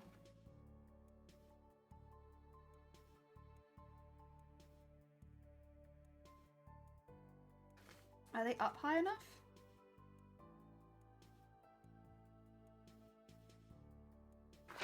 So basically, I'm trying to get this to lie flat right now, which is difficult, but I think we're nearly there. There we go. because if I can get it to lie flat, then I can make it out of one pattern piece. Very, very tempting. We had similar issues with our wings, finishing the outfit and then realised there's no spot for the wings. Yeah, it's... I'm sure you had the same thing where, like, you knew it was coming, but, like, I don't want to make the wings, or I don't want to make the tail right now. I'm on a roll. Like, don't stop me. I'm going. But then it's like you have to stop because you need to do the thing. That's kind of what happened with me. It's like, I'm on a roll with the bodice. That being said, I need to stop because I gotta get the tail done. I also will have holes for the wings, but I've kind of designed them into the bodice's embroidery. So it's not going to be so difficult to place those. Whereas placing this, it's a bit more difficult. It's a bit more difficult because I just don't... The wings I know the size of. I know the size of the thing that's going to go into my back. Whereas this, I have no bloody idea. It's a complete surprise to me until it's finished. And then I'll know. I don't think it's actually going to be very wide, the piece that goes into my back, but it's better to play it safe, I suppose. Okay. Let's do 2 of these. With extra seam allowance, of course.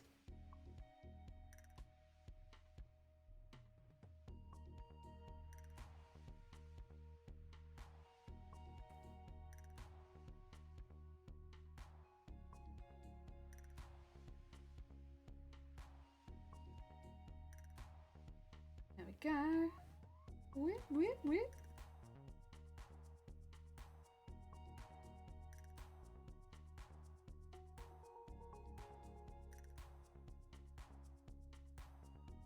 And then put this one like this. One. And then do another one, please. Oh, yeah. Like down here, I suppose.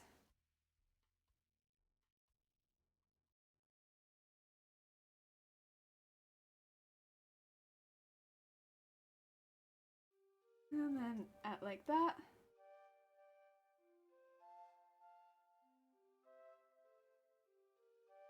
And just go around that. I know it's not completely flat, but I actually think it's going to be fine. It's close enough that I'm like not so worried about it. And then up. Ooh. Okay, and then what we're going to do is we're just going to have like a big old ring around it. A big old ring. For extra fabric folding. Probably don't need quite this much, but this is basically our seam allowance. It's gonna look really silly for now, but that's okay. And then just make sure we get these down.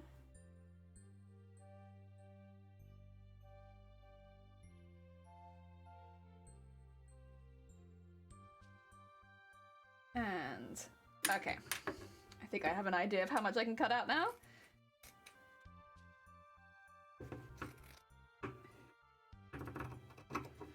There we go.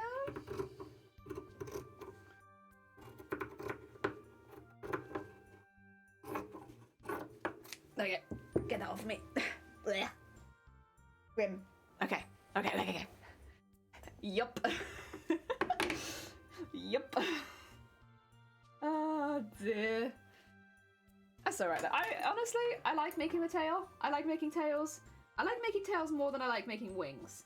Wings, I have to make some for this costume, but it's they're very simple. Well, they're not really wings. They're not like feathered wings or anything like that. Or like they're more like, what do you call them? Objects that come out of the back and go up. Ornaments that go up on the back. They're not really they're detailed in exactly the same way the rest of the costume is detailed. So I just have to make the structure and then cover it in fabric. So I'm not so worried about the wings. I'm a little worried about how many harnesses I'm going to be wearing. I think I'm wearing 3, but other than that, yeah. Sad there are not many film-related streamers on Twitch. No, there's not. There's not a lot of people that do like camera stuff on Twitch, is there? Maybe you could do that though. You could do like repairing cameras, because like you get people that like remake keyboards and stuff like that in makers and crafting all the time. Could you maybe do the same thing with your cameras? If there's a gap in the market, like, put yourself in it. Because surely you're not the only person that wants to see that thing. Got a little community of camera lovers.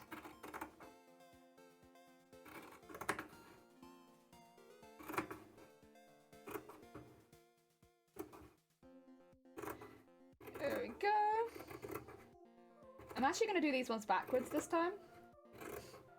Wild, I know. But if I do both of them backwards, it shouldn't really make too much difference, because then they'll be the right way around one of them. Backwards. Yeah. See our wings? They're not simple, but we enjoy making them good. Good. Do I need this still? I don't think so. I think I can... Oh, I'll make sure our pattern works first, actually. I need to put a leg down because I need something to sew with. 2 seconds. Whee! There we go. Get into the sewing position. Okay, line up my darts. There they are. Sorry, I'm not the most graceful streamer. I have to get myself into the sewing position.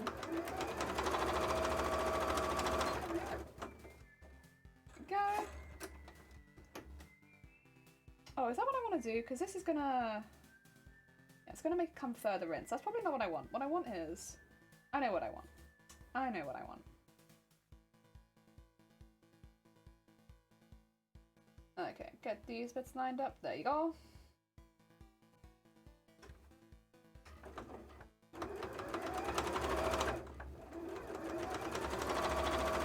Like that. There you go. That's what I want. Okay. Get these bits lined up. There we go.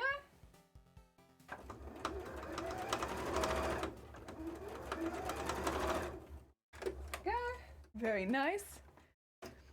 Cameras. I miss my 32mm camera. Tell us what you want, what you really, really want. I want not a full triangle. I want tiny house darts. Darts that look like small houses.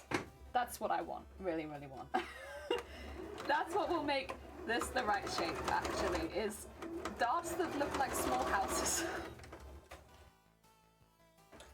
Yeah, I drew them all like triangles, but in reality, that's not what I wanted. What I really, really wanted was darts like small houses. That's okay. As long as I know, I can fix it so they look like small houses. And...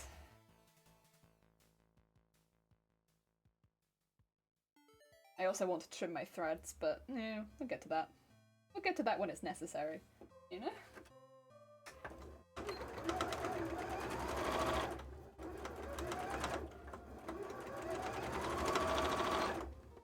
Go. And... oh god, my hand is covered in pen. How has this happened? How have I got so covered in pen already? I've only done... well, I guess I did also do the tail base, but like... still, it feels like a lot. It feels like a lot. Okay, okay. Let's check this for the shape. Okay, which way up should it be? It should be this way up. Is this the one I'm trying to cover right now? I think it's the other one. I think it's this one. Because this is... yeah. That's okay.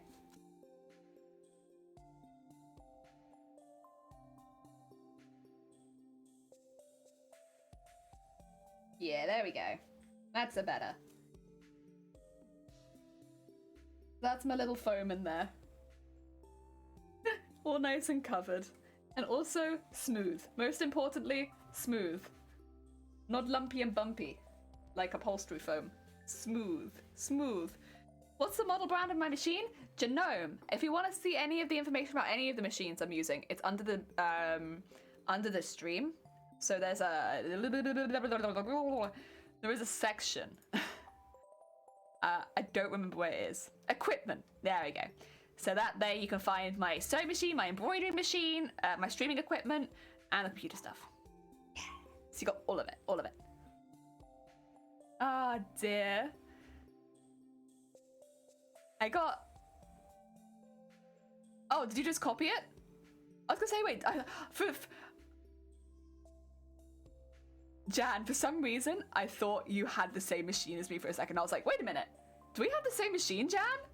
Jan, do we have the same machine? Heck yeah. That would have been amazing. But no, that's just my setup.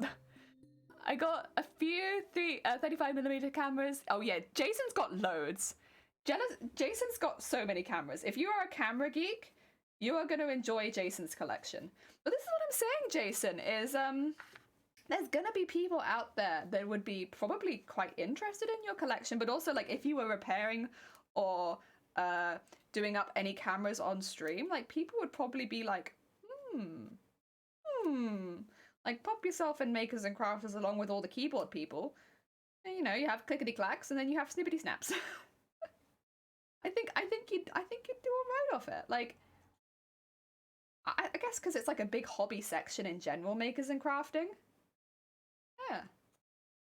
You won't be the only one with that hobby here, for sure. For sure.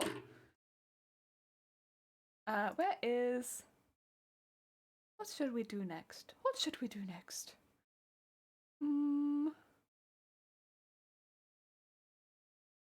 What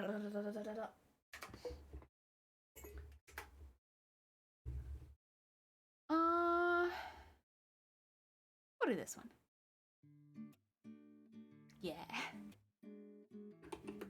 I wish I remember my camera, but I don't know how to do that. Yeah, that, to be fair, that would be a difficult job. I'm sure it'd be very rewarding, but I think it'd probably be quite hard. I couldn't tell you the first thing about how to repair a camera. I could do sewing machines to an extent, and that's about it.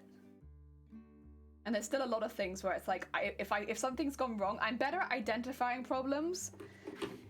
A lot of the time, if something's gone wrong in my machine, it's like, I know that needs to go to like a professional. I can identify a lot of problems, but there's still a lot of things I can't fix myself. There you go. Cover you up. Get you in your little blanket. Oh. Get your blanket in there. There you go. Tuck you all in.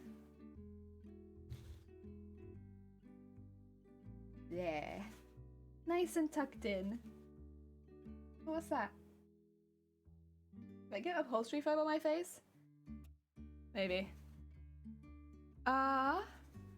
Broadcast. We were robbed in 2007 and all our equipment was stolen. We'd love to see broadcasts like that, even for memory lane's sake. Heck yeah. That's the thing. There's always someone with a hobby similar. It's just finding them. You just gotta find them. I mean, Jason streams anyway. You could always check Jason out regardless. But, I could do a shout out for Jason real quick to make it easy.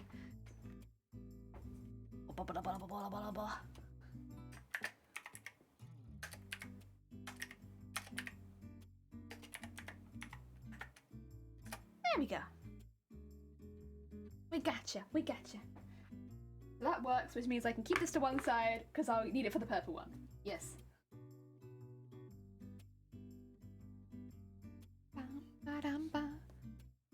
Oh dear. Heartbreaking. I didn't know how to react if my cameras were lost. Yeah, it's gonna be a difficult one. I mean, I guess it's the same with like a lot of collection stuff. Oh. I guess part of it is just that you kind of have to, but you do not forget, that's for sure. I mean, I'm lucky I've never been robbed, but I have lost parts of my collections before. Although mine's are mainly due to my renting situation.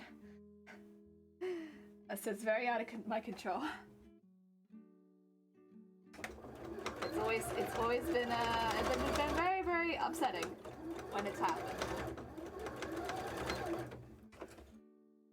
But it's not taken away any of my love for the hobby.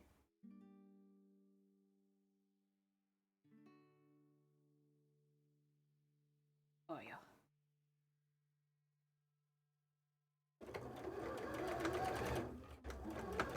Oh da da. Probably getting pen all over my face. seeing how much is on my hands. I'll check it in a minute, but I'm pretty sure I've covered myself. Dem! Oh my god, a heckin' Dem? How was your stream, Dem?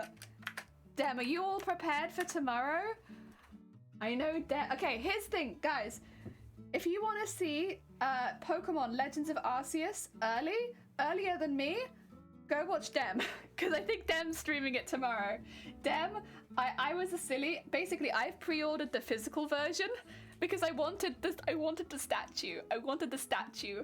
And so I have to wait for the physical order to come in the post before I can play it. So I will start streaming as and when my physical order arrives in the post. When is it coming in? It's coming in anytime between 8 in the morning and 8 at night. So we will get it tomorrow, but it could be any time. Did I go to that second forecasting? No, thank you for popping by. It was lovely to see you, Car. Good luck with your wings. I hope they go well, or I hope they've gone well, and the rest of the costume goes well. Who's delivering? I'm pretty sure it's Royal Mail. Royal Mail, 1 day delivery. But because it's specifically 1 day delivery, it could be any time. If it was general Royal Mail, it'd normally be early. It'd normally be nice and early in the day. But 1 day delivery can mean that it gets pushed back to much later in the day because it's 1 day. That's like the only time we get evening deliveries here is when it's 1 day delivery. So yeah. Yeah. We shall see. It will be interesting. I will stream at some point tomorrow, but I don't know when. It is fully up to our mailman when I stream tomorrow. But my Switch is all charged up and my setup is there. I just have to wait for them to patiently arrive. And that's okay. I'm okay with that. There we go. Do you want to see the end of my tail? I've only got the end of it on right now. We're working on the second section. But look, the end of the tail is on. We got the end.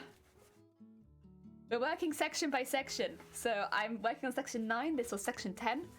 And yeah, and then we'll work the whole way down the tail until we got all the sections covered and nice and smooth, because there's upholstery foam in here, so it's a lot more like a craggly surface. So we do it in like a fleece cover and then a cover in the purple fabric that you can see, and then it's hand stitched on, and then we got a little tail.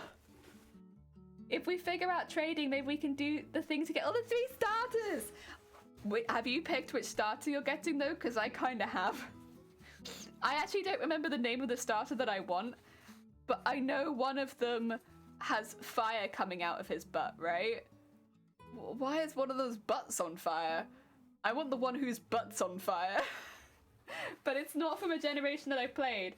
I don't remember their name, but I want the one whose butt's on fire. It is kind of like a succubus tail. It's like this.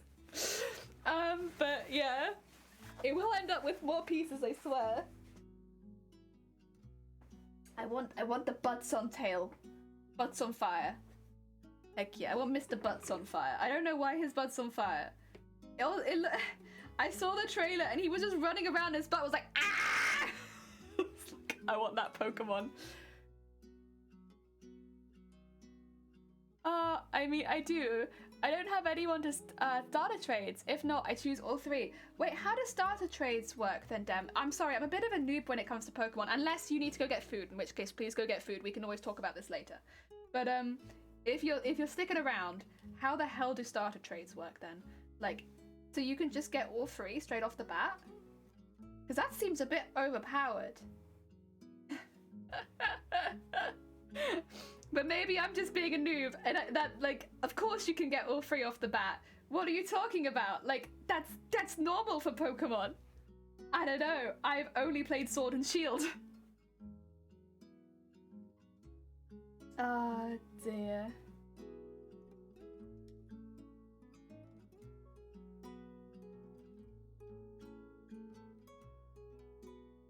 Oh.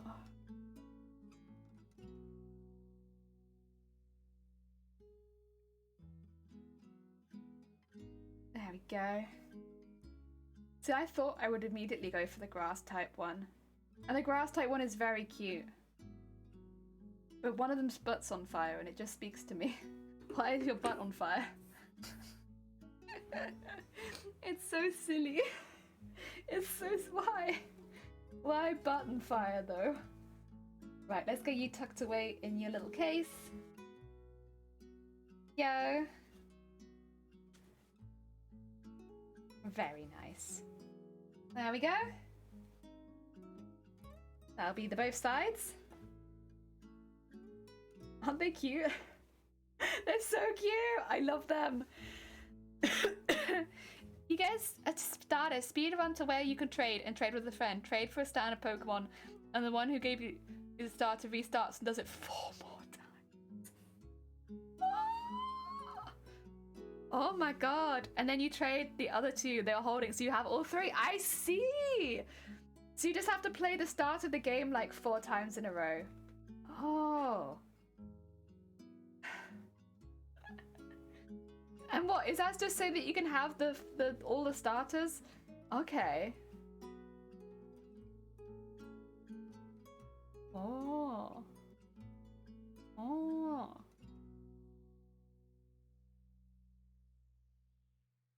You'll have to tell me how far it is away from the screen, because if it's really far away from if the trading point is really far away from the start of the game, I'd probably say no, just because I'm probably going to start quite late in my day. But if it's close by, then sure, why not? Why not? I'll do the start of Pokemon 4 times in a row. But if it's like a fair distance, it'll probably end up being my whole stream, and yeah, then I wouldn't. Oh dear. Little sandwich. Look like a little burger.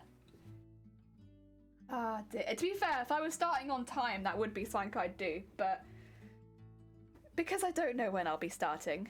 Oh dear. In the OG Pokemon, that was the only way to complete the Pokedex. I get the feeling though,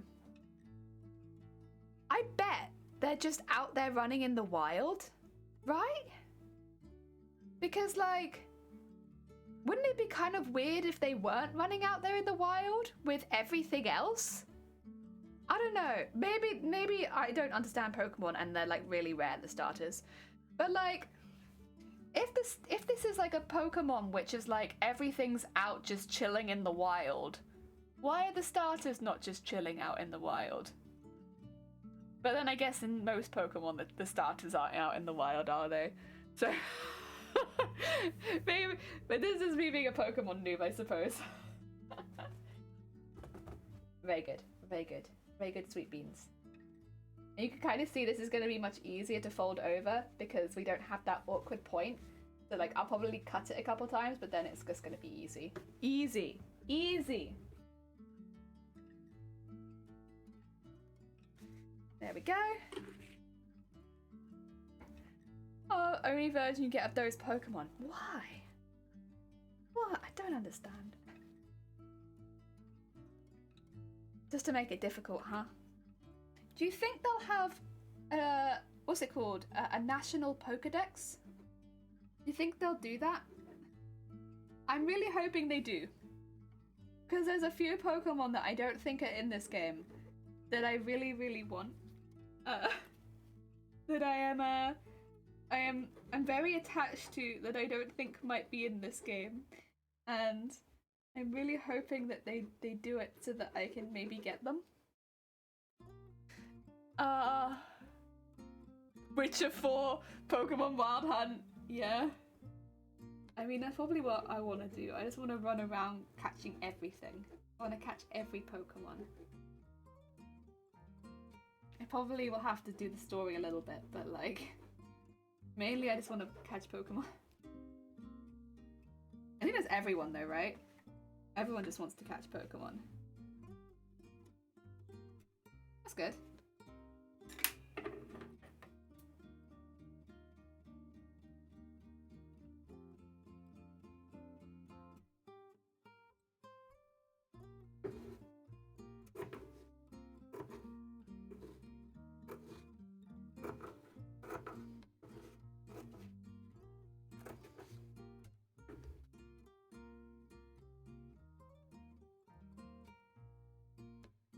Okay, get that around there.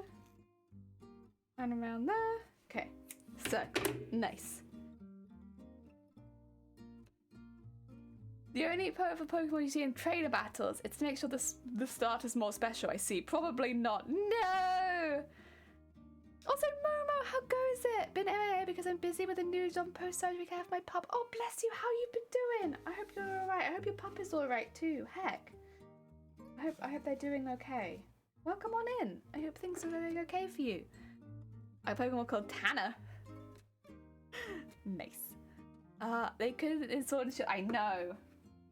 And I couldn't get my favorite bean in Sword and Shield, and that's why I'm so hopeful that I can get my favorite bean now, because I haven't been able to catch ever my favorite bean in a Pokemon game. Very sad, true story. I've never caught my favorite Pokemon in a Pokemon game, but I really want to. That would just be really nice, you know?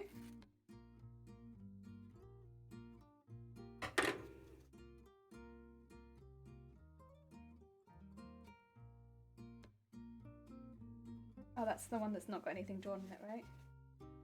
That one does. Oh dear. Been okay, super busy, but things are working their way out. Good. Good. I don't think so. The premise is that you're completing the first Pokédex literally says in the box, not a spoiler, so quite a few Pokemon weren't know yet. I know, but like, I love Bellsprout so much. And Bellsprout doesn't get enough love. Ah, dear. They could have put them all in. Which one? Bellsprout. Bellsprout. The Sword and Shield was very intensive on Switch. Literally the pinnacle of gaming. Literally the pinnacle of gaming. What about Digimon? I do love Digimon. But I haven't played any Digimon games. Actually, that's not true. We used to rent one from the library, but I've never owned a Digimon game. I always forget that was one we rented. So technically I have played a Digimon game. I just never owned it.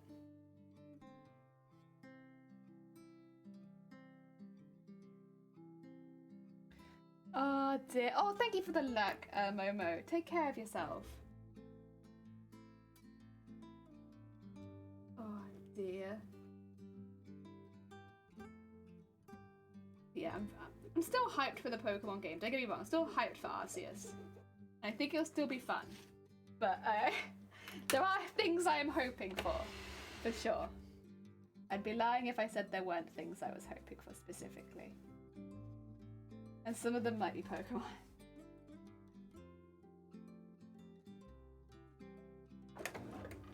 But that's not just me, I think. There's probably like a lot of people are probably hoping their favourite Pokemon turns up in the game, right? Oh yeah.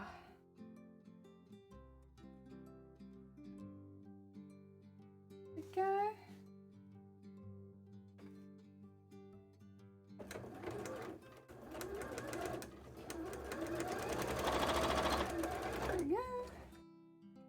Go around the whole thing. 1, 2.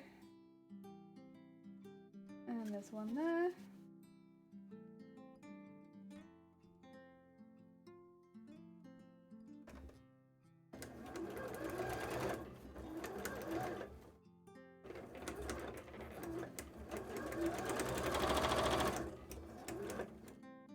Yeah. And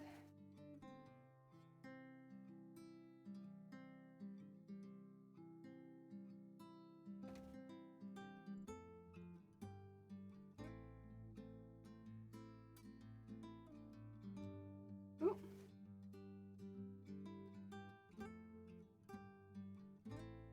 There we go.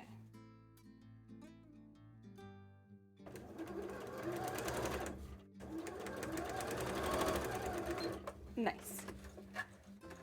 Oh, it's difficult because I can't really see the I can't really see the biro very easily. So I'm like trying my best to guess where it is. But I can just about see it in most of these places. It's a little tough, for sure. Oh. Is that the end of the bobbin? Oh, heck yeah, okay. Let's refill the bobbin quickly and then keep going. Okay. How are we doing on time? Okay, 4.5 hours. We are doing pretty good, I'd say. For 4.5 hours in, I think we're doing all right. Yeah, you know what? No, I think that's pretty good. I think it's pretty good. Plus, I think I have to remember that we've done the entire base of the tail because, and we've sewn a piece on, which I wasn't expecting to do so early. So like, with those bits included, like, yeah, we're actually doing pretty good on time.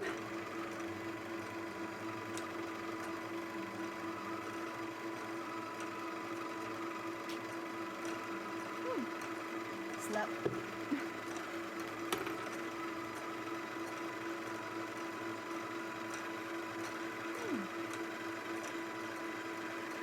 Delicious. Delicious.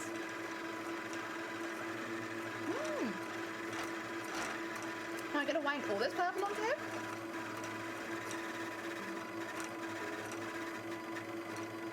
I definitely could do. Do you want to take any more?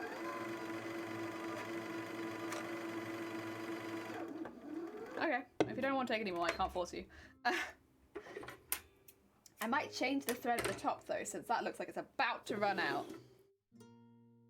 Okay. It would have been nice to have put all of it on there though. Shame. Shame. Fortunately, I've got lots of purple, so it's not too much of a problem.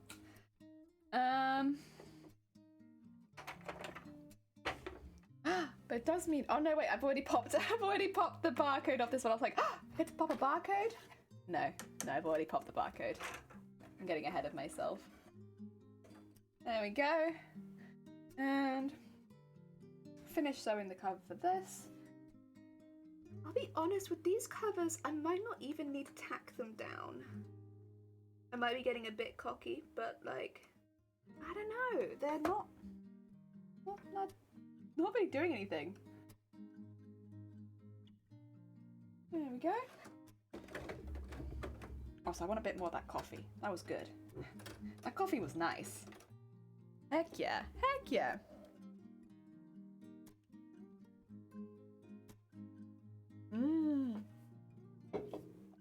Heck yeah. Very nice.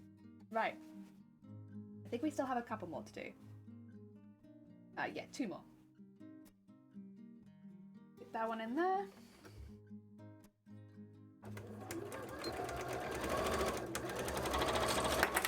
Oh, what was that? Did this like fall down? Oh, that fell down.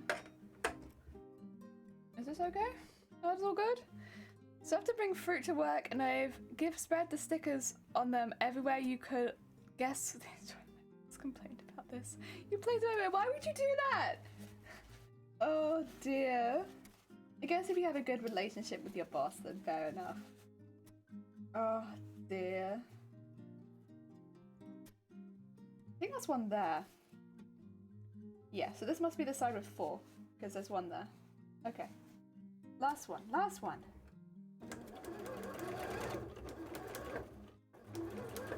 Oh, do you want to sew? Do you want to sew? There you go. Very nice, very nice. Okay, I'm gonna make sure this fits well because I think it should. I think it should fit okay, but is it this one or is it the other one? Which one is it? I think it's this one. Yay! Yay! It's like making perfectly fitting little hats. Oh my god. I'll tell you how satisfying it feels to like just plonk one of these on these and be like, oh hell yeah, that fits. Oh. It needs to pull down a little bit on this side. I do wonder actually, would it fit better on the other one? I think it's meant to be for that side, but just check. Double check for a second. Just with where it's like pushing up at the back, would it fit better on this side? It shouldn't do, but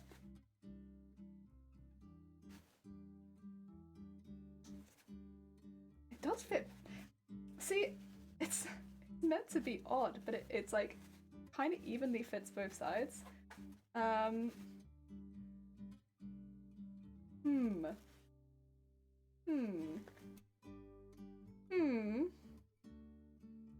No, I think it fits the other side better. It's fine. I think it's meant to fit the other side, so that's okay. It's okay. If it's a side, it's meant to fit better. It's not meant to fit both of them, but that's okay. There. It's very useful. It fits everything.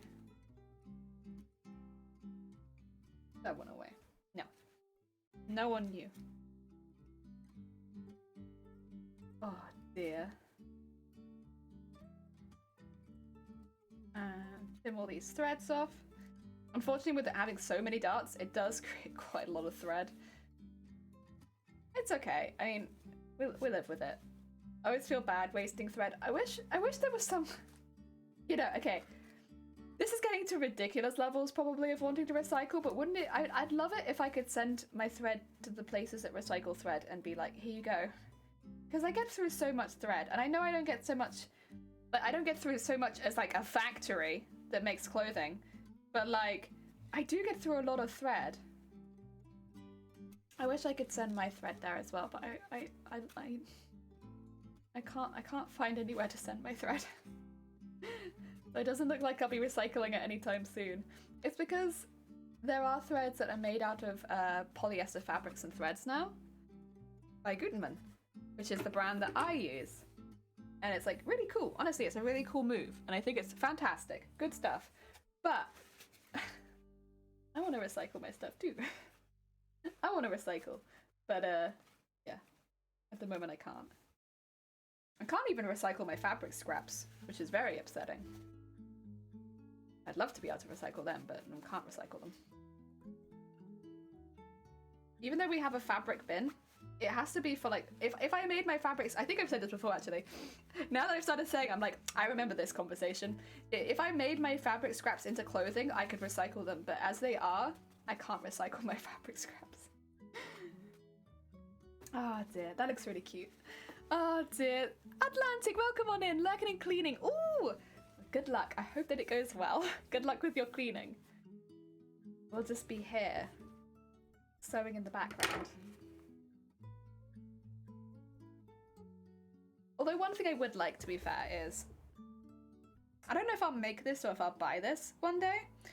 You know, so the only stuff I throw away in this room is paper, cardboard, and fabric. And there is a paper and fabric bin and a cardboard bin, and those are separate. And I would really like to have a bin, like a bin divider of some sort in this room, so that I can throw stuff away and have it already divided. Because I can see in my waste paper bin, there is fabric and cardboard right now. They don't go in the same bin. I mean, my fabric doesn't go in any bin at all, but like, they don't go in the same bin. So it would be really useful to maybe have like a small black bin bag for like, for instance, when I'm using cling film and stuff like that, so I could put that in there.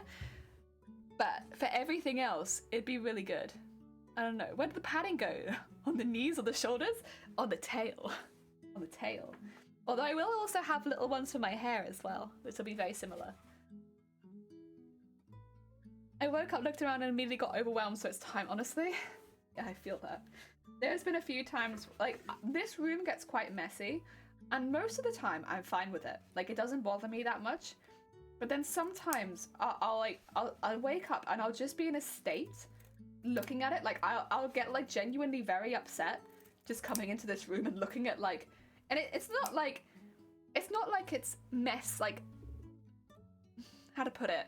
It's not like it's food mess or stuff like that, or like dirty plates and stuff. It's all fabric mess, but like it makes me feel very overwhelmed, like looking at it sometimes, where I'm just like, oh my god, oh my god, oh my god, ooh, gotta get rid of that, gotta get rid of it, gotta clean it up. I will say though, it doesn't hit me too much, thankfully, because I do very big projects, and I couldn't have that triggering every other day. I would be exhausted.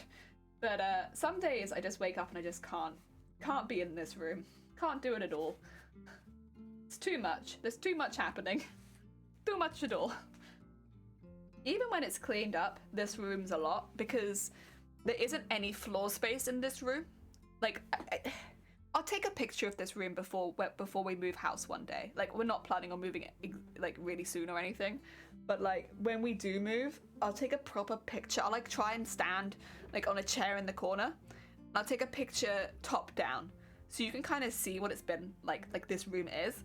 Because the thing with streaming, like when I sit here like this, it kind of looks like a really nice spacious room. when in reality, if you were to see like generally what this room is, it's something. It's something, and it's quite overwhelming to like look at it and be like, when I was stuck in this room, when I was isolating from the rest of my household because I got COVID, I couldn't leave this room, and this was the only room I was in during that time. And there is not even 1 meter by 1 meter floor space. There is not even 1 meter by 1 meter. I can't even properly stand in this room without touching a wall. And like, I'm not a big person, but like, if I want to stand in this room, I will be touching a wall. Because the only place you can stand is right next to the door to get in. Other than that, no standing space. So like the entire 2 weeks, I wasn't isolating in here the entire 2 weeks because after 7 days, I was testing negative. So I left the room but stayed in the house, right? So I'm still isolating in the house, but I wasn't isolating from the people in my house. And yeah, but for those 7 days, or 7 or 8 days, I don't know, it was around that length of time. This was back in November. But forever how long I was stuck in this room, you know, I couldn't stand up. I was just stuck sitting down in various positions. And yeah, it was an absolute nightmare. I mean, I am not the most active person by any stretch of the imagination, but not being able to stand up and like walk around for 7 days, my legs were like absolute jelly. Like after that, I felt like my legs had just died. I was like, went back to work the day after I came out of isolation, and I work 11-hour shifts in a job where you don't sit down. And I couldn't stand. I was just like, ah! Like my legs were gone. And they were like, you know, if you need to go home early, I know you've just had COVID. And I was like, it's not the COVID. The COVID's been fine. What's been doing me in is the fact that I've not been walking around. My legs are jelly. Oh my God. Yeah, that was harsh. So yeah. Basically, I feel being in a really busy room and struggling with it. I feel it in my soul. I love jelly. I love the detail of not being able to know. I think that's the thing is like when you have like a stream setup, that's all you really can see. Like you can see like a very small section of this room, right? But like there is a whole room behind the camera, and it's not. Oh God. Jason, you can't call me jelly. Jason, we've been over this. Jason, how could you? Should we deny it? I don't know. I don't know if I should deny this. It's been held for bullying.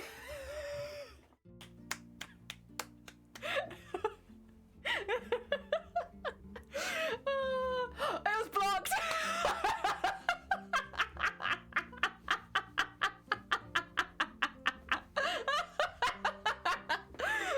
Excuse me? Yeah, so like really quickly, you can't call me jelly. It's very much stream what do you call it? Stream attacking thing will tell you that you are bullying the streamer. How dare you? You cannot call me jelly. Very bad. Very bad. Terrible. You can't call me jelly, even though that's my name. The amount of times we have had to approve jelly in this chat in various like sentences, like whether it just be like we've approved jelly on its own so many times that I think jelly's fine, but like the amount of times we've had to approve it in different sentences, people being like, you know, why do people call you jelly? And then they'll get like timed out, and it's like, wait, what? Why did I get timed out for that? It's like, because you asked why my name was Jelly. You called me Jelly. You can't call me Jelly. Jelly is an offensive term. Unfortunately, it just gets picked up, I think, because of like the really old like 2010 meme of like you jelly. And so if you put like you in front of jelly, it or like you are jelly or you jelly, it will prevent you from saying it. So you have to be really careful with how you address me. Also, comical, welcome on in. Hey, how goes it? How dare you? I am being bullied.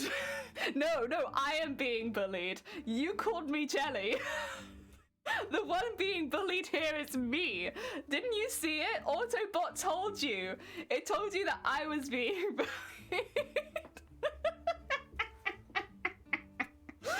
You're not being bullied. No, you. I'm being bullied. No, you're being bullied, Shifty. Why are you being bullied? That's true. They did call you tyrannical. Oh, dear. Oh, God. Yeah, you have to be really careful with how you talk to me in my stream. Because Automod will type you out. Oh, Nego just wrapped up MC stream. Wanted to pop in and say good day. Oh, bless you. Have a good nap. I hope it goes well. Take care. Honestly, if you need to get some sleep, just get some sleep. You're all good. You're all good. Especially after a stream, I feel it. I feel it. I'm always hungry after a stream myself. Jenny said I look shifty, and I'm just like, I did. I did say that. I did, yeah. My bad. Did you mean jelly flesh? Yeah. Oh. Chaos like a god boy. Oh, like a good boy. Calls Chaos like a good boy. Heck yeah. Good night. Best of luck. Thank you. Take care. Enjoy the rest of your day. I think I told you had a good soul though, right? I don't think I ended it like just saying that you looked shifty. I can't remember. I'm pretty sure I didn't. I'm pretty sure I said something nice. I normally don't just tell people, yeah, you look like you're up to something. Back to work. That's not normally what I do. I mean, you know me, so it's true. Oh dear.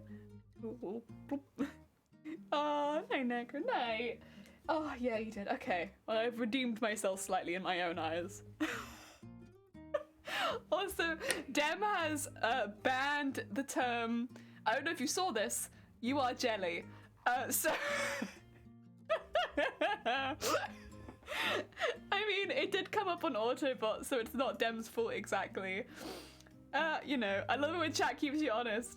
I mean, they're really, it's not so much that, it's, how to put it, there's not really any way to lie, at least from my experience.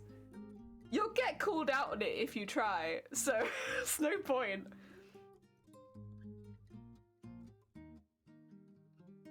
I thought it was funny and I appreciated it. Oh, heck. Can't say you're Jenny anymore.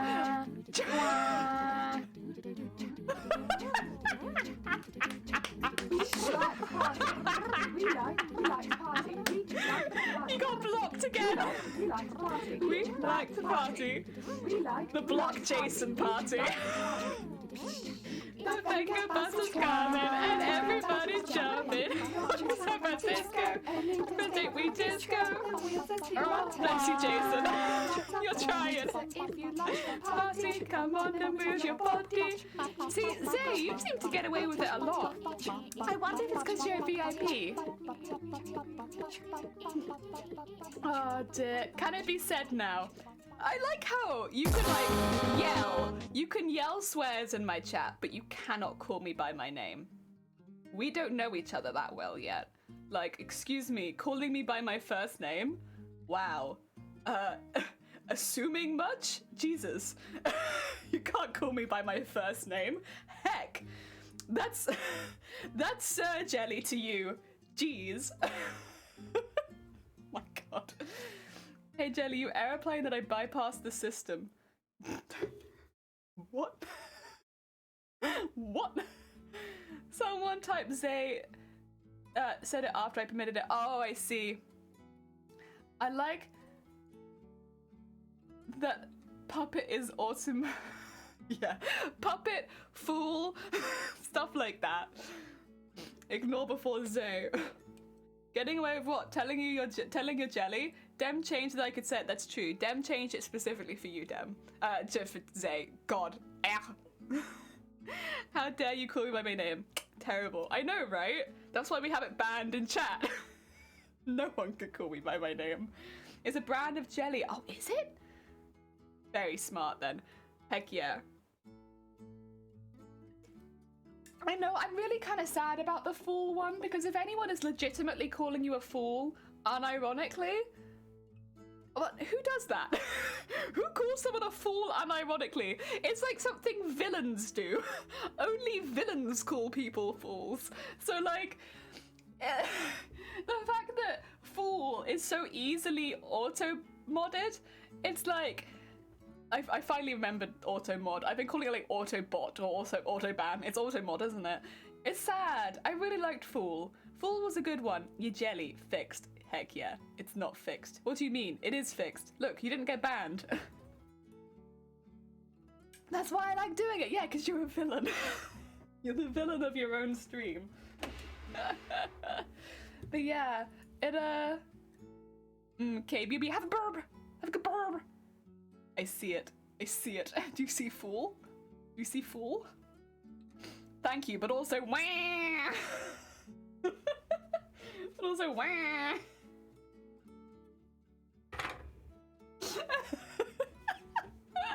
I like the idea that you say thank you, but also immediately start making like Waluigi noises. Also, Terp, thank you so much for the party a minute ago. Someone who really doesn't understand the Fool archetype can call you that. Oh, yeah, I guess. When I hear Fool, I assume someone's role-playing. Yeah. Like, if I was be like, you fool! How could you? No one's gonna take me seriously. Your message wasn't posted due to conflicts with the channel's moderation settings. What did you say? What did you say, Jason? Actually, don't tell me, because obviously it's in conflict with my moderation settings, but Jesus.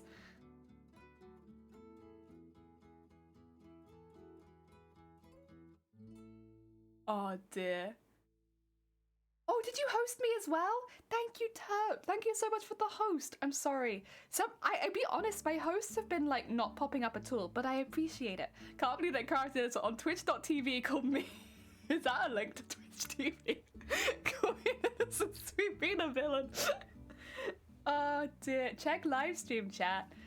Are you gonna gotcha me? Are you gonna gotcha me? No, it's not there. I can't see it. Everything's fine. And I can see everything.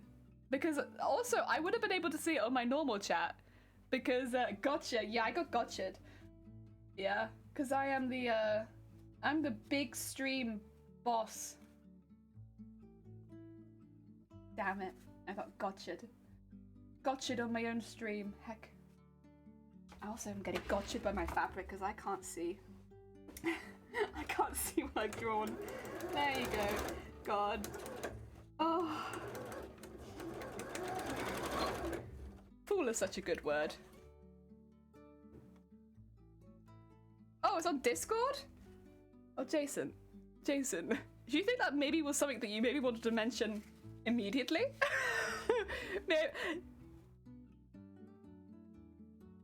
Maybe wanted to... Oh, I see. You meant that you posted the thingy on Discord?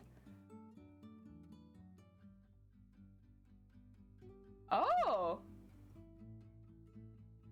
Oh, it's because you mentioned legs. Listen, that's not even going to go to my moderation team.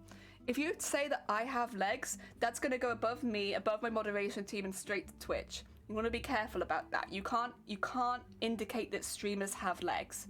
Okay? You have to be really, really careful about that.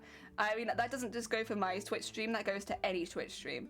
The reason that probably got called up, and the reason that I probably can't see that, is because that's not really something that's from my channel, that's from Twitch in general.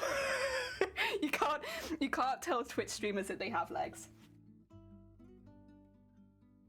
You can't listen, even saying legs is like risky territory. You want to be a bit careful with that one.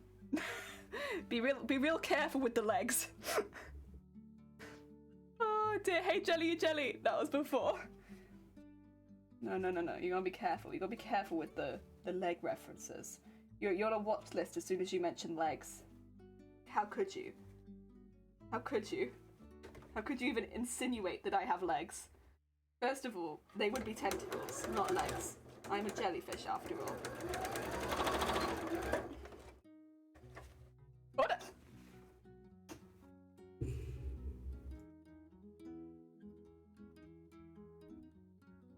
You're fetching for a timeout, bud. You can't be saying that sort of thing on Twitch. It won't even be us that get you. You're gonna be caught by like one of the big Twitch moderators if you're not careful. They're gonna swoop down and they're gonna be like, this person's talking about legs on our streaming platform. Absolutely not. Listen, you can't tell people that they've got legs. You can't even, listen, even talking about legs feels like you're insinuating that there might be legs in this stream. Leg, damn. You are treading on dangerous ground. You're not treading with legs. You're treading with something. Oh, you will be careful. You will be careful. You're gonna get yourself in trouble with the Twitch team.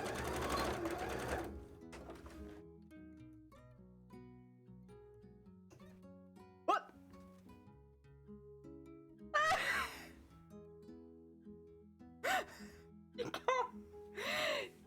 Jason, can you see the reason you just got timed out for 10 seconds? Because I can. Who did that? Why can't I see that? I should be able to see who did that. God damn it. I'm gonna assume, yeah, I was gonna say, I'm gonna assume that was you because you immediately laughed. Poor Jason. I think I need to update my settings because I also can't see deleted messages. But I can't see the message. I can see that the message has been deleted, but I can't see what the deleted message says.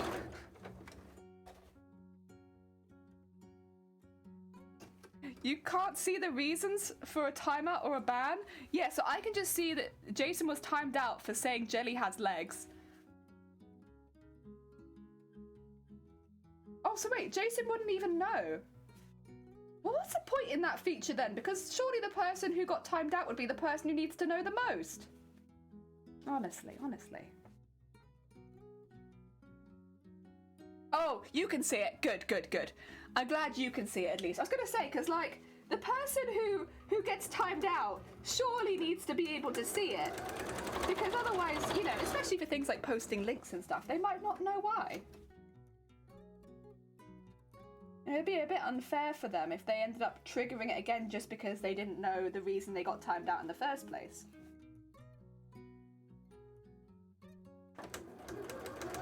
There's a lot of chaos happening in this stream today, huh?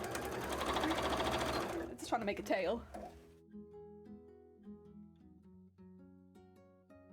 Wait, Real, you were here? Real, where were you? I hope you're having a good day. Eat my jelly alone because of all this bullying. Jason! Jason, I hope you enjoy your jelly if you got it. Real. Oh, I didn't even see you. You just popped in and immediately got timed out. And I was like, wait, Real? Oh dear. I'm sorry, my mods are on a bit of a rampage today. It's probably because we haven't had any real trolls in recently. So they're a bit like, you know, we haven't had any proper mod work to do in this channel for quite a while. So now we're banning legs. Someone had to try. Did you just tell them that I had legs again? Because that's very bannable. Mods, what do I do? I am sorry, we don't have any work really here. Nothing really happens in this stream. Oh, I'm sorry. You just ban legs. Understandable. Welcome to ankles are banned.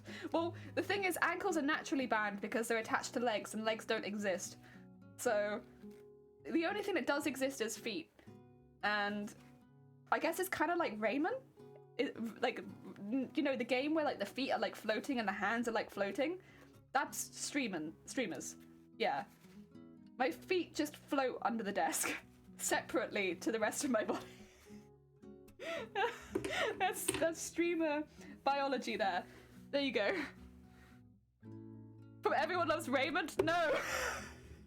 Did you just... No, not that one. The other one, the one which attacks the rabbits.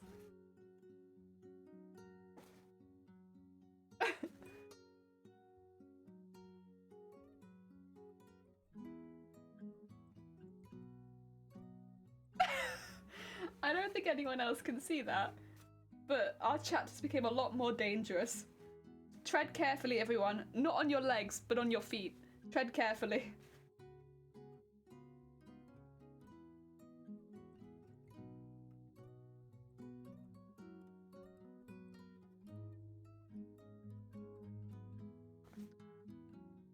There we go.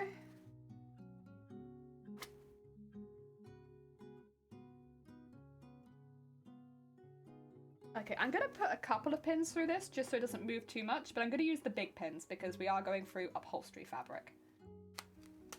Like that. There you go. A nice big pin. I might put them this way around actually. Yeah, that might be better. Let's put them that way around.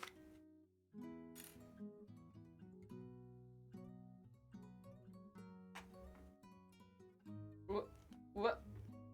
There you go. And one through the front. And there we go. I'll hold that all in place. While we go on to the next step. Heck yeah. And should I do the same thing on this one? Probably. Oh. I'm sorry, I'm just kind of like throwing it all over the place. It's because it's in a smaller plant pot, so everything just flies all over the place. There we go. Nice. And fold that bit over. And there you go. I do need to snip into this a bit.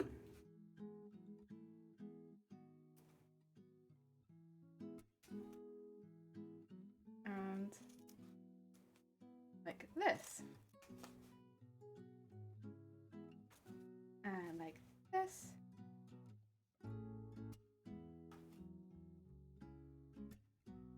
Go. And then this side do the same thing.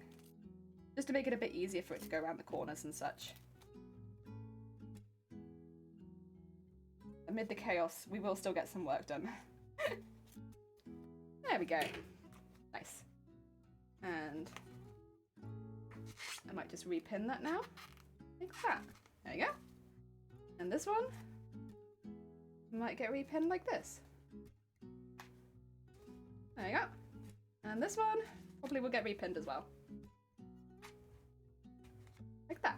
There you go. Nice. Nice. Now we have both sides. Heck yeah, heck yeah. Oh god, what is happening? You're simple. I'm gonna tiptoe through the mound. Tiptoe through the minefield. That feet outrageous. Oh god. I can't ask my question. My camera has a range of 12 inch 15 inch 12 toes. I think on all the feet can't keep me down. Lol. I looked away from chat for 2 seconds and half of my chat is like mod commands. I looked away for 2 seconds. What has happened? Why are there so many mod commands? Oh god. Heck, is that so? Nice. Oh, right.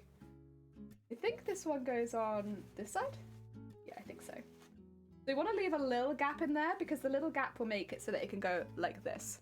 Because it will hit that and then it won't be able to go further than that. That makes sense? So like for instance, that's now like the maximum angle. Whereas this one, because there's nothing on that side. Yeah. So it's kind of like that. That's what we're doing. Yeah, I hope this makes some semblance of sense.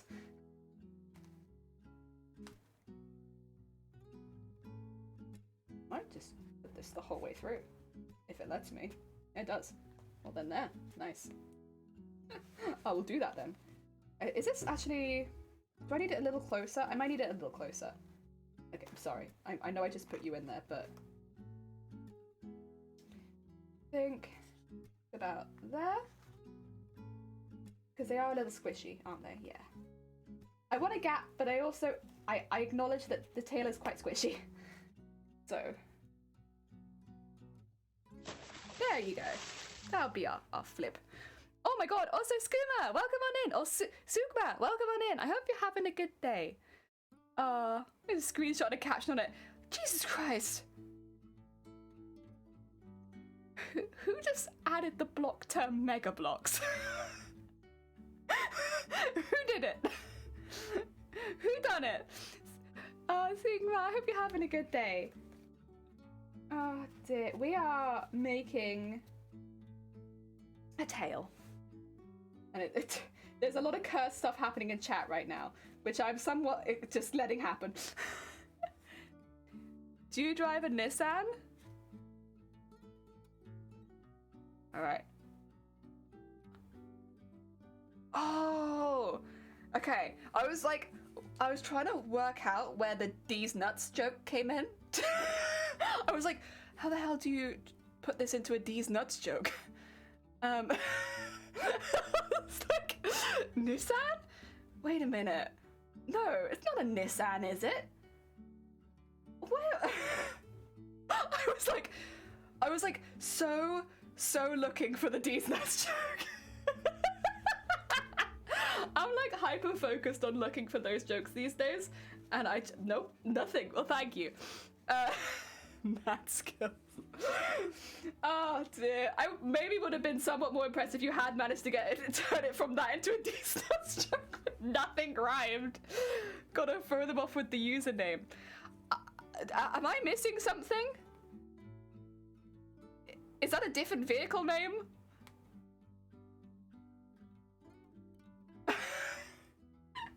Listen, I'm so sorry. Listen, you basically found like an internet grandma. How goes it? Welcome. I'm a grandma, and there's a lot of things that just go well over my head. But I mean well, and I like jokes. Jokes funny. Oh, yeah, no, I see it. I see it now. I see it. I see what your name could be. I can see what the joke could be. Yes. I see it.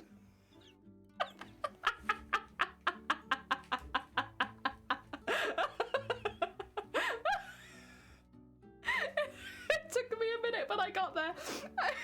I've just been like going over it in my head like, where's the joke? Where is it? I gotta find it. Find the joke.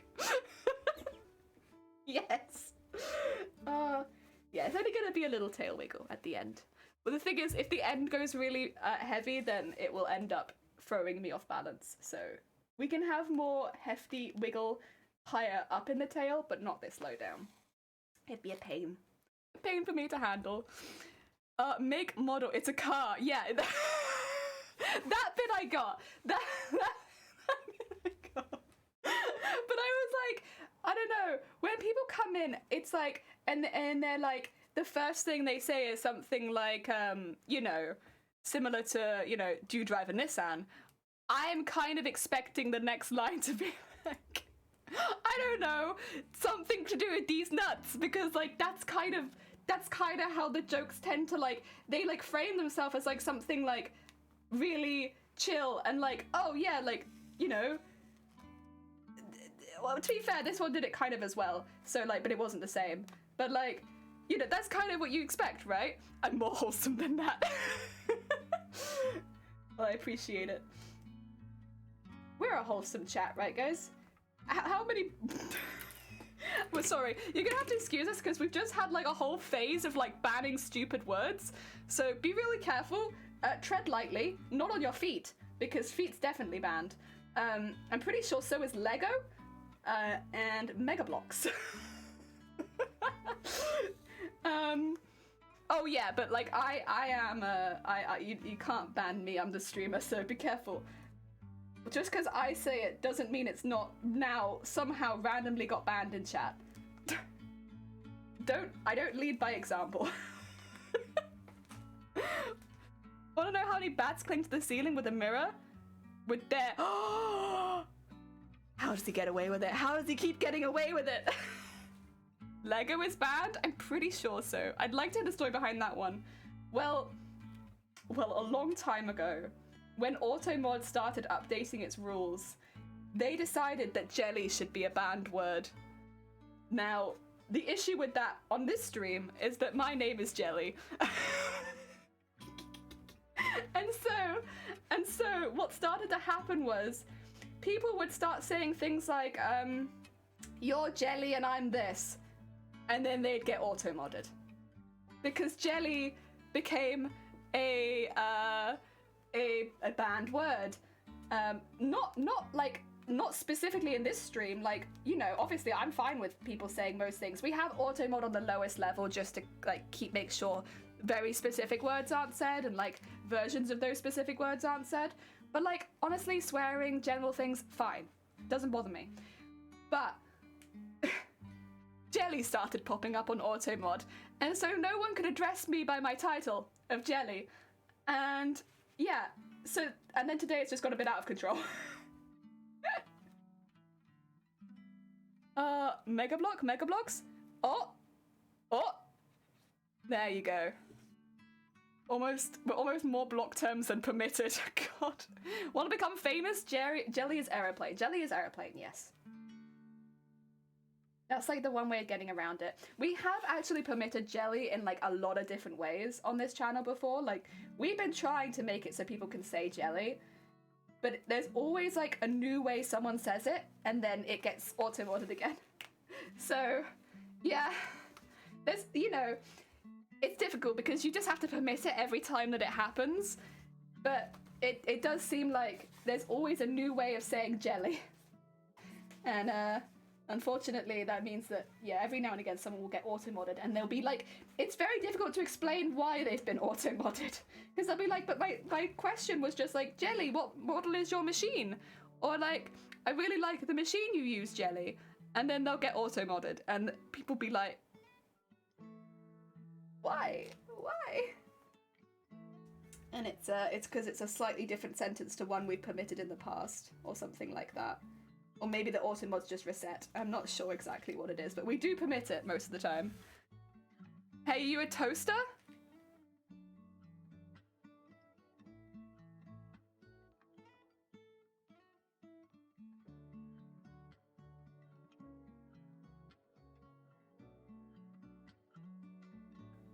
I'll say no to be safe, but I generally don't know. I don't know. I'm afraid I'm not sure. I don't know. I'm sorry. Show us your permitted terms. I don't know. I'd have to go look through them. Most of them are probably really boring, to be honest. But I can have a look. I don't think it'll be as exciting as you think it is. Most of them will probably be Jelly. Want to take a bath? Oh god. Oh god. To be fair, and jellyfish, so could be considered deadly. But I also like do all my models after a moon jellyfish, which is not really that dangerous. It's just kind of stupid. Eric, welcome on in. Hi, NC USA. Oh my god, welcome on in. Hi from Wales. How goes that? I hope you're having a good day. Welcome, welcome, welcome, welcome. Grabs dictionary. There we go. Slowly but surely, adding poof to the tail. Tail poof. Very important. Very important. Can't forget the tail poof.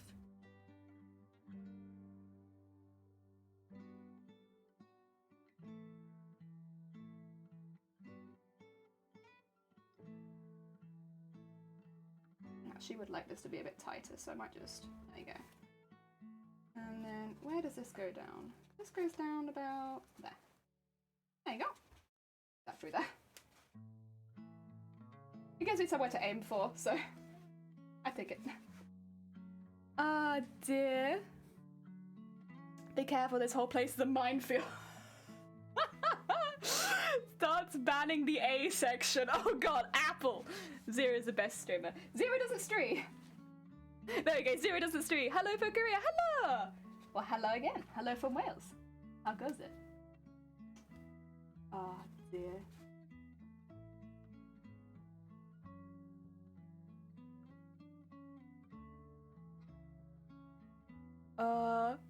Chitty! Yeah!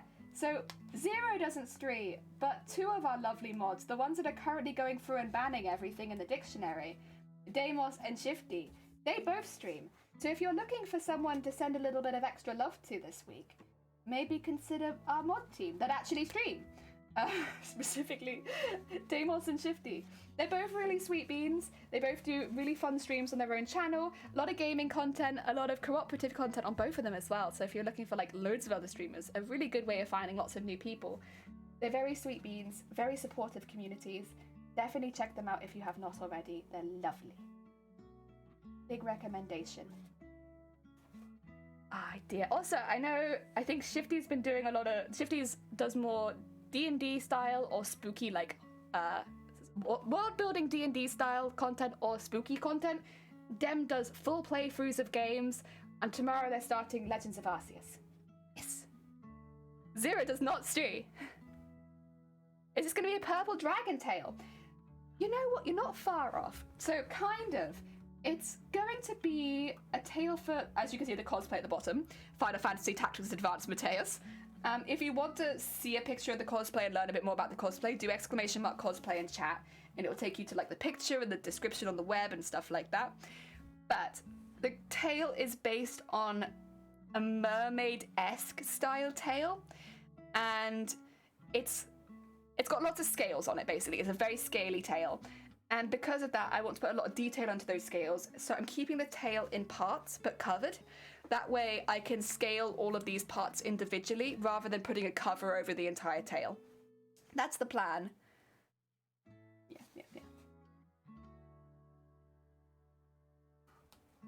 Are you gonna call me a snack? Yeah, I knew it! Finally! My cheesy pickup lines in my head. I was like, I knew this one. He's gonna call me a snack. Yeah. Oh dear. I got one. Just me fixing. Vile! Vile, how goes it? I hope you're having a good day. Welcome on in. Vile, we're making a tail. Oh dear. Do you have an Asian passport? No. I used to have an American passport. I used to have American and British passports, but I don't have the American one anymore. Now I just have a British one. I used to have 2 passports. I think I probably do still have the American one around somewhere just for like record's sake. But yeah, no longer.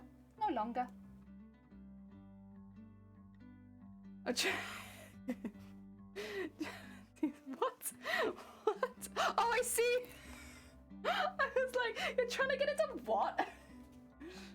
Oh dear. Vile, watch out. Yeah, be careful, Vile. It's a minefield in here. Grade 11 drama and me and a classmate wrote an entire skit on just terrible pickup lines. Honestly, terrible pickup lines. I 10 out of 10.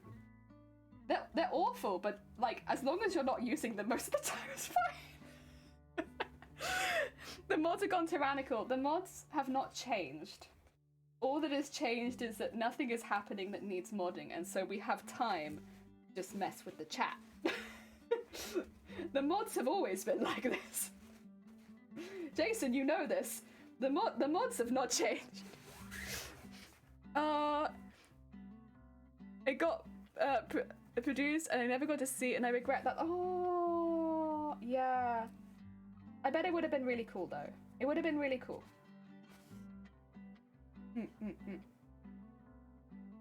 Feet is back. Feet is back. Definitely the Nissan one in real life. A lot. How often do you get the "where's the D's nuts" joke?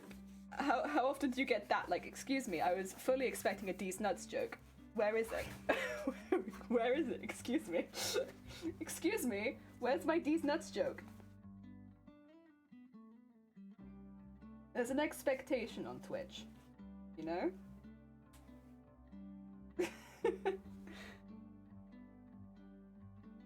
Yay, feet is back. We love feet being back. Oh god. With all them toes and such. Show feet to celebrate. Feet in chat.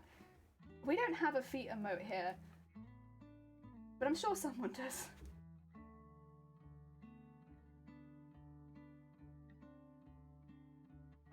Oh, what did I get caught on? I got caught on that. There we go. Well, I don't need that anyway, so. There we go. So yeah, that's going to be like a really small one because it's right at the tip. But I don't want it to go too much. I just kind of want like that at the top. Yeah. Plus it's squishy.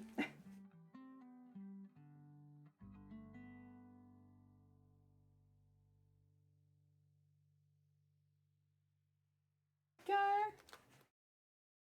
Oh yeah.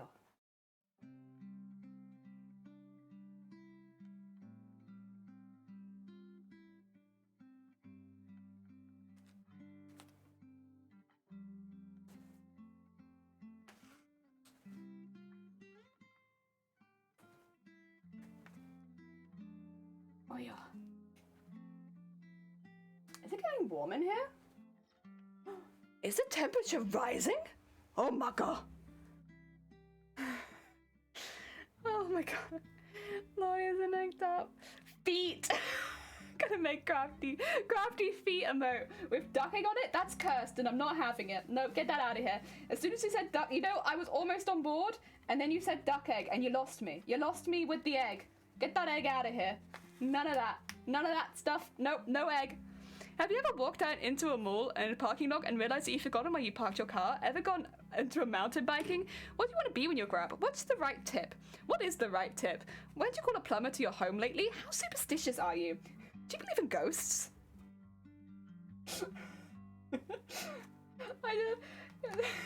Thanks, Shifty. I always appreciate you. It's warming up in chat. I think it's just warming up in Wales, honestly. Which is unusual, because it is the winter, and it is cold at the moment. But I think it's also warming up in Wales. Which is nice. And you love to see it. Yeah, it's 7 degrees! Wow! Wow! Would you look at that? 7 degrees. Amazing.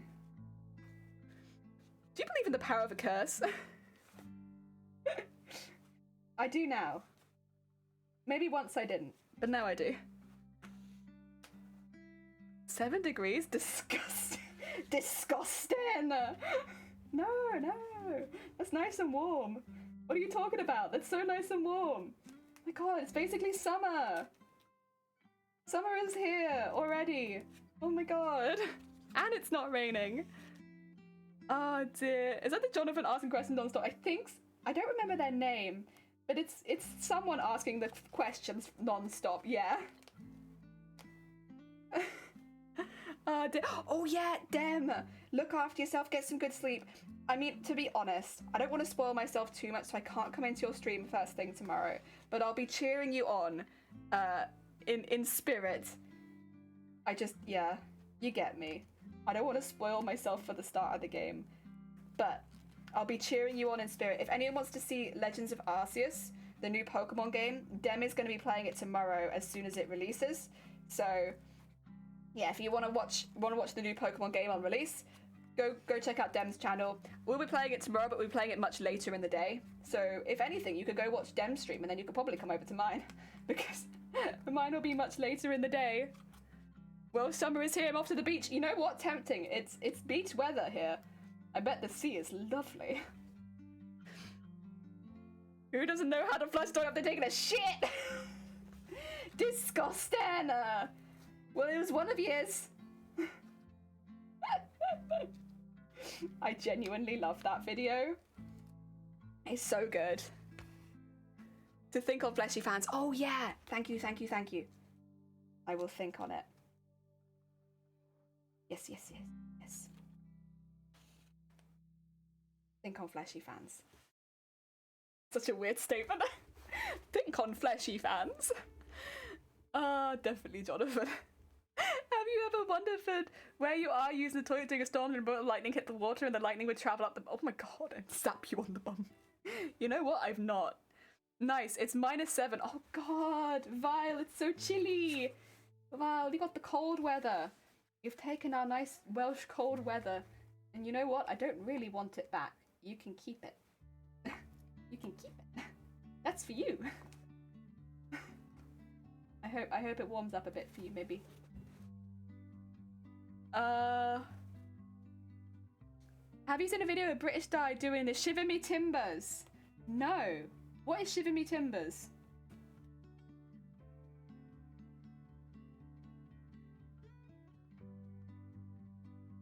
It's 29 here. Ooh. You really are having summer. Oh dear. Hey Jelly, do you drive a Ford? No. No, I don't. I can't even think of what it would be. Ah! Hocus Pocus says pizza on your Focus! Thank you. Thank you. I feel blessed. Jelly, do you drive? No, I'm not actually allowed to drive.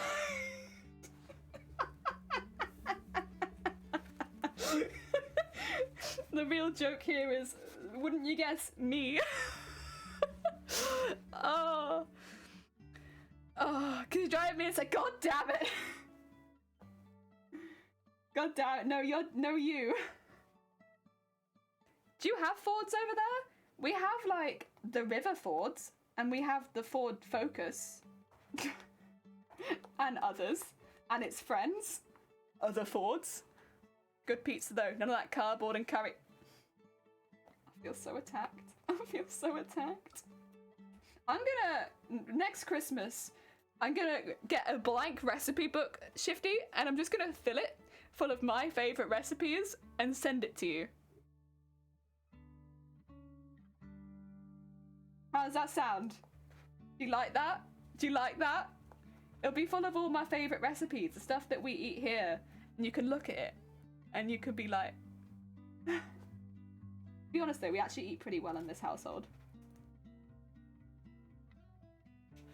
I trust you to drive my car. I'm not allowed to. I'm not allowed to physically drive.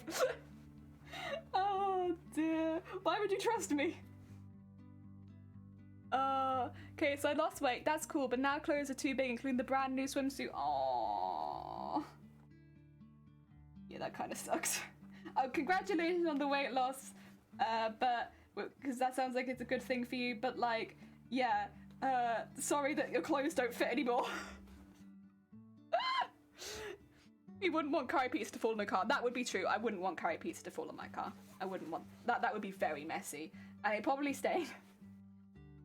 Nah. That was specifically I wouldn't want to happen with curry pizza. You're right. You're right. There we go. We got one half it sewn on. I do need to sew the other half on, but that's half of it. We build this tail up. Jelly, take the wheel! Ah! But I'm not allowed to drive! I can't do that. Jelly, we can all get a bus with you as a driver. Yeah, it'd be very dangerous and very illegal. Dangerous and illegal. Yeah. See, it still wiggles quite a lot. Even though it's really nice and close. Because it can still go to like there. It's so cute! So cute! Bye! Thank you. Thank you. Who did it? Jason! The jelly bus is coming! Ah! Jason did it! But you instigated it! We like to party! We like to party! We like to party! We like to party! We like to party! We like to party! We like to party! The Venga bus is coming and everybody's jumping. New York to San Francisco, an interstate free disco. The wheels of steel are turning and traffic lights are burning. If you like to party, come on and move your body.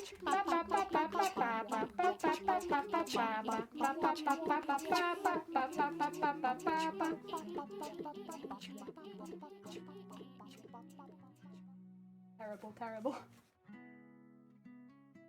Your bad influences on each other. Oh, come on, go the whole way through. There we go. There we go. That's better. Cute. Cute. Jelly Vengabus. Yeah. Jelly Vengabus. I mean, when I'm traveling, that's all I listen to is the Vengabus. I'm still getting recommended Blue in my like recommended songs on YouTube. Like whenever I like want to listen to just regular music, it's like, you remember that time you were listening to Blue by Eiffel 65 over and over again? I'm like, yeah, I remember it. Doesn't mean I want to listen to it anymore. Like Eiffel 65. Whoa! Listen up. Here's a story. I kind of asked for that one, to be honest. I can't even be mad. That was kind of my own fault, to be honest. He sees is just blue, like him, inside and Yo! Are you going to any Welsh contests yet? I'm thinking of going to Cardiff Anime Con, but I don't know. I don't know myself, to be honest. I'm not sure. To listen to. Blue dabba dee dabba die, dabba dee dabba die. I'll be honest, I don't normally go to the anime con personally. I'll tell you why in a second. Dabba die, dabba dee dabba die. Blue dabba dee dabba die, dabba dee dabba die, dabba dee dabba die, dabba dee dabba die, dabba dee dabba die, dabba dee dabba die, dabba dee dabba die. You miss jamming bar. I miss it too. With the woo-woo. Yeah. No, the reason I don't often go to the anime one is I personally love going to Comic-Cons for cosplay. The anime one in Cardiff is often held in a hotel with very small rooms. So very small hotel, corridors and very small rooms. And because of that, it's not very well suited to larger cosplays. So I don't tend to bother with it, because it's not really a con that has a lot going on for cosplay anyway. But even if I wanted to go and cosplay in it, it would be quite difficult for me with most of my costumes. So yeah, that's why. I sometimes would go to Cardiff Comic Con when that was happening, although I think that's been moving around a bit recently. But that's because that was held at the Motor Point, which is a much larger space. So I could take a costume there and, you know, that was okay. When it's at a stadium or something like that, it's much easier to wear larger costumes, but in the hotel ones, I always find it very difficult. Yeah. And that's fine. There's nothing wrong with it. It's nothing against the con. It's just not really super suited to large cosplays. Because of the venue. So many squishies to use with so many squishes. I'm like that in Shifty's channel, and I've got about 100,000 bloop bucks.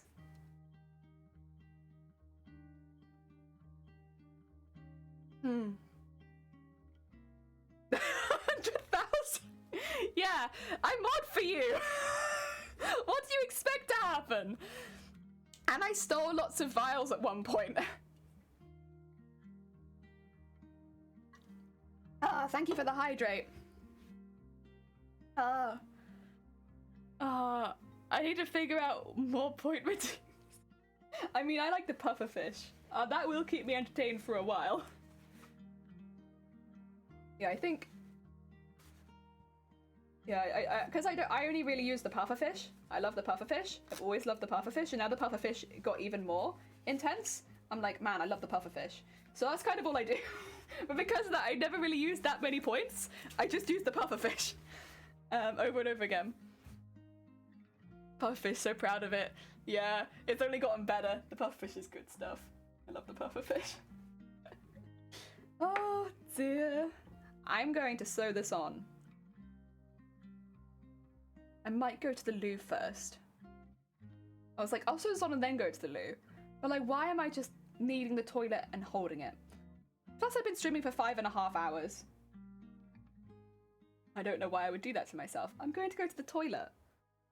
And then I'll be right back, and then we'll sew that on. I thought I'd just suffer here for no reason for, 20 minutes needing the toilet. No, I'm just going to go to the toilet. I'll be right back. I'm going to go to the... Give me like 5 minutes to pee, and then I'll probably grab another iced coffee on the way back. Yeah. Back in a moment.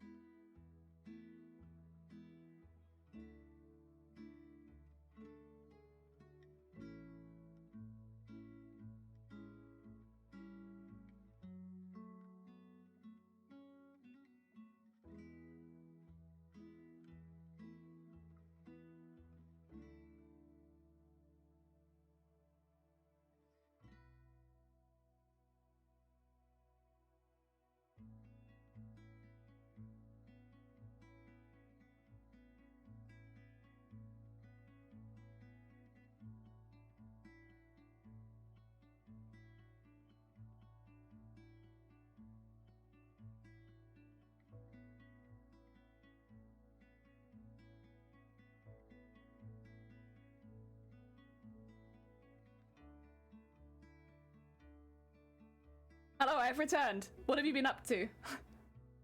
You're always up to something. What have you been up to? Oh dear, I saw a spiral ant crawl across the desk. Oh heck! Oh, you've been dancing? And you shouted me out? Oh, absolutely not. Get out of here. Oh dear. Did I delete the right one? Oh wait, did I delete the wrong one? Ah, there you go. There we go. I deleted the wrong one. Oh no, yeah, I deleted like the shout out. There we go. We fixed it. Oh dear. Rebecca, welcome on in. College homework. Ugh. That sounds about right. You got this though, I believe. You're doing great. Oh dear. Oh no. How did I, with a female body, ever think this was a good idea to purchase white Ooh. That's like a one-liner story right there. You just did a really good one-line story. Like no further explanation is needed. What a good one-line story. I'm sorry.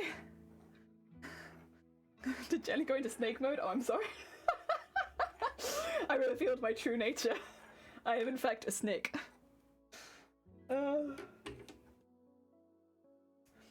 The thing is, you'll say stuff like that, because I've forgotten what happened 2 seconds ago, so I have no idea into what that refers to. I assume either I was doing this, or like I was hissing, but I'm not sure. I feel like I'm sinking. Okay, if it's getting that bad, maybe make yourself a cup of tea or something.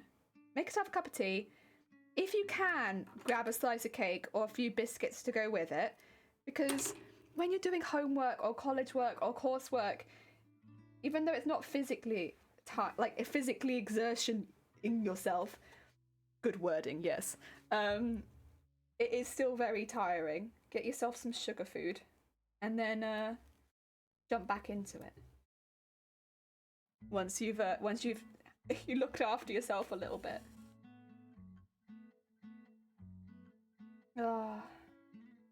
That's what I do whenever I've got like a piece of work. Like I had to do 2.5 hours of paperwork. It was a Monday after stream. I can tell you I was not very happy about it. Straight 2.5 hours of work, and I was like not very well, and I was like doing that. But like a nice cup of tea, it just breaks it up.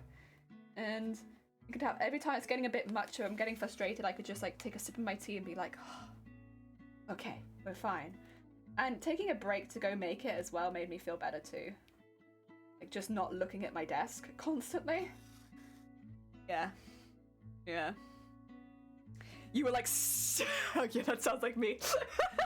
Whenever I'm not streaming, that's what I do. For every hour you study, make sure to take a short break. Yeah, I'm learning that, yeah. Because like just staring at the same thing over and over again, it's like, it's not good for anyone. Like that never gets easier, so gotta look after yourself when you're doing that.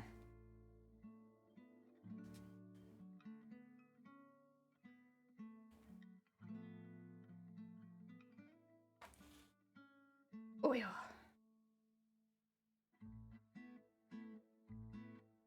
Honestly, I need to get a little better with breaks myself. I think because sewing is such a hobby for me, and it's something that I love so much, I really do it without taking a break a lot of the time. But then that's not very good for me either. I still have to go take breaks, look at something else, go for a little walk, you know, get outside, breathe in some air. Because otherwise I spend all of my good days just up in this room sewing. And then I look at my week and I'm like, oh, shoot, should I be spending my time doing something else ever? Maybe. Yeah. I feel like I need a cat for photography because it's been quite a summer bit sometimes. I mean, budgeting is important when it comes to your hobby, otherwise it can get out of control very quickly.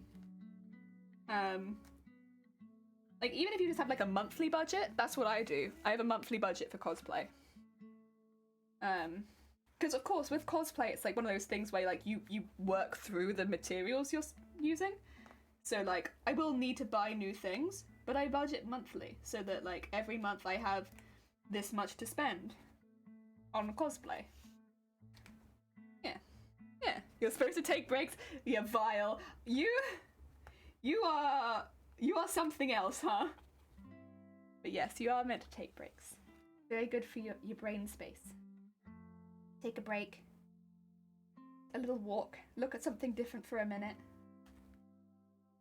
Good for brain. Back! Warm spicy herbs now. I feel a little bit well. Good! I hope your back is feeling better. Val is built different. Val is built like something, yeah. Val is built. Class in a few hours. I'm gonna stay tuned here for a while. Oh, bless you, Rebecca. Well, look after yourself.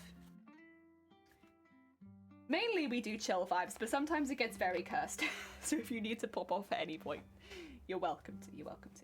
No pressure.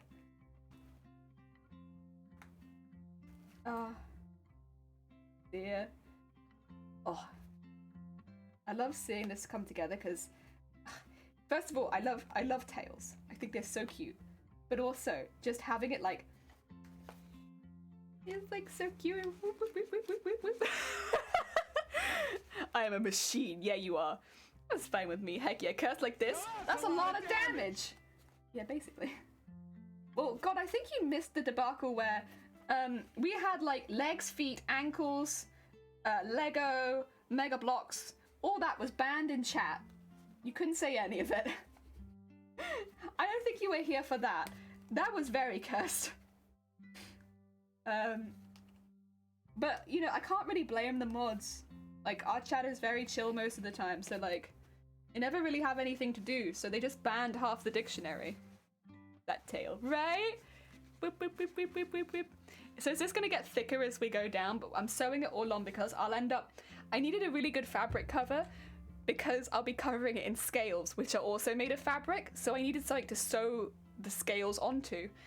So here it is. This is what the scales will all be sewn onto.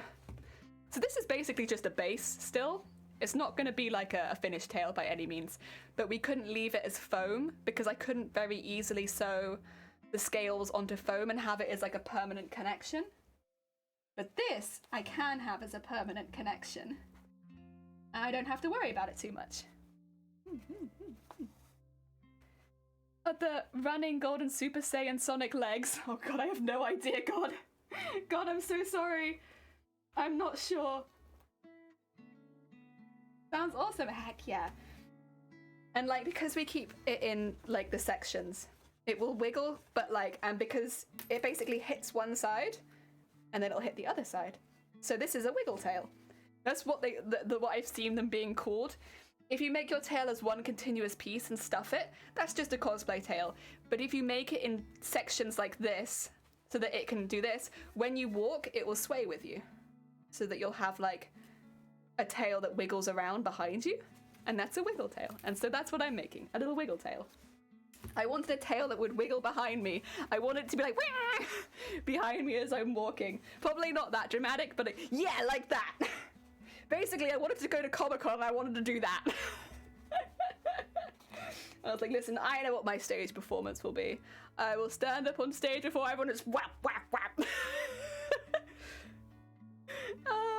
Tail evil swale or whip everyone. Yeah, basically.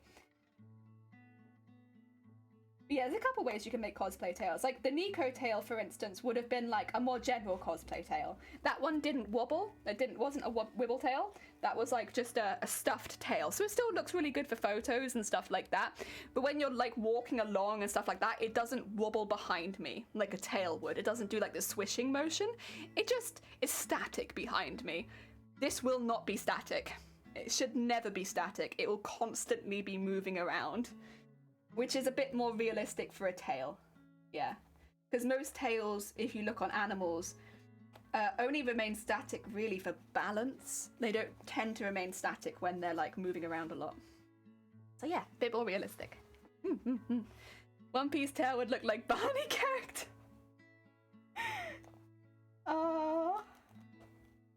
To be fair, there's a lot of different tails you could do in this method. Normally you wouldn't sew them, though. I would say normally you wouldn't sew them. You have to say, I whip my tail back and forth. Yeah. Absolutely. You wouldn't normally do them quite like this, though. Also say, thank you for the horn. You would normally keep it as the foam, and then you would cover the whole thing still. So you would keep all the sections in the foam, attach them to the central piece, like this bit, and then you would cover in one piece of fabric. And it would still wobble underneath it within the fabric, but you just have one tube to cover it in. But because I'm going for a more scaly look, that doesn't really work for me. I didn't really want to make a tube of scales. That's the only reason I'm doing it a little bit more like this, is because the character in question, if they had a fur tail, I wouldn't bother with all of this covering and stuff like that. I would just do like the furnishing foam and over the cover and then put a cover over the top. Yeah. I wouldn't bother covering each individual piece. However, because we'll be putting scales all over these, yeah, it does mean that we need a little bit more detail on the tail than normal. But it also means the tail becomes a feature. And since the tail is so big, I don't mind that too much. Yeah. If the tail was tiny, I'd be a bit like... But the tail is huge. Like, look how big this thing is. It's massive. So I don't mind it being like a proper feature of the cosplay. This is the main part of the cosplay which will make the costume look big as well. Because the skirt's big, but it's like... It's just a big poofy skirt, right? This is actively adding like a limb to my costume.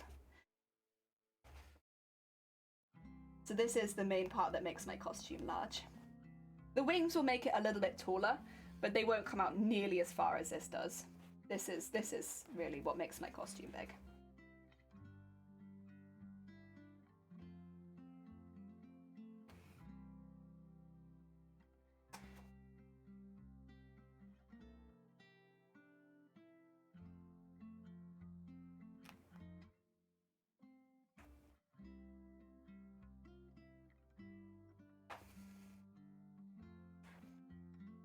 Go.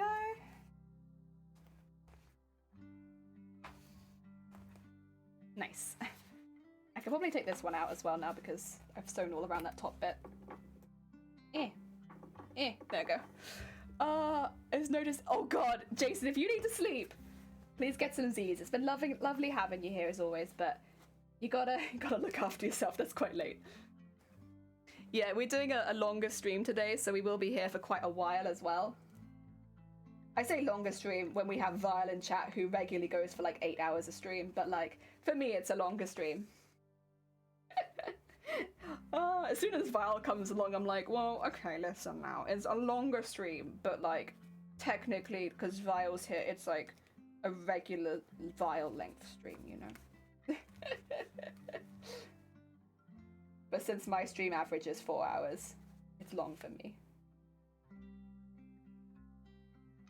There we go. How many hours have you got in the tail so far? This stream and Tuesday, which was 2 days ago. So after stream yesterday, Tuesday. I know what day of the week it is. What I did was I went and cut all of the foam pieces out ahead of time because I didn't want to do that on stream. I needed a really big floor space, and I also cut out the pattern pieces. To do all that took about 2 hours, I would say, maybe 3. But it was off stream, which is why it's quite a lot quicker. So maybe to do the patterning, 2.5, 3 hours, including the foam cutting. So yeah, it wasn't too bad. So add 2 or 3 hours to today's stream. And that's how long it's taken to do the tail to this point. And we are going for about 6 hours today. So probably around 8 or 9 hours so far into the tail. I should say, if I was making a guess. Most of it's been done live on stream. It's just the pieces which are really large, I just don't have the space to cut out on stream. Don't say longer on account of me. I would never. Do not worry. Do not worry. You're all good. You're all good. I much prefer crafting on stream because I love the company everyone brings. Even if it takes a little bit longer to craft on stream than it does off stream, it's so worth it because everyone brings so much joy to my crafting sessions. So yeah. I would, if I could, I would always choose to craft on stream. There are just some things which are a little bit large. 2 seconds. I don't think I have a fever.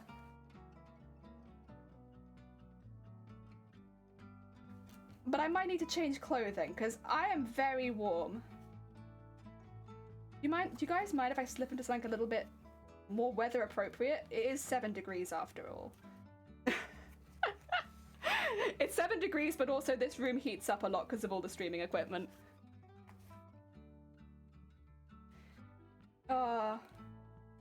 Anything that makes it more fun. Yeah, I'm gonna get around this, I think, and then I'll make sure that I'm not ill or something, because it shouldn't really be this hot at 7 degrees, but like it feels really warm. It could just, I'll check my computer as well, because it shouldn't be this warm. Listen, I know it's basically, well, summertime here, it is 7 degrees, but like also it's really hot in here, I think. Either that, or maybe you're just maybe you guys are just making me blush, who knows. Maybe I'm just like, oh. Guys, oh my god. You know, when I was streaming, I used to blush really easily. The first, like, I want to say like 5 months maybe of me streaming, I blushed so easily during stream. I would be like, people would be saying things and I'd just be there like, oh. But now, yeah, now I'm like hardened. I'm a hardened jelly. It's much more difficult to make me blush now. But yeah, because I do blush quite easily generally. I used to be all the time on stream. It's not a fever, it's any time of the month. I don't know, I'm not a guy. No, I wouldn't get a fever. Like, that's not, at least not for me, that's not normally what would happen. No. At least not like to the, not quite to like that. I know what you're saying, because definitely you do get hotter and colder depending on what time of the month it is, but not to this extreme. not like I need to change my clothing, it's too warm. At least not for me. There probably are some women that might have to experience that, unfortunately, but I think that would be a rare case. Oh, Mama, take care. Enjoy the rest of your day. Bills make me in fever like heck. That's true, to be fair. When I look at my bills, I'm like, oh! We used how much electricity? Oh! How did this happen? Oh. Make sure you can still smell.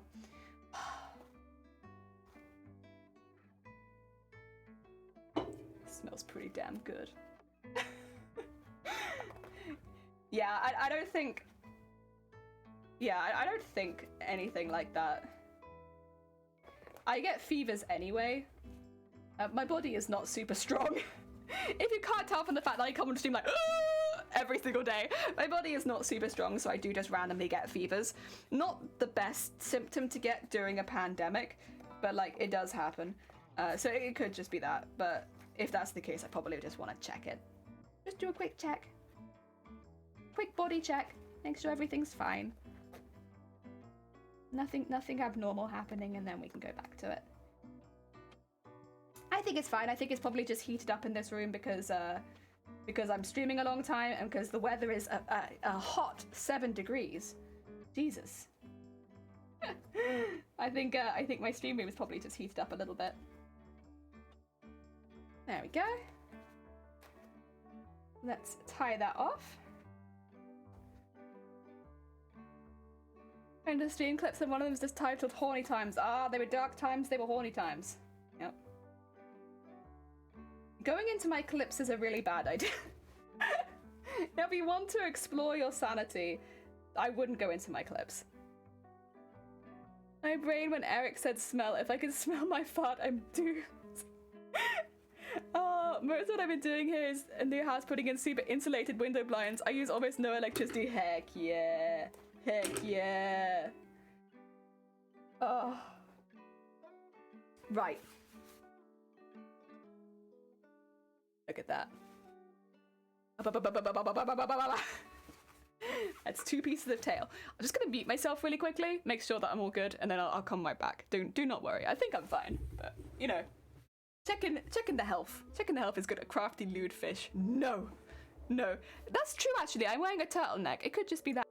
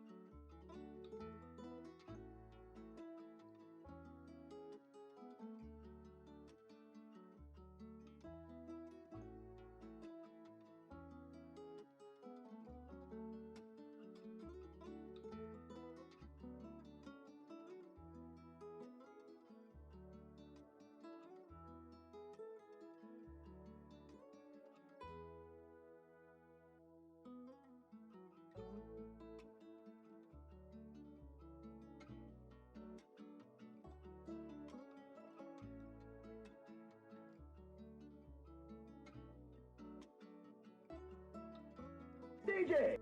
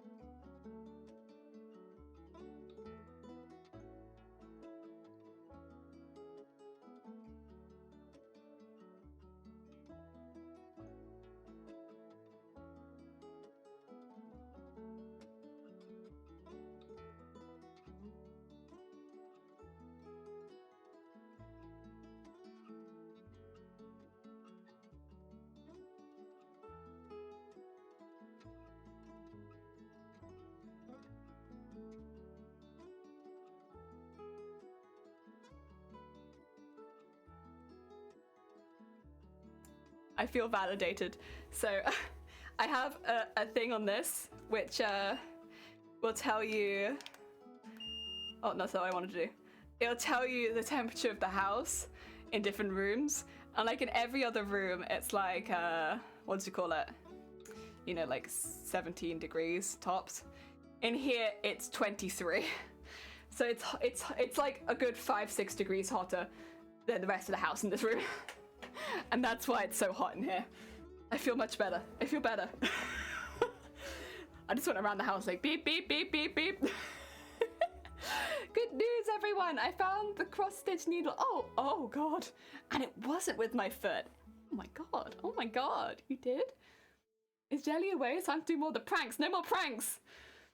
Just, you're experiencing the heat I'm experiencing. Yeah, we've got the same heat. Just marvelous. I think I have to pencil. Oh God.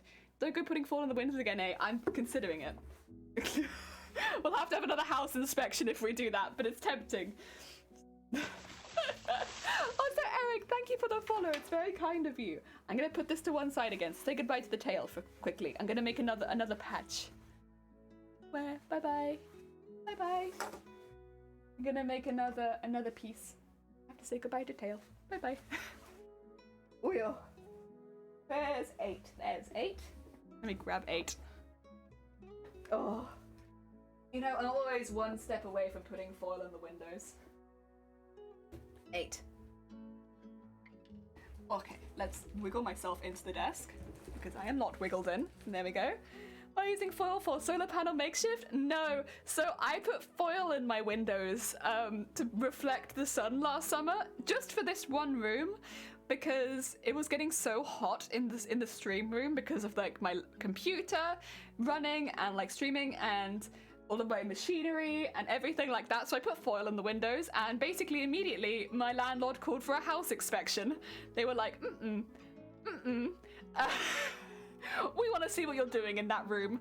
What are you doing in that room? Why have you put foil in the windows? I just want to keep cool. I just wanted to stay cool. But I had we had a house inspection like within the week of me doing that. Also, have a nice lurk, Shifty. Thank you for popping by. Enjoy the rest of your day. Again, if you haven't checked out Shifty's a very sweet bean. They stream on their own channel. I just grabbed the rest of my my foil stuff.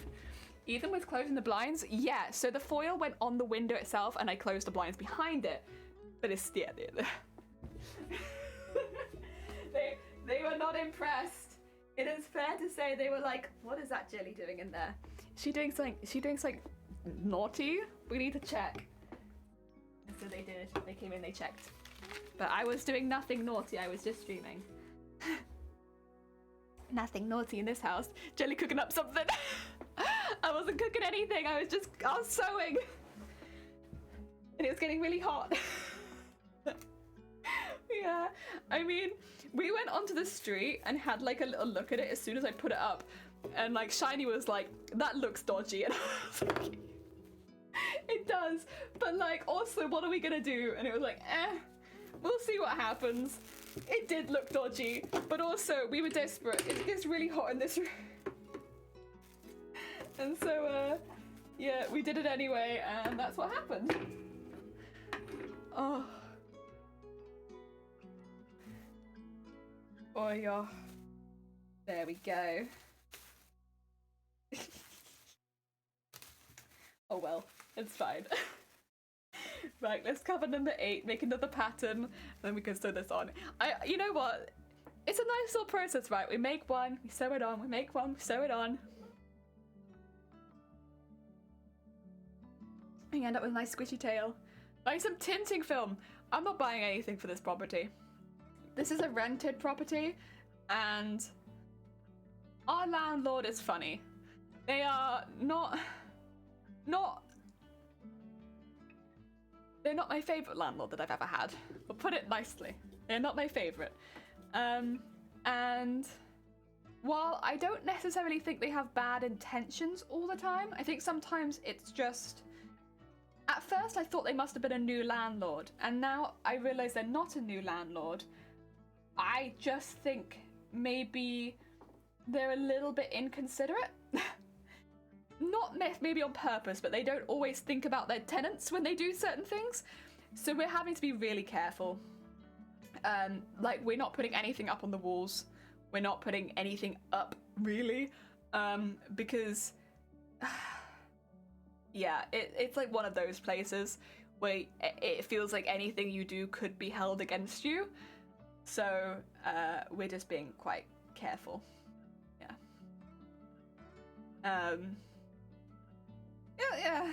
Yeah. We don't want to stay here for too long at this point, so.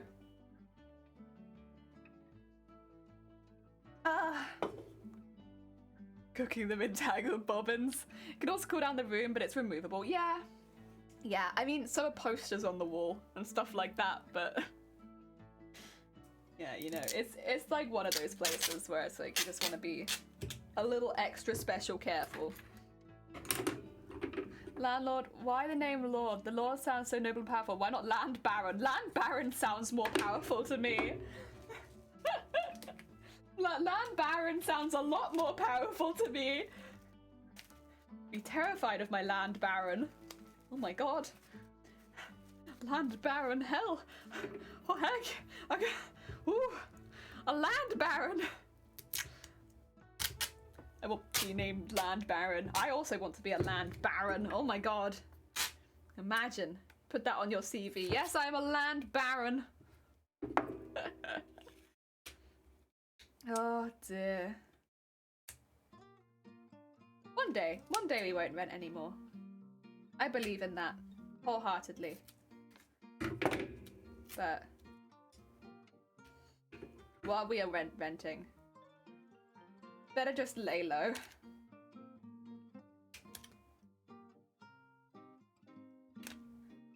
Oh, no, no, no!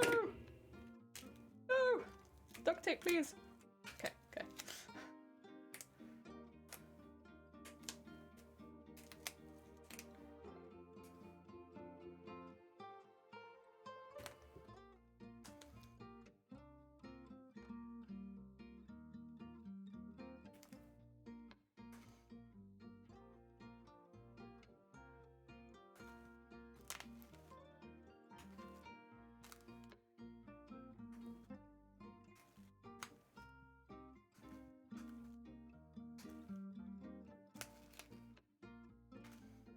Oh, did this side start sticking down already? I hadn't got to you yet. Why are you sticking down, huh?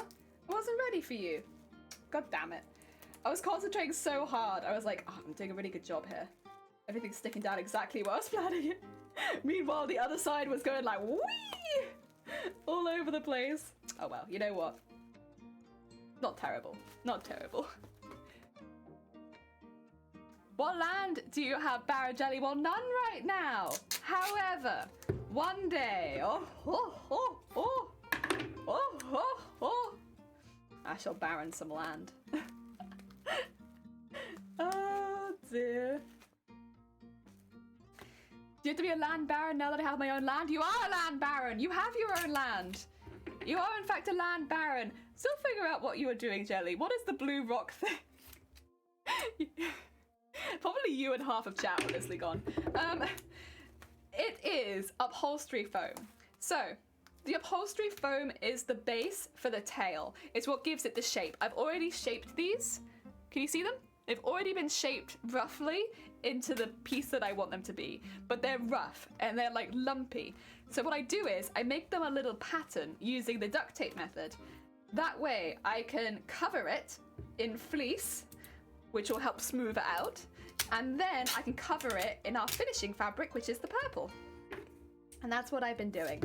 Covering it in fleece and then purple finishing fabric. That way we get a really nice smooth finish on each of the pieces for our tail, because these will all end up being individual building blocks for our tail. And they'll like I guess rub against each other smoothly. Yeah. Good for, important for a wiggle tail, that they all rub against each other smoothly. You don't want any of them being like really rough in there, otherwise it's kind of a problem. Nice and smooth. I shall rule with an iron fist. I meant fist. I don't know, Vile. I think the iron fart sounds a little more intimidating, personally. Personally, if somebody told me that they ruled with an iron fart, I'd be like, oh shoot. You gotta be careful around them, man. Who knows what gassy concoction they're coming up with. Gotta be careful.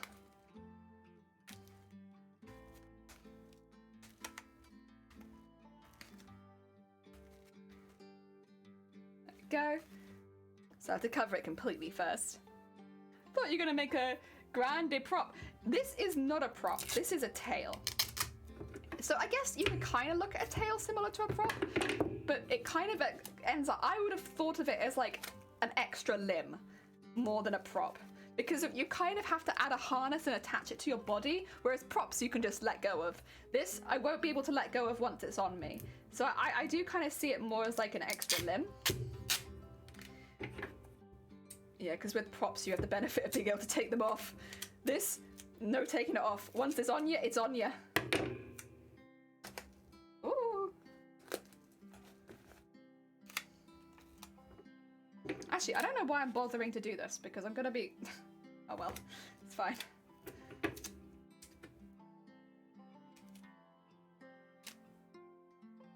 There we go.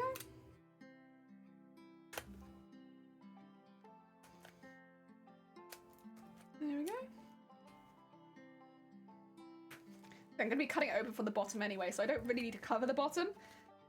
It's fine.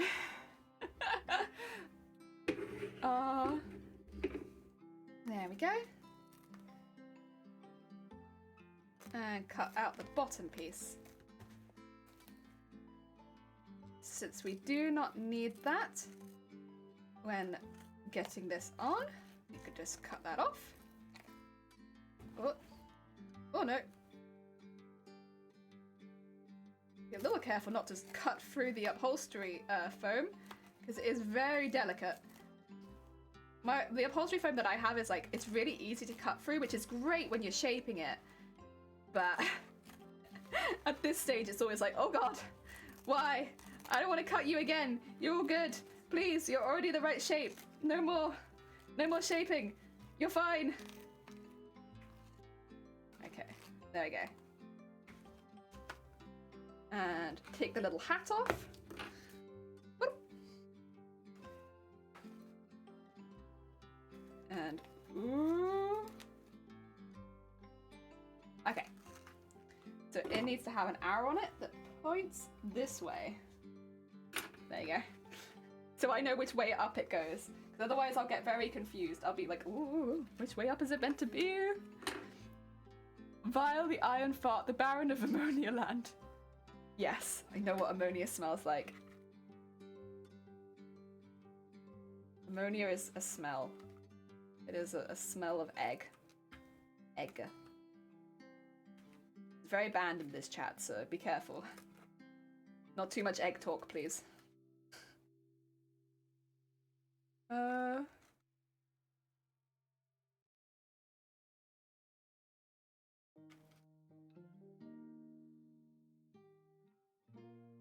Okay, how's that? Do we need another one? We might need another one, huh? There you go. That looks pretty good. I think we can work with that. Yeah, that looks pretty good. There is a little bit here that is needing a little bit of tape on the back of it, I think. That's alright.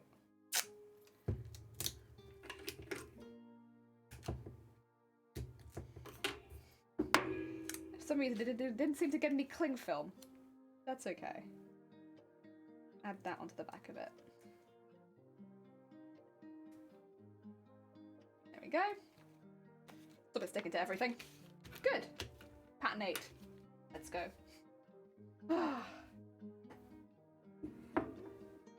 Oh yeah. Vulcan Eternal Stench is my home. God. That sounds grim, Vile.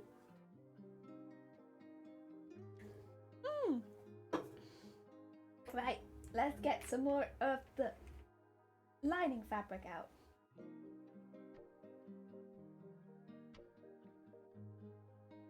Oh yeah. These will be done in a similar way to the one we just did, where I'll draw the whole shape onto it, but I'll actually cut it out like a circle.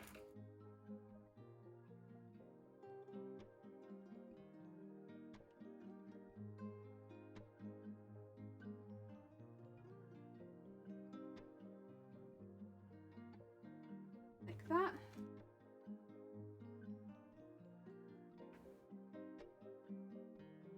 And that, like that, like that. That, and this. Put a little arrow on it going up, and then the reason we're giving it such large seam allowance is because it helps it fold over the other side. It's not just so I can waste tons of fabric, I swear. There's a good reason. And down that side, down that side. Get all these in. And then this one. And then one. I'm a little inspired by something Dem did the other day, where he took some of the footage and did it in speed up mode. So you could get like the speed up version of a process. If I did the rest of the sewing for this in like a recorded version of top down, like I wouldn't necessarily stream it because I'd probably be spending my evenings doing it. But if I was to record it, just so you could visually see me doing it, would you guys be interested in a time lapse of me making the tail cover?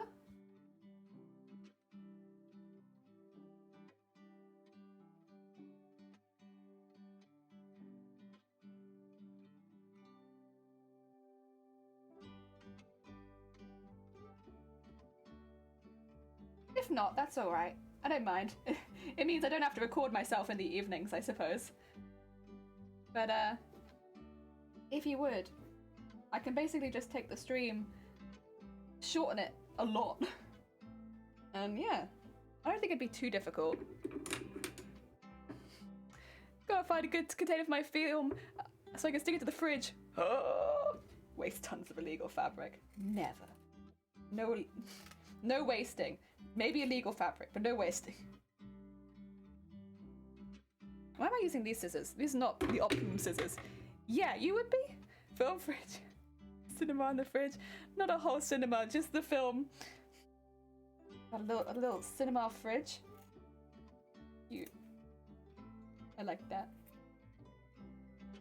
Time-lapse in Jenny's YouTube? What? That's a first. Jenny, you don't usually post Twitch on her YouTube. No, I don't. I do have a YouTube channel, but I haven't been able to post for a really long time because I haven't actually had any editing software. So there's not really been a way for me to post to it, which is why I don't advertise it at all, because I'm like, listen, I appreciate anyone who's gone and followed it, but like I've not been able to post because I've only recently got editing software again, and I need to get used to it anyway. But I could that way show you the rest of the tail process, but like really sped up. That might not be a bad call, yeah?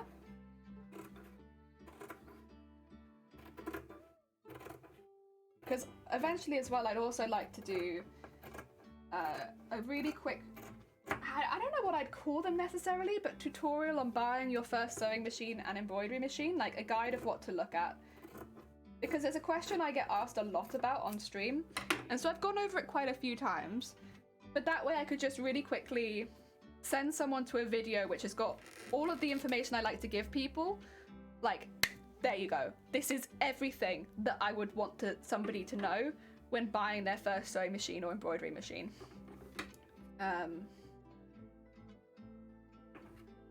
Because yeah, it is something that I've gone over quite a bit with quite a few individuals, and like I do like talking about sewing machines a lot, but there's always a concern for me that I miss out on one detail here and there. Like for instance, I might be going over embroidery machines, talking about like the digitizing software and stuff like that, and I might fully forget about bed size and like the size of the hoop, and that's a really important detail.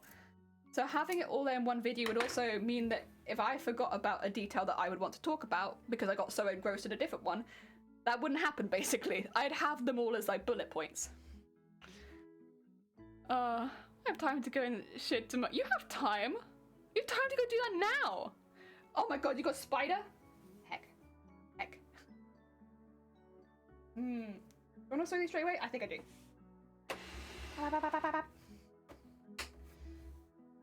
Oh. There you go. Sorry, sewing machine. You don't deserve it. You're too good for me, sewing machine. Too good to me. Oh dear.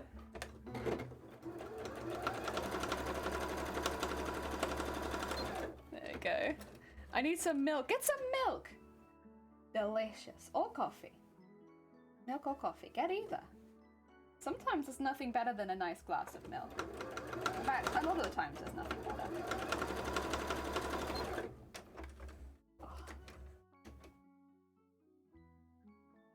I can't really drink milk straight anymore because I'm lactose intolerant, but I will say I really like almond milk. Almond milk? Very delicious. And so and in the summer, just having that like really cold, that's good. That's good. I like that.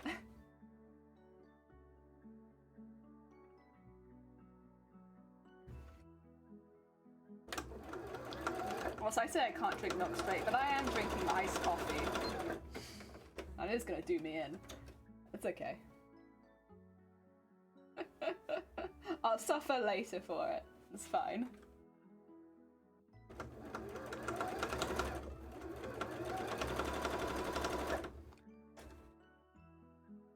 Just gonna be a little spicy from now on. I mean, you're right. That's basically exactly it. I could definitely drink the milk, but everyone around me would suffer. So, so generally, I choose not to drink the straight milk. I need to make iced coffee, but I need sleep. Sleep! Gone! Sleep! Get some good Z's. You got some good sleep. So that your tomorrow can be good. Okay. 1. 1. Okay, I need to do the quick check to make sure that it fits. I'm pretty sure that it will, but it's always worth checking.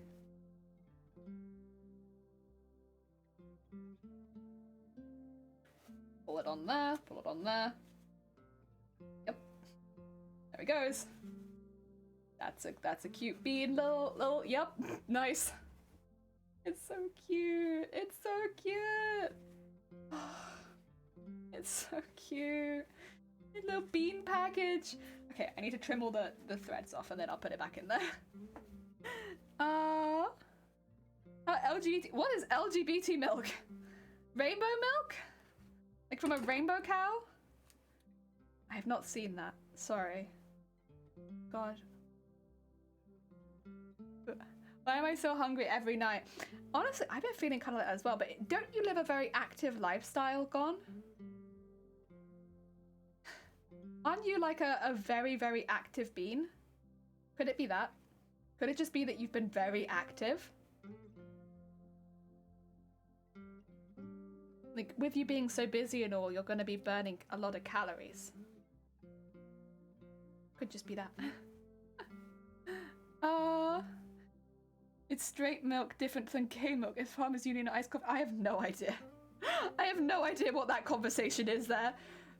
I'm sorry. I've lost track of that one.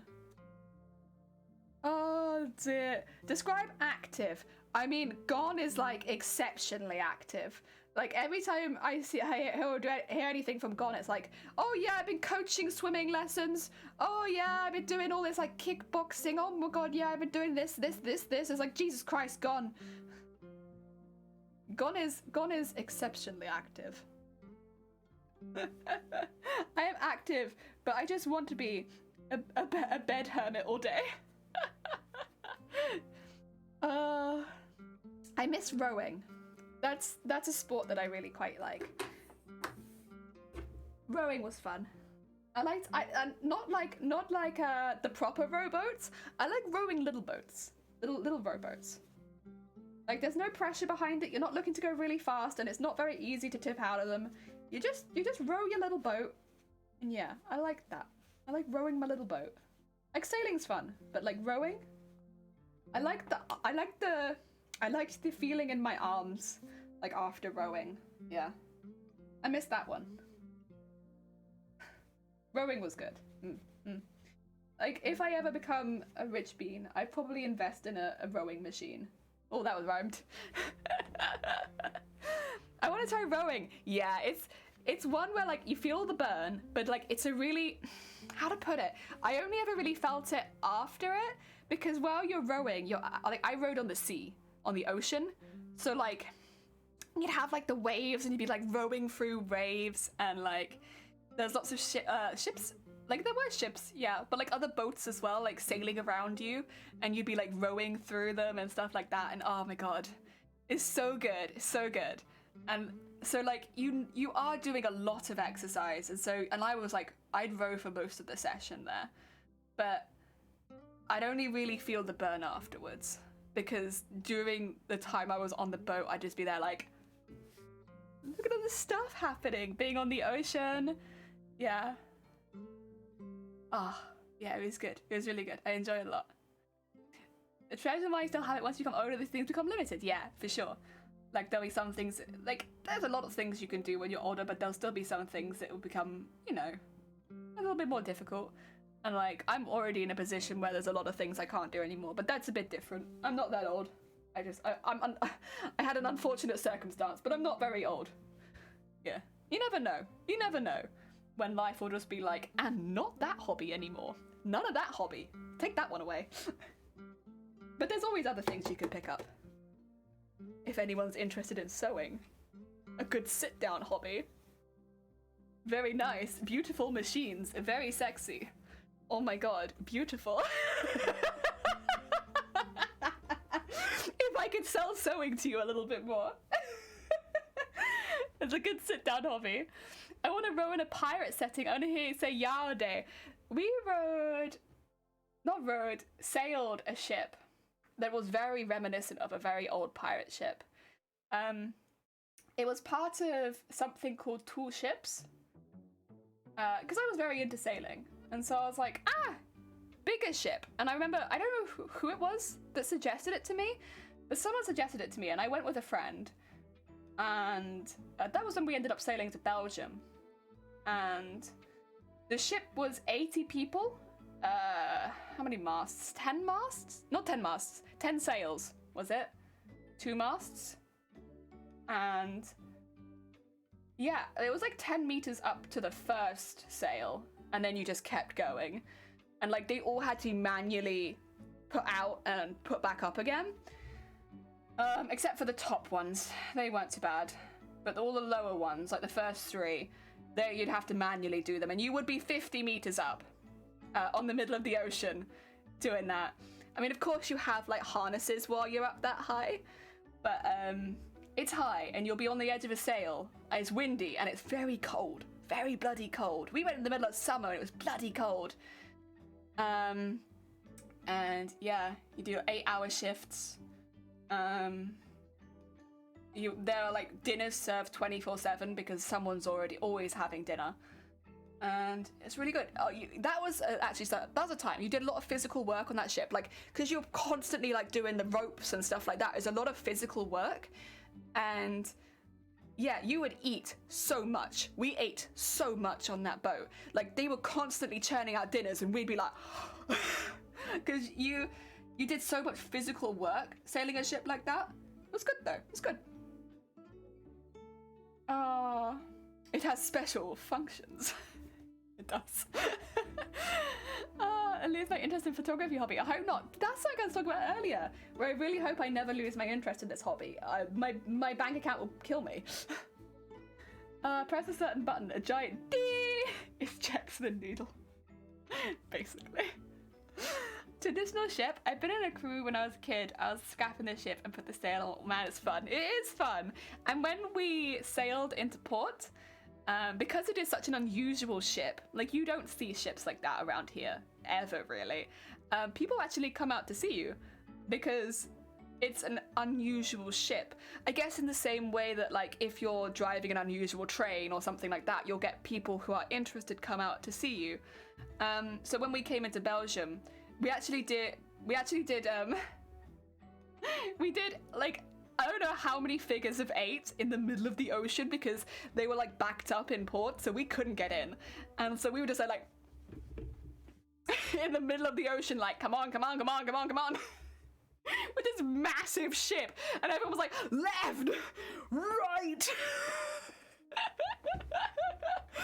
That was pretty intense. Doing the figures of 8 was something.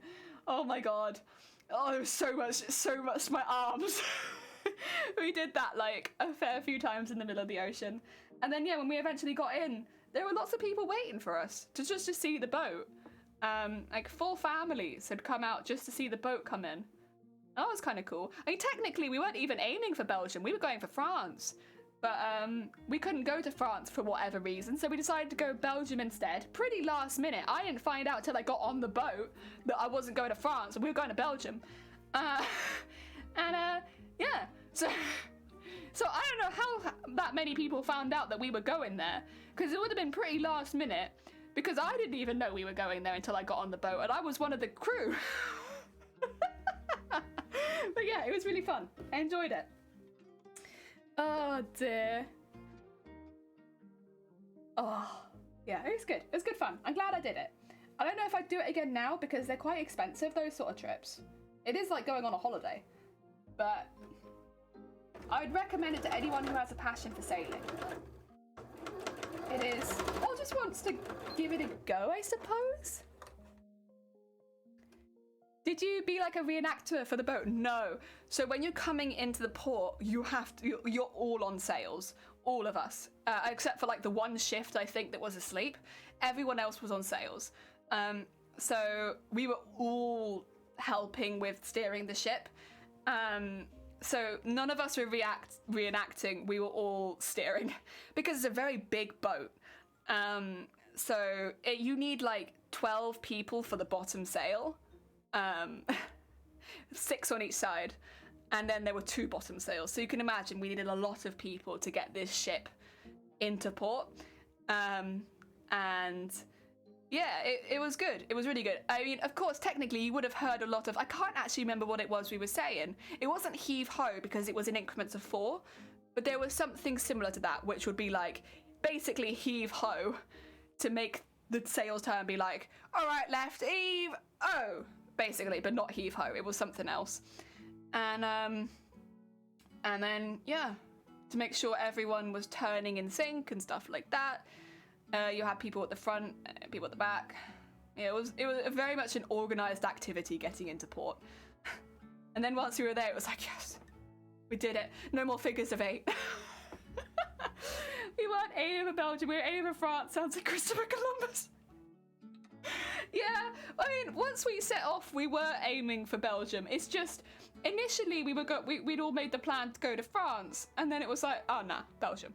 I'm really glad we did though, because honestly, it was so nice. We all got off the boat once everything was obviously set up and we were all good to go.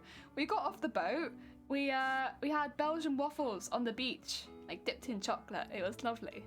And I have a really, really good memory of everyone. Honestly, when I got off the boat, my legs felt like absolute jelly. I was like, because I hadn't been on still land for like a good few days, and so I was just a bit like, ooh. But yeah, we had Belgian waffles. We all went out for like food everywhere we could find. I bought lots of souvenirs for people, and yeah, it was nice. It was nice. It was really good. I'd definitely go back. Also, that was the first time I ever saw a tram. That was the first time I ever saw one. Technically, we do have a few tram places in this country, but they're a bit few and far between, and I'd never been to them at that point. So the first time I ever saw a tram was in Belgium. Yeah, that was really cool.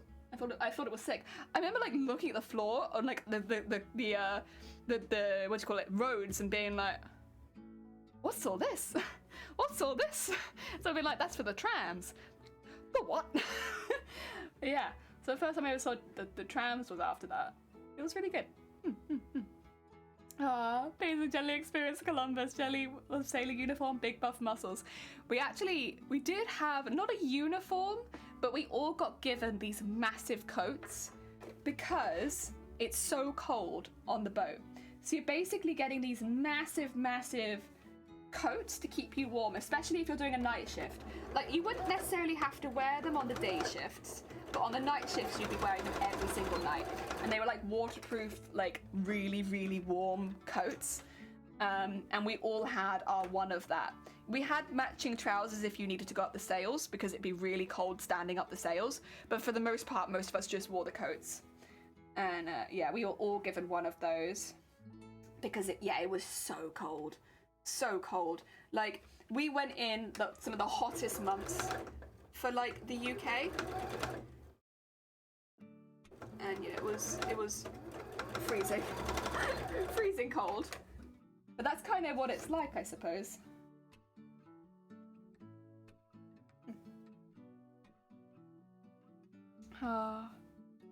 Yeah, I can't get away with any less. Like, I bought, like, they did say, like, bring hoodies, bring warm clothing, bring jackets. And I was like, I can't be that cold. Oh, Harumi, welcome on in. Thank you so much for the follow. I was like, it can't be that cold. I bet it's not that bad. And then I got there, and I was like, oh, it is chilling to the bone being on those boats. Chilling. But, you know, memorable. It's very memorable. Another reason to eat more food, honestly. You're tired and you need to heat up. Oh dear. No, it was good. I enjoyed it a lot. I was pretty seasick the first few days though. I think a lot of us were. I just felt like actually like pretty nauseous most of the time for the first couple days. I didn't think it'd affect me too bad, because when we were like at port, I was like, oh, I'm fine. I'm not even noticing it. And then we left port, and I was like, ooh. Ooh. Okay, well now I feel it. And I think a lot of us did, but after a couple days, it was not too bad. You just have to get through the first couple days, and then you're fine. It seemed like for most people. By the end of the trip, no one was seasick. It's just the first couple days of, ooh. I mean, it rocks. These ships, they are like... so you really have to get used to it. Oh my god, you get battered. Of course, sometimes it was worse than others as well. So like, sometimes you'd be doing all right, and then suddenly a wave would start hitting you, and you'd be like, oh. Yeah. It's weird though, because even though I felt pretty seasick, I still remember eating ridiculous amounts of food. So I must have been starving. Get visited by Dutch like 18, I think, and I was middle of the road, sitting in horse carriage. Whoa! Horse carriages. Sick. Horse carriages? You don't see them too often, huh? I mean, we don't see them too often. Like, for special events, I guess, is when you see horse and carriages more. Horse riders, I suppose you could see more, but horse and carriage, that's like an event vehicle. Oh dear. Colossal. Oh god. Oh god. There we go. Right, let's get that over the other one. I got so engrossed in talking about sailing. Oops. Oops. It's fine. I'm not in a massive rush. We craft as we go. No rushes. There we go. 2 little covers. Sorry. Excuse me. Ignore me just screech hiccuping. I'll have another drink. Oh, dude. What time is it? I can go for another, like, 45 minutes, probably. Maybe a bit longer than that. Ah, dear. Fun fact. When, like, in European have, like, steam engine and all, here we have traditional medieval empire. Oh. So I'm trying to finish my coffee. There you go. I think that's basically it. Sometimes I can feel like a tiny, tiny bit left, and I'm like, give coffee, give, mine. Right, can I fit this on this scrap? Using this scrap to the full extent. I think so. Yeah, I think so. I mean, I don't need that much more than that. Yeah. Go on.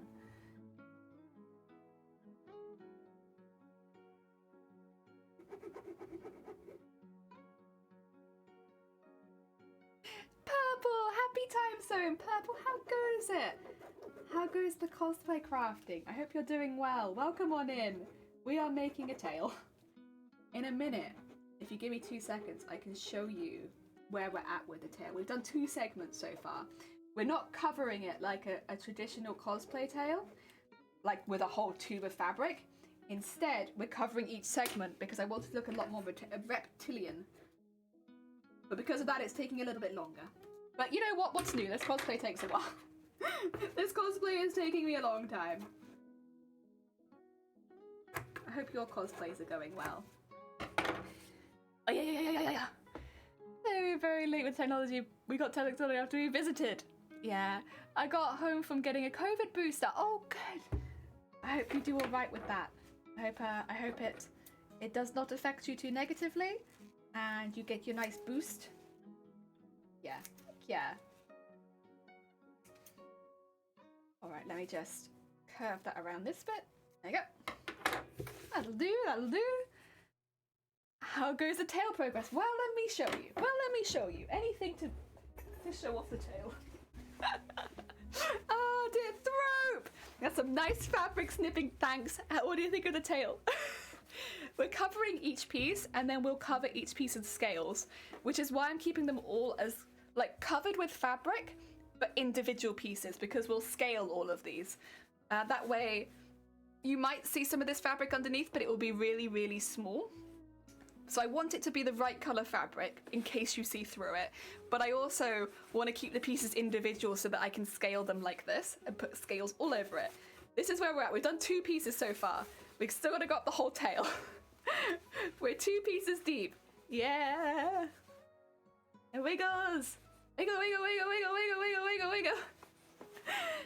Have a few vitamin water Gatorade plus work off until Tuesday. That's good. Heck yeah. That sounds very good. Very sensible. Feel like it's on the wrong website. What do you mean? What do you mean? Can I help you, Thrope? Let me shake my tail at you.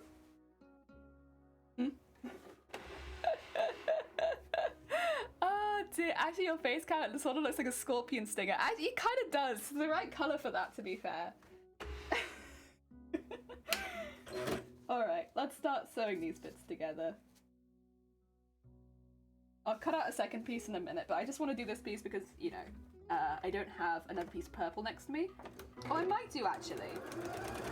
I might be thinking too soon. I might actually have another piece of purple right here. It's progress. I was lurking before. Oh, were you? Oh, thank you for the lurk from before.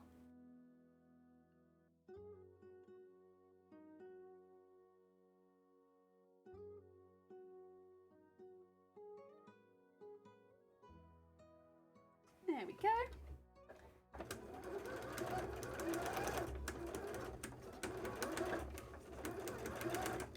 There we go. And yeah, to be fair, progress is like probably not as fast as it could be, but I'm happy with it. Everything we've done, I'm very happy with, if that makes sense. It's not the speediest progress in the world, but I'm happy with it.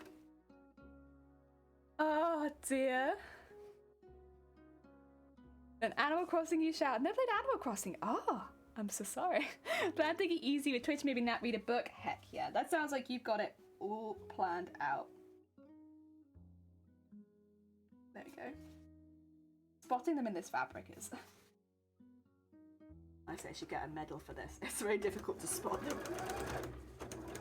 And then just go down here. And one there.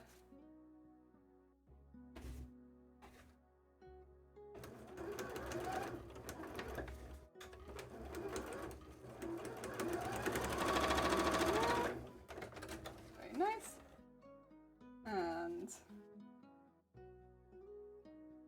There's one.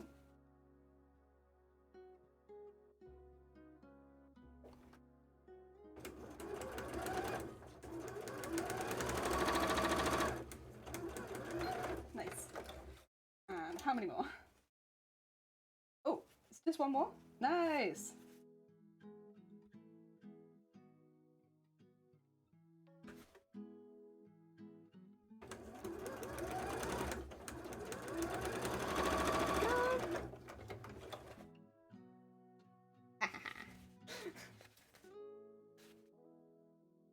Okay, which one do you go with? Is it this one or the other one? We'll find out.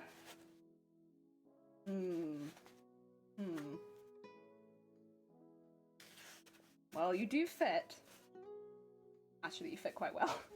It's probably this one. I was like, well, you do fit. Is it perfect? Yes, actually. I think it's this one.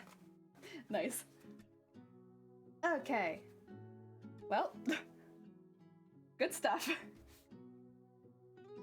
Let's put some pins through you. One. And I'll do the same thing as before and basically sew it straight onto it, so yeah. Let's trim up this side though a little bit. So it pulls over easier. And like this. And like this. This. There we go. 1, 2, 3. Okay. Very nice. Very good. Okay. Put one in there. And then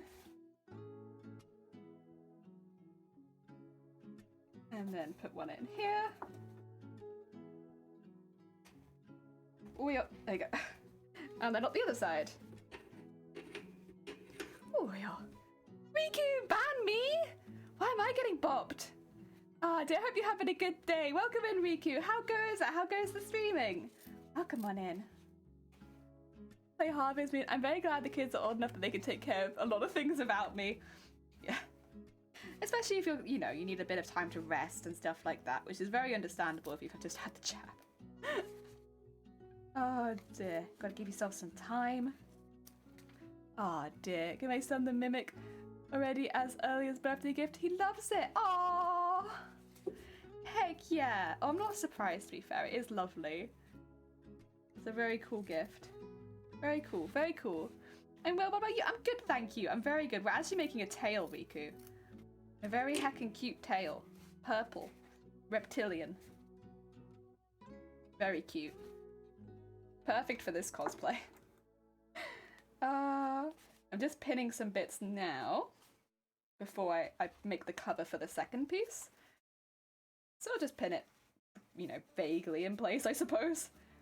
It doesn't really matter since all of this will get sewn on anyway, but for now... Oh. Yeah. I'll do that. Or maybe a bit further in. Like that. There you go. That's good. Hold it all in place, kind of. There's some bits that are definitely trying to flare out, but we can work through that when we're attaching it. Yeah. There we go. I think... I can kind of tell. I think it's this way around. Yeah, because this side feels thinner than this side, which... Let me grab the tail. That's quite important, see? I think it'll go like this. Yeah. Nice. So it'll be like in there. Our next tail piece. Yee. We're getting there. We're getting there. Put that up there, and then actually, do I have a spare purple piece here? Because I remember cutting out a weird shape. Yeah, I do. I was gonna say I cut out some weird shapes, but they were like, they were large, and so I kept the scraps because I was like, I could use this for covering things for the tail. Exactly what I'm doing now. So yeah, lucky, I can keep this. I actually need this the other way around. There we go. Tail or tile? You making a rat tail? No. Just a very cute purple tail. It will be covered in scales eventually, but that will be down the line when we're making scales for the skirt as well. I'll make all the scales at the same time to try and keep them as like regular as possible. But eventually we will cover this tail in scales. But for now, I just need a really strong fabric base that can be attached to a corset and also eventually have the scales attached to it. So that it's basically a good strong base for now.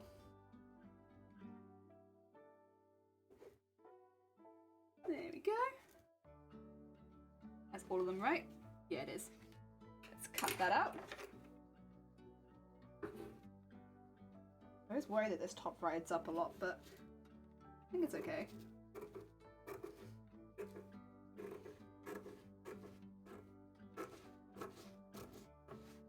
Yeah. There's fabric.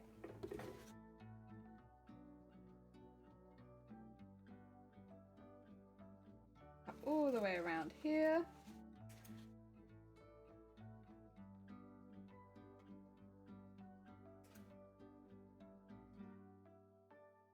And that. Very nice. Very nice. The costume is wide. Oh yeah, if you exclamation mark cosplay and exclamation mark comp, sorry. I'm sorry, Thrope, I'm sorry. It is a wild costume. It will take you to a cosplay page. So exclamation mark cosplay will take you to the Mateus wiki, and exclamation mark comp will take you to the competition that we are entering this cosplay into. I'm so sorry. Yeah. Because it's like a banner on the bottom of the screen, I don't know if it's going to make it easier for people to notice or harder. But yeah, my bad. I feel we can maybe do a vote on that. You cookie? Cookie? You looking for a cookie? In this channel? I do have biscuits, to be fair, so you're not far off. Ooh, I see the bit on the side. Yeah. And that's the competition. Yeah, there's a yeah, there it all is. Yeah, we have like a little banner now. Do I look like a news reporting station? Welcome to the news. Here it is, cosplay, predominantly cosplay. News. It kind of feels like the same banner that they have at like the bottom of the news, where they're like, breaking news. But for me, it's just cosplay. There's no breaking news. There is actually only cosplay. Probably better like that. Is there? Oh, you're right. Thank you. I appreciate it, Riku. I probably won't fix it live on stream because I'm not very good at typing, but I will fix it after stream. I appreciate it. Thank you, thank you, thank you. In fact, the fact of me not being very good at typing shows from the fact there was a typo in it. I missed the T. Oh dear. I'll fix that later. Cheers, Riku. Oh. You need some very dramatic music like this to say, we interrupt this Twitch broadcast to bring you breaking jelly. It'd be more like jelly breaking things. I've already broken like an entire pack of needles making this costume. With my bare hands. I've just been like snapping them. Oh my god. Breaking news, Jelly's broken more of her equipment. Again. At this point, it's not even a breaking news story. It's just expected. I had to end, I don't know if you were here, Thrope, I had to end one of my streams early because I broke all of my needles. And at that point, I had no more sewing needles left and I couldn't continue beading. And I had nothing else ready to go.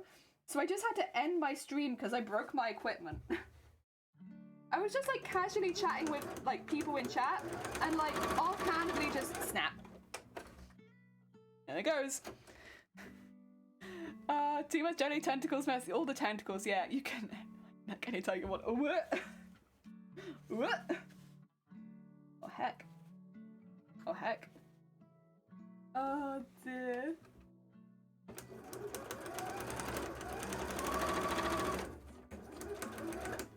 We need a breaking news that is just news about breaking. Yeah. That's yeah. Honestly, I kind of do. That's what this stream is half the time. It's like, breaking news, I broke more stuff. And that's the end of the stream, because I now need to go replace the stuff that I broke. Again. Goodbye, everyone. Nice to see you. I enjoy new tickets waiting for my PC. What's it gonna get sick of? Yay! Get new PC! Heck yeah! Heck yeah! New PC, new PC, new PC. Okay, let's trim all the threads quickly. A lot of threads to trim. Oh yeah, there we go. Sure they all come out. There we go. And that. And then go around the other side. All the bottoms of the threads. Go.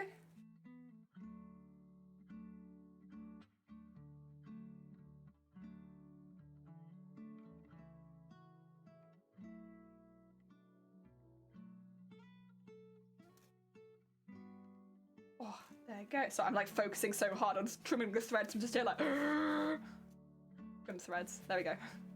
Nice. Okay. Trim all the threads.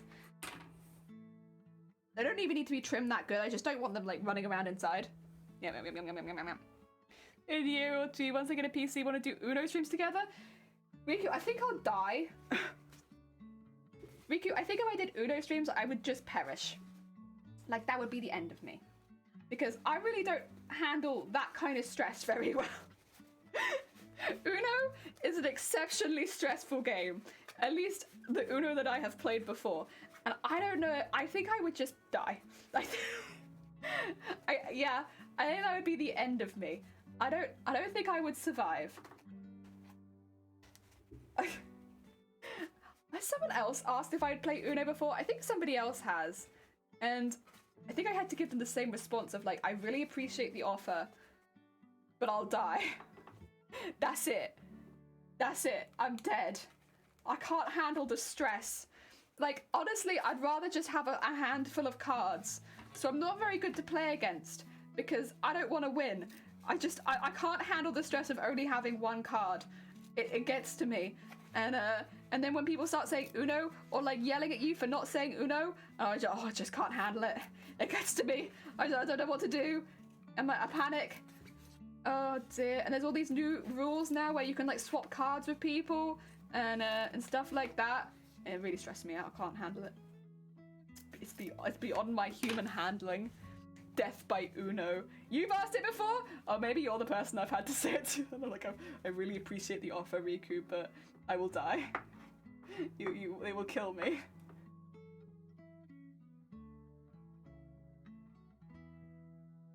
Phasmo. Oh yeah, see now Phasmo, that's fine. I'd absolutely play Phasmo. I've played Phasmo with Shifty before, I believe. On stream. That was good fun. I'm very low level. I don't really have any money, but like, that's fine. That doesn't stress me out like Uno does. Uno stresses me out. Uno gets to me. I can't handle it. But like Phasmo's fine. Like Phasmo doesn't stress me out that much. I don't know. Phasmo's okay. It's just Uno. Phasmo's fine, but Uno really gets to me. I can't handle Snap either. Snap and Uno, they really get to me. It like gets me in my soul where I'm just like, can't handle it. It stresses me out so much. Life stresses me out. Understandable. Understandable. I'm opening my next coffee. Yeah, nice.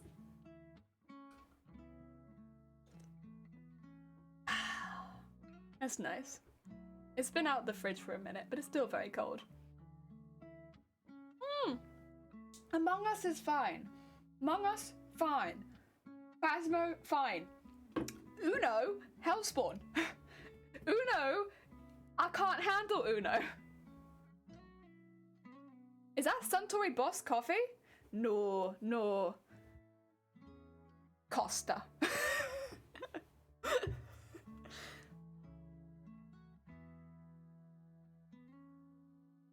Jelly be like, did you mean jelly flesh?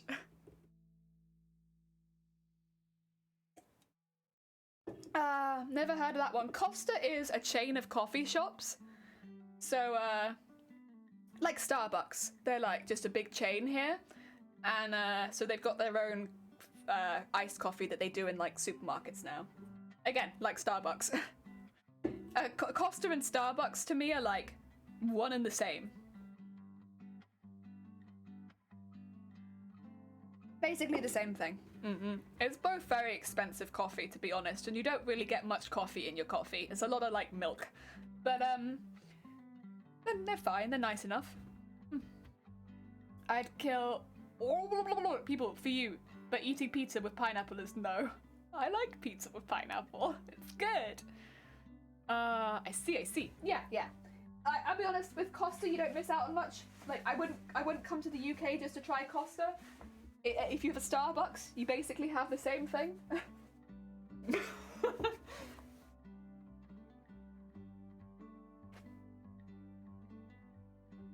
They're like very similar. Yeah. Although I guess that is just my opinion, but like, I would say they're very similar.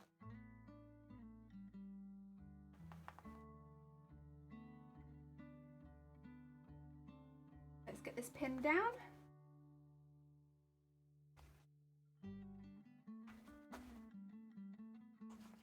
So this is just like preliminary pinning, really, so that it doesn't move around too much. Because otherwise, they have a habit of wiggling.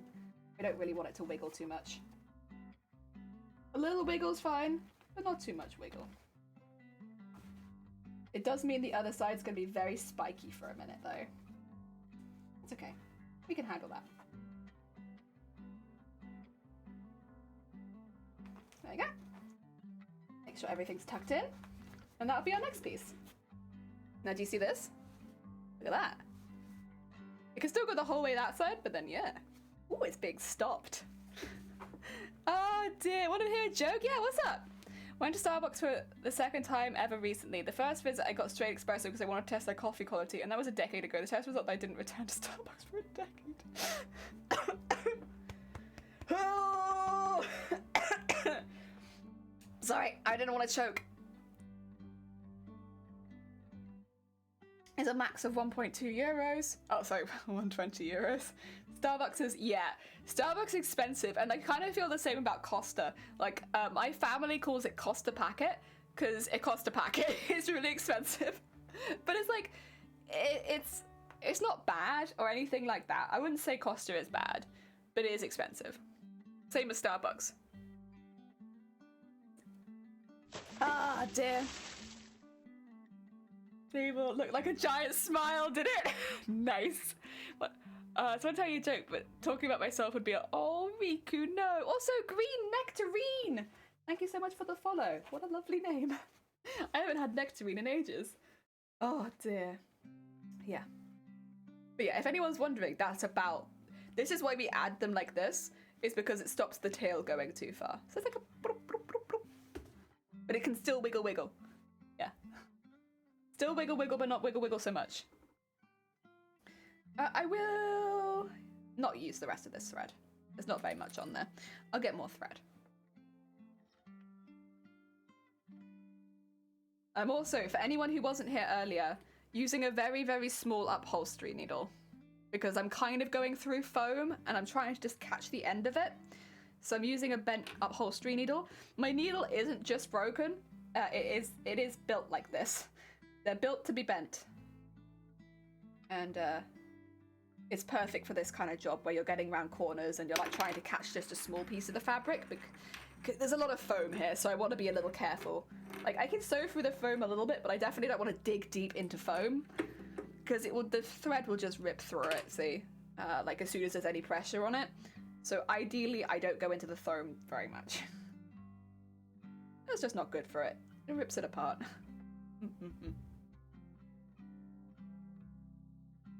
Someone pointed that out to me. You don't go to Starbucks for good coffee. You go to a non-franchise mom and pa coffee-owned shop. Yeah!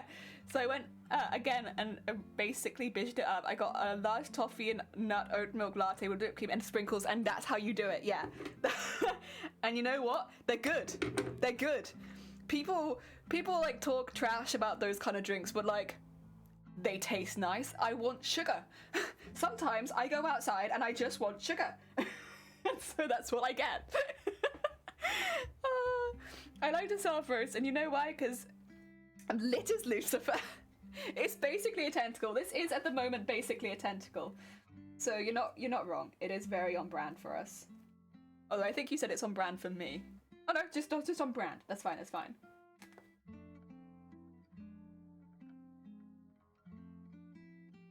Plural, us, the stream. Yes. I like to drag you guys into this with me. Whether you like it or not.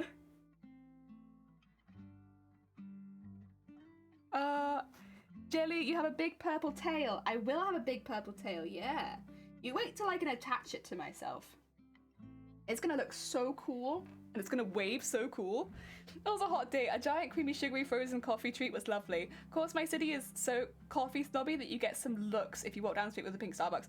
You do here too. It's not that bad, but like, yeah, you don't get looks, but like definitely like, how to put it? Friends would judge you a little bit, I suppose, if they're into coffee, because there are a lot of coffee snobs here too. Yeah, and you probably no one would say anything about it, but like there's definitely a stereotype associated with people that get those sort of drinks. But you know what? Heck it. If it tastes good, why care? Sometimes that's what you want. Like sometimes you want that kind of thing, and people be like, but there's no coffee in it. It's like, I don't bloody care if there's coffee in it or not. You know what I care? Is there ice in it? Is it a hot day? Yeah, I'll take it. But yeah, there's definitely stereotypes about people that order those sort of drinks. But I genuinely, I like to order everything seasonal. I like to try a bit of everything. So if there's gingerbread at Christmas, I try gingerbread at Christmas. If there's ruby chocolate at Valentine's Day, I try ruby chocolate at Valentine's Day. I'll try whatever's seasonal. I want something new. And so I go for that, because that way I can kind of guarantee that I haven't had it before. And yeah. And you know what? I have a good bloody time. I have a good bloody time trying my fancy drinks. Oh dear. So I'd like to apologise. You're a great friend and sorry for not being much. No, Riku! No apologies! No apologies! Listen, our stream and everything attached to it is not a commitment. You don't have to be here every time. You could turn up once a year, Riku, and you would be just as welcome back. Yeah, there's no commitment to being here. The only person who has to be here is me. Nobody else ever has to be here. If you have a couple hours and you want to chill, you're welcome, and we'd love to have you. But if you're busy, if you've got other life things going on, I'm glad. I'm happy. Because hopefully they're good things. I assume most of the time they are. And you're busy, and that's good. I hope you're good and you're having a good time in your busy life. Yeah. And nothing wrong with that. You'd be just as welcome back here if you've been gone for, a whole year. Oh, dear. Don't touch on the wrong side. What do you think I'm gonna do? I got looks. Then again, if I was a teenage girl, nobody would have said anything. Most of the looks were probably because I'm a large. Yeah, I didn't want to say anything, but when I get those drinks, I don't really get looks because I've got colourful hair. I'm a girl. People assume I'm very creative, getting all these big bubbly drinks. Like, fair enough. When Shiny gets them. There is a different response to a very broad-shouldered, like big Welsh bloke getting these drinks. There's a slightly different response. Not from anyone in the coffee shop though, let me just put it out there, just if you're going in the streets. It's ever so slightly different. But I don't think Shiny gives two shits. And so I don't care. It doesn't bother me, as long as it doesn't bother Shiny. There's no bother. Yeah. I was gonna say, I didn't really want to say anything, but like, yeah, I think, depending on who buys it, probably somewhat indicates the reaction. That being said, if you're, like, I've definitely heard coffee snobs say stuff along the lines of, like, that young people just don't get coffee and stuff like that. If you're going to be someone who invests in coffee and really enjoys coffee as a hobby, that could start at any age, really. That could start in your teens. I'm sure there are teenagers out there that know a lot more about coffee than people in their 30s, 40s. If it's something that really interests them, you know? Same with anything. If it becomes like a hobby, like, of course they're gonna be good at it. So it's just a stereotype, isn't it? Oh dear. I think people should just be able to order what they like. That being said, I do really enjoy telling the people in chat that I drink instant coffee and I like it, and having it bother everyone quite so much. I mean, I'm not lying. Actually, one of my family members bought me really nice coffee for Christmas, and I can't help but wonder if they've been listening to me ranting about how much I enjoy instant coffee, and they're like, oh god, is she quite alright? Is she okay? What's happening? Why does she, what's going on? Why does she like instant coffee so much? Oh god, somebody send her some coffee for Christmas. So one of my family members sent me like a packet of really nice coffee for Christmas, and I was like, this has come out of nowhere. Why have they got me this? I was like thinking about it. I was like, wait a minute. I have been talking about instant coffee an awful lot on my streams. There's no way. But I wonder if maybe they were like, we gotta stop her drinking all this instant coffee. I won't stop. If you're here, family member, you know who you are, and I won't stop. But I do thank you for the coffee. It's delicious. But it's gonna take more than a little coffee to stop me from drinking instant coffee. Oh dear.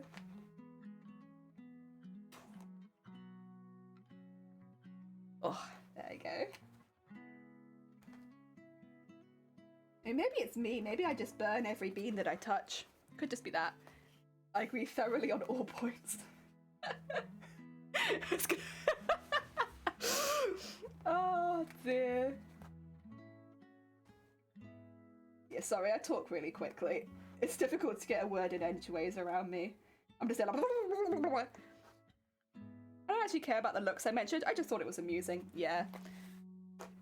Again, like, I don't think Shiny does either. He's never mentioned it, so I think it's fine. And like, at the end of the day, it should always just be about eating and drinking whatever you like. It's funny that there are things that people can eat and people will give them. Like, one that I think about sometimes is avocado. If someone says they like avocado, I think sometimes people get an instant thought about that person in their head. They like avocado, so they must be this, this, this, and this. And there's a few things like that, like pretty drinks at Starbucks. Avocados. I don't know why these foods get these weird stereotypes where it's like anyone that likes these food must be a certain type of person. Like, well, I mean, maybe they just like avocado. Maybe they just like the grass vegetable. I like it. I think it's fantastic. Then again, I might be biased in that, like, I don't know how much guacamole I've eaten in my life. It's a lot. It's a lot. I will eat full tubs of guacamole if given the chance. I will just, oh, I love it. I honestly, oh man, I'm salivating thinking about guacamole. Like, avocados are fine, but guacamole, oh, that's good. That's good. Oh. Oh, there you go. Got that side attached now. You start to see it looking more like a tail wave. I had to AFK briefly, but I had my headphones on. I was doing the coffee ramp. We do most things fair. Avocados are great. Yeah, I want avocado too. Me too. You do. You did this. I'm sorry. Avocado is good. Guacamole is good. Guacamole is fantastic. I'm just like guacamole. Honestly, I love guacamole so much. Okay, here's the thing though. In Tesco, which is a shopping centre, like a supermarket in the UK. They sell this thing called, like, is it avocado mush or avocado mashed? And it's basically avocado that's been peppered and limed, and it's just mashed in like a container that looks like guacamole, but it's not guacamole. It's just limed and peppered avocado that's been mashed up. It's so good. It's so good. The best thing about it is it goes off within the day. So you have to consume the whole tub. What a shame. So I'll like put the designated amount on whatever it is that I'm eating, and I'll just eat the tub. Because I'm the only person in this household that likes avocado. So I just like, oh, what a shame. It's gotta go today. Oh no. And it's like, because you get it straight out of the fridge, it's really cold, and then it's got like lime and pepper in it, and it's so good. It's just like, oh yeah. I mean, I will, out of duty, eat it with something else normally as a main, but then I will just finish off the entire tub. It's so good. I love it. And it's actually normally, if you're going to be mashing the avocados anyway, it's cheaper to buy it like that. And I normally mix them with lime and pepper, so for me, it's been a big saver of money. Plus, you don't have to worry about your avocado not being ripe. So that's been great. I love the movement. Yeah, it like becomes, you can kind of see this side, it's not doing it just yet, but on this, like, if I have to imagine this was here, it like hits a point to like there where it won't go any further, which makes it a lot easier. So if you imagine walking around a con, if your tail is going like the whole way over, it can very easily whip around and hit your costume. None of that. So you kind of need it to not go too far. Otherwise it's gonna smack you. Oh, Ren! Welcome on in. I hope you're having a good day. That's what I do to avo on my toast usually. Mash the avo with pepper and lime and spread on toast. Yeah, so basically you could buy it ready done for you. And it tastes fantastic. It's just already got lime and pepper in it. And it's a full tub of the stuff. It's good. It's really good. And it's cheaper. It costs about the same amount as one avocado in this country. But it's got about 2 avocados in it, somehow. I don't know why and how this has happened, but it's great. It's really good value for money. So that's what I do. Like, I buy that, and then I put, like, half of it on whatever I'm having it with. Sometimes I have, like, I don't eat very many salads, to be honest. I'm not really a salad lady. Not really a fan of it. But one salad I do like is if I've got some smoked salmon, is avocado, smoked salmon, lettuce, and like lime, and that's pretty good. I like that. Probably because it's got fish in it, and I'm a big fish fan. But like, I enjoy that. I will use it in that, and I'll just go in my salad. It's good. I like it a lot.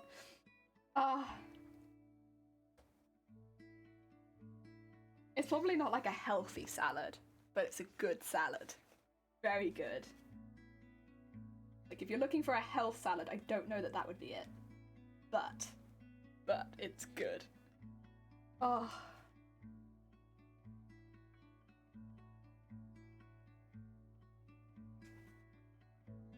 There we go. Oh, yeah. Just got freed from the shackles of work, but doing well enough. Sip some tea. I heard you poking my snoot is here. Also, Caesar salad's the best. So I never get a Caesar salad unless I'm like out at like a pub. Sometimes I get pub Caesar salad, and they can be alright. Like garden pub Caesar salad. Yeah, that's alright.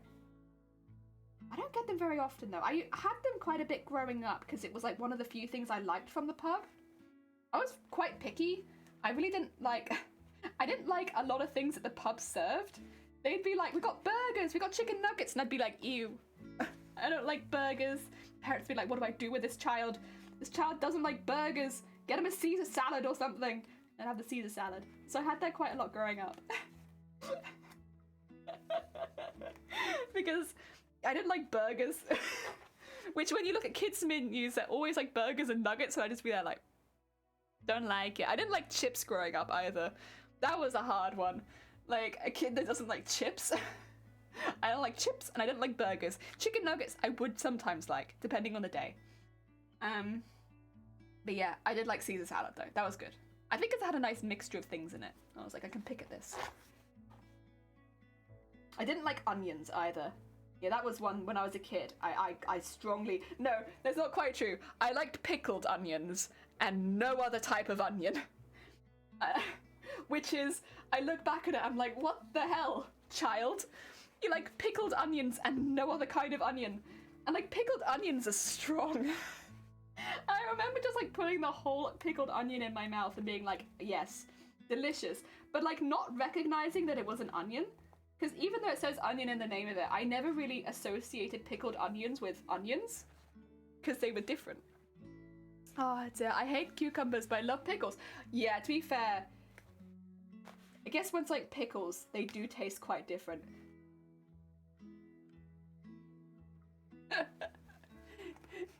Picky Helly Kid, well this explains a lot. Yeah, I was so picky. These days I'm a goat, I'll eat anything. But when I was little, I was proper picky. Minimal, I hope you're having a good week. We're making a tail.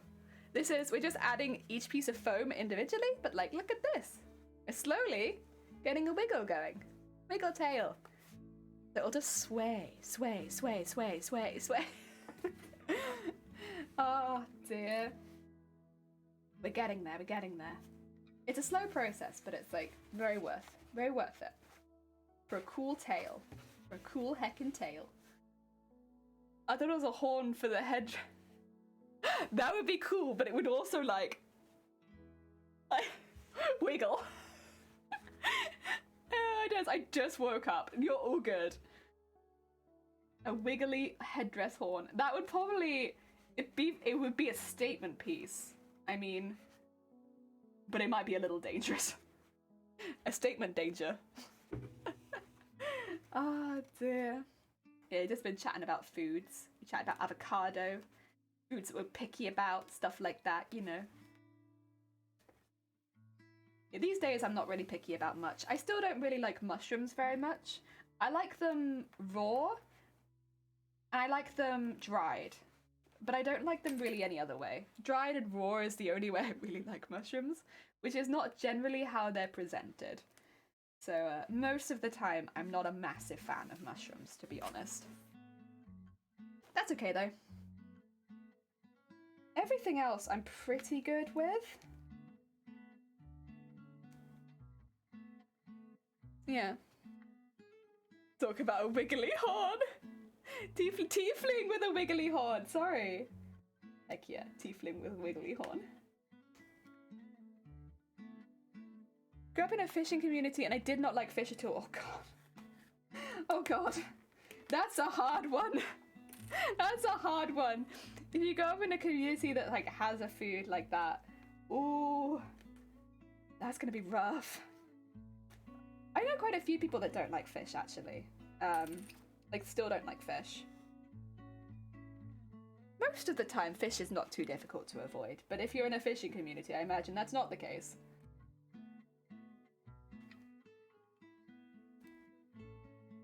Personally, I've always really liked fish. I probably like it more than any other meat. But, oh yeah, there was a good period of time where I was not very keen on red meat or any of it. And then I kind of got into it and then I stopped being able to really eat it, so... Red meat and me have always been a bit like, meh. Meh. I don't really like any of fish other than catfish. Ah. That's fair. What's different about catfish? Is it more meaty? I'd make the assumption. Is it more meaty and less fishy? I eat fish sticks, but that's only because it's heavily processed. And yeah, it doesn't really taste that fishy. It doesn't have that flakiness. It's more like, I don't know. You slice through it. Just hope.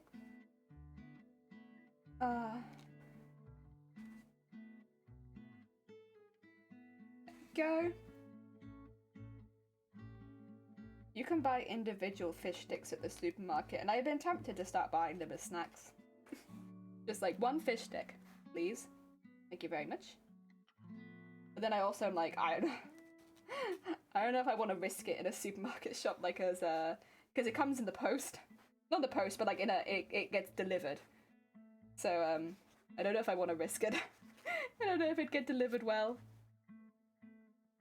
Here in Sweden, it's a very common thing to make fun of people that don't eat sushi, since we eat pickled fish around Xmas and Easter. It's basically the same thing. Raw fish in spicy water. Yeah, I mean, the thing is,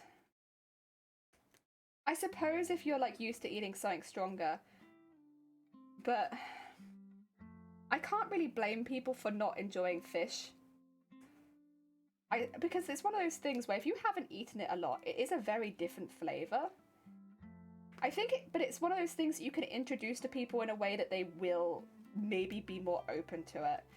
I mean, I have lived with quite a few people that are picky. We'll put it lightly. Picky eaters. And over my years as an adult, and there's been a lot of foods people haven't wanted to try, like fish, any curry, anything spicy, anything that's like in sauce, stuff like that. So there's like quite a few limitations on the food, which if you're trying to cook for other people as well is quite limiting. But there are definitely ways you could introduce meals. Like, I would not jump into pickled fish, for instance, because that's a hard sell for someone. Like, personally, I actually really like pickled fish. But that's a hard sell because of the smell, because of the look. I think anything that looks like a fish is maybe not the best start. But yeah. Doesn't have much of fish taste. It's pretty light flavor-wise, and it's slightly earthy taste, but fried with some lemon is so good. There you go. There you go. Yeah, I like sardines personally. That used to be how I'd get like my fish intake. I just have sardines because I never had fish, so I just like crack open a tin of sardines and just be like, here we go. I still do that, to be fair, but like I used to do it a lot. I dated someone who didn't consume vinegar in anything, and the relationship didn't last long. I mean, being able to eat together, that's nice. Yeah, so like it's a bit sad when there's so much limitation on the food that you can't eat together. But also like respect of like, well, you know, this is your boundary with food right now. You don't want to try this. Absolutely. Can we try this instead? Maybe, and give this a go. And it takes a while. It takes a heckin' while. It's whether or not it's worth it, you know? Is it worth it? I mean, but also like how big of a part of your day is food. Like, I'm a big foodie. I love food. And so for me, food's a big thing. I also really like cooking. So like, I like food and I like cooking. So I'd be kind of sad if I couldn't ever cook, you know, fish, curry, anything with sauce, stuff like that, you know? But I'm not going to push someone to the edge and be like, eat sushi off the bat. But maybe try sushi. See what you think, and if there's anything you like, we can maybe put that into our meals. If there's stuff you don't like, we can avoid that, and maybe work our way up to it again in a few years. Try it once you've tried a bit more fish. Oh dear. Also, a lot of the stuff I eat has vinegar in it. Same. Oh dear. I like cooking for friends and stuff. I'm sad that one of my close friends is lactose intolerant. Yeah, I'm also lactose intolerant. But luckily, there's a lot more milk substitutes. The one thing that is a little bit more difficult to do in general is a roux with milk. That's a bit rough. Like, it just doesn't really work that well with non-dairy products. It's a base of a lot of my favorite recipes, so that's a little sad. But yeah, most things we get by just fine.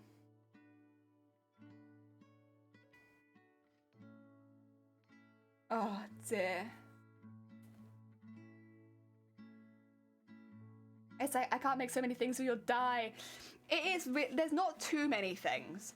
It is literally like, I'd say a roux is one of the things, like what's it called? You know what I'm talking about, the flour, butter and milk sauce that you build up. That is difficult without dairy. Like that doesn't, like we always just called it a white sauce, but I know there's a name for it. It is a roux, yeah. That's rough without dairy. If you're making a recipe that is based with a roux, that is more hard. And it probably won't come together quite right. We've been trying for years to find a substitute that will work well for the recipes we have with roux. But it's an ongoing process, But everything else, we've actually had a lot of success with. The other thing is we cook a lot of curries. Curries don't really use dairy. If there's milk in it, it's coconut milk. So that's not really been an issue. Most of the time, if the substitute isn't milk, it's like, you know, a butter or something like that. And again, you can just use marge. Yeah, most of the time it's been fine. There's only like a few things, like I said, like roux, where it's really hard. Those ones are really hard. And yeah, there's not much getting around that. Ooh, yeah, sure, but I don't need adjusting the recipes for how they act, and honestly, most things do work out one-to-one. Yeah, most things are fine. It's just... That's honestly the only example I can think about where it's had a significant impact, honestly. And only thinking of one example is not too bad, I'd say, since I do cook, like, every single day. One example is pretty good, I'd say.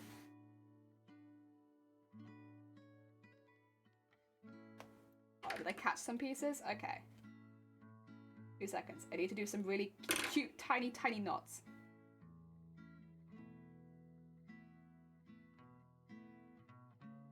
Oh, I will say though, if it's not lactose intolerance, if it's dairy allergy, that's a different kettle of fish. I do have a friend who has a dairy allergy, and that's very different. Reason being, a lot of food has traces of dairy in it. The amount of food that has traces of dairy in it is kind of insane. Oh, I spat on it. Oops. Kind of insane. And that is very limiting. You have to be really careful with that one.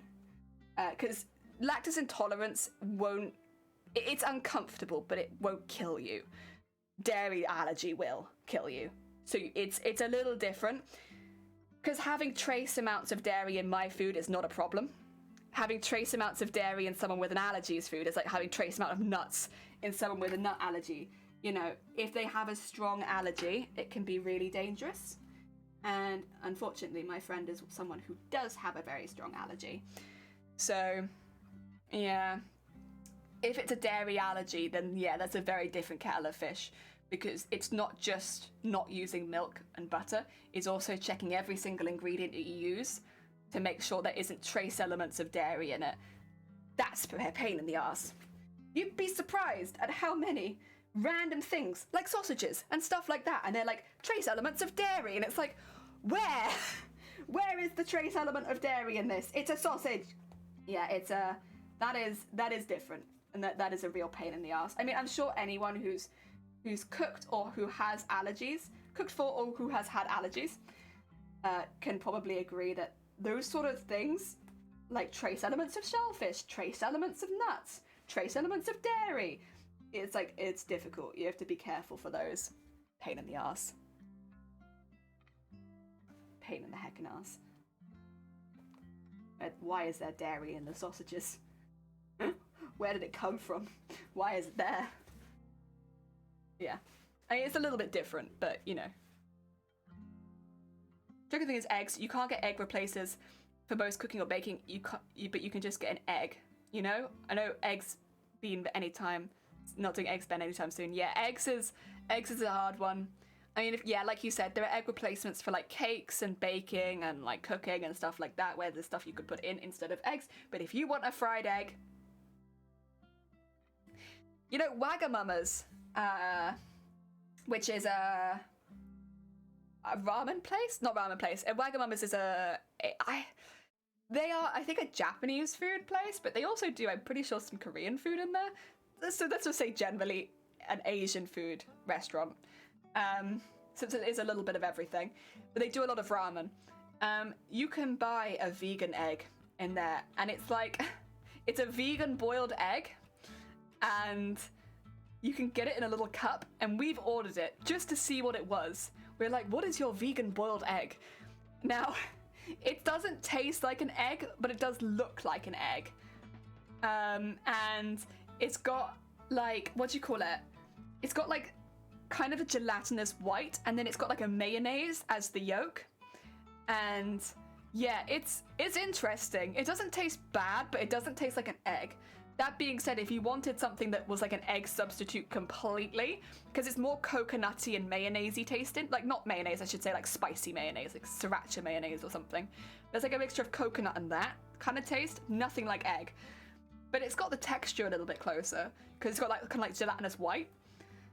So if you were looking for that in a boiled egg, they have it at Wagamama's. I don't know if they have that abroad, but like, yeah. Wait, you guys have Wagamama's? Yeah, we do! Boyga on the road, hongi! Hey, get yourself your boyga. Heck yeah, heck yeah. Oh dear. I can't eat shellfish. There was one time when I was pregnant when they ordered and I was eating in the in-laws and they ordered green veggies and told the waiter no shellfish. When the veggies arrived, they were covered in What do you think that a shellfish is? Yeah. Yeah, I knew someone that was like proper allergic to shellfish. And to the point where they wouldn't eat near someone who was eating shellfish because they've had it before where like they've eaten next to someone with shellfish and like something's got on them and they've gone straight into anaphylactic shock. Like it was just like that. And they're like, you know what? I don't want to put that pressure on you. I also don't want to go into anaphylactic shock. So they wouldn't sit near us at lunch because if somebody had shellfish, or like something with shellfish in it, it could trigger it. So and I always felt like, oh, because like I'd order the food from lunch, I'd just get like a sandwich or something there, but it always said could contain trace elements because they were all made in the same place, and so yeah, it was like oh, yeah. I mean, yeah, a difficult one for sure. I'm scared by DoorDasher because I opened the door the instant they knocked. That's me. Me with the postman. Oh dear. My in-laws told the waiter and wouldn't pay for the dish. I'm not fully allergic, but I can't eat it since it makes me ill. Yeah! Well, no, you shouldn't have it on the plate if you've asked for it not. Like, it's one thing if you haven't mentioned it, but it's quite another if you have. When you get a chef working on someone else's order menus, they don't have actual training and are just cooking the same things they always cook. So like they said shellfish, there'll be no shellfish in that item, just shrimp and mussels. Oh dear. I remember as well, somebody I used to work with, bless him, he was allergic to egg. He was very allergic to egg, to be honest. He obviously couldn't eat it, but even if he got it on his skin, like he'd get like a rash. So like he like basically very allergic to egg. There you go. I remember there was like an event of like basically egging someone, like throwing, I think it was all like obviously like consensual, it was at work, so like just as like a celebration we'd be like egging one of the managers. Good stuff. Fun event. And I remember looking around and seeing him just like dual wielding eggs, and I was just there like yeah. Like, wait a minute. Wait, something about this feels very dangerous. And like afterwards you could see his hands, like where some of it had got on him. And oh my god. Like, oh, bless him. It was so funny though. I was just turning around and being like, oh my god, he does not have eggs in his oh my god. Like stayed into like mum mode, like, oh. Dear is lethally allergic to seafood. She doesn't eat. We can do this without the seafood thing at restaurants because the trace amount is usually enough to be a hospital trip. That was the same with my friend. It was like, you can't go near it. Actually, most of the people I know with seafood, it's like the most dangerous one they have. Like they might have like a dairy allergy and a seafood allergy in one case, but it's the seafood one that often gets them. And yeah, it's a hospital trip. Dual wielding eggs, so I take it back. Apparently our Wagamama's is permanently closed. No! Well, you have to come over to the UK then.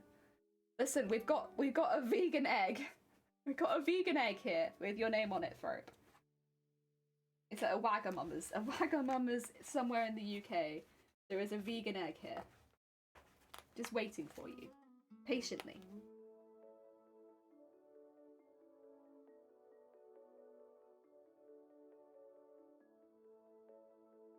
decent about it when I say I can't eat shellfish. Yeah, well, they would have to be, because it can, like, it's not lucky to ever have anything, but you know what I mean. Like, in your case, it's not gonna kill you, but in many cases, it would straight up kill someone if they left it in there. So, like, you know, it's not something you really should be making mistakes with. You know, that's the kind of mistake that would get someone killed, unfortunately. They have to be good about it. There you go. That company permanently closed. Goes so much. Oh, in 2014? Wait a second. Rude. I want to be rude here. That was a minute ago. Oh, bless you. I'm kind of like that as well, though, to be fair. Like, things will close down, I'll have no idea. I'll be like, oh, let's go to that place. Like, Jelly, that closed down 10 years ago. What do you mean? 10 years ago? How could this be? I'm sure I went there only yesterday. No, you went there 10 years ago, Jelly. Oh, every time. Alright, get in there, come on. Pin. Pin down you. No? Okay, well, fine, don't then. Be like that. See if I care. I don't. Spoilers. I don't care.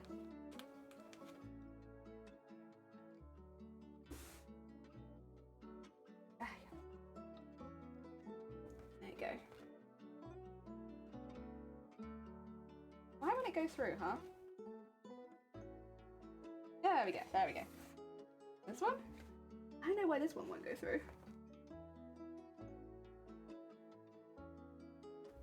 Oh, did it go? Did it go? Yeah, it did. Yeah, there you go. Okay, okay. We got a nice and squished down now. Heck yeah.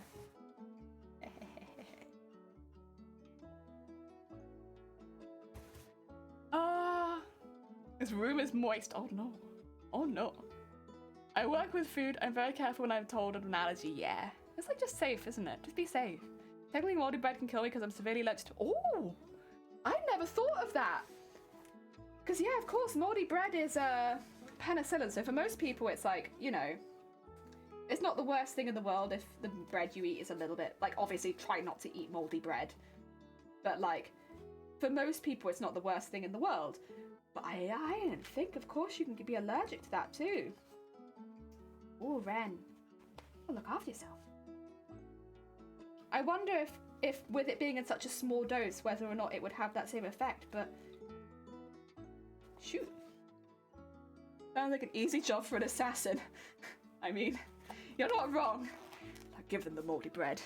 Swap out their fresh bread with a moldy one. They'll never know. They'll never know. And that's how we'll get him.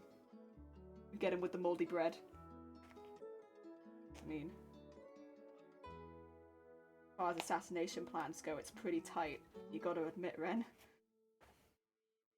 They might have you there.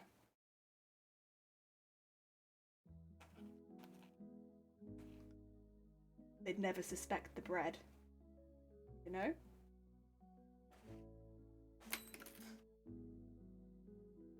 Maybe they would if you've got a previously known allergy, but... Oh... dear. How I spent 2 years reading about European myth and folklore with special focus on Ireland, Scotland, Wales, Britain, France. I just found about Iscarus. I don't know what that is. I don't know what that is. I'm allergic to vinyl? A contact allergy, heck! Oh, so it's like, is it latex? Do you have non-latex exam gloves are made of? Oh, I see. Yeah, the ones that are, yep. I know what you're talking about. Yep. The docs gave me once an accident and there was a fun trip to the ER, yeah, full body reaction, yeah, not the ear. A fun trip to the ear? Rhino accidentally killing people is bad for business. True. Yes, it's basically Celtic Atlantis, a myth city that sank to the ocean. Oh, heck yeah. Cool.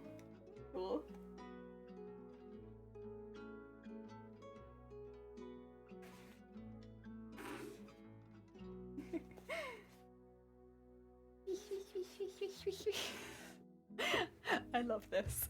I love tail. It's so cute. It's so cute. Sorry, I'm gonna sit like a heathen again, but it's bad. I know it's not bad. Good. It's bad for my back, but like, this is. I like to curl up in a ball when I'm sewing.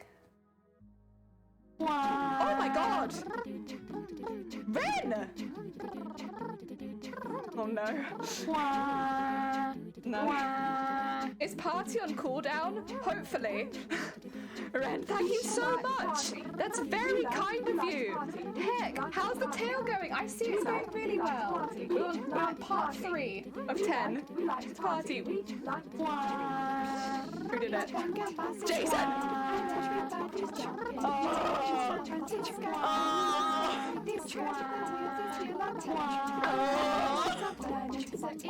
It's so gross. It's so gross.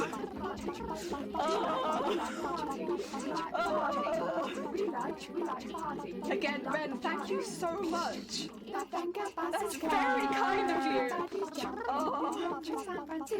An interstate free disco. You'll steal our turn. Temporarily moves the headphones. You're good. Come on and move your body. Just in time for a bloody party. Oh God. It's always so cursed. Thank you for the horn. Oh dear. I think there's also a couple others, right? I think there's a few. Probably not all the horn. God. Oh, there we go.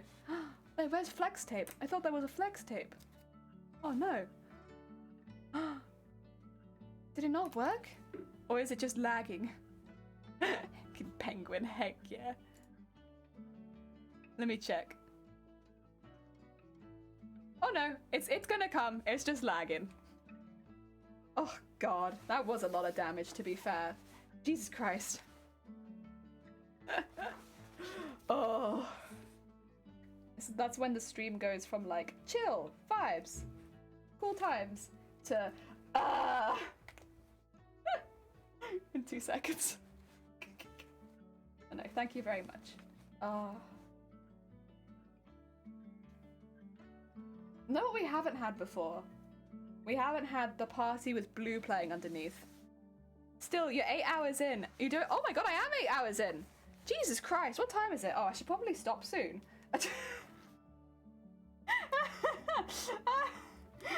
Oh dear. Listen, I want to get this bit sewn on at least. That was fun. It was a lot of damage. It is a lot of damage. Another 8 hours. Let's go. Oh dear. I should probably not go for too long. Okay. But I want to get this bit on. That's important. Okay, I can probably take this one out now.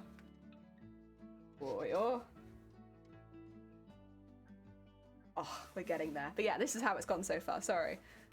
We've got this side sewn on, we're just sewing the other side on, and then the tail will wiggle like this so far. Do you like that wiggle? So it doesn't wiggle the whole way over either side. It's got like limits on it now because of where the foam's been placed. It still has a good wiggle to it, but it's not like too wild because otherwise it can look a little unrealistic. And because like if the tail was going like all the way over like this, that's too far. So we place them so that it doesn't go too far, so it just wiggles a little bit. Yeah, that's what we're doing. A little bit of wiggle. Ah dear. This is what happens to our streamers. We just think another hour won't kill us. You know, another 10 hours wouldn't kill me, right? Stream until Arceus gets here. I love the wiggle.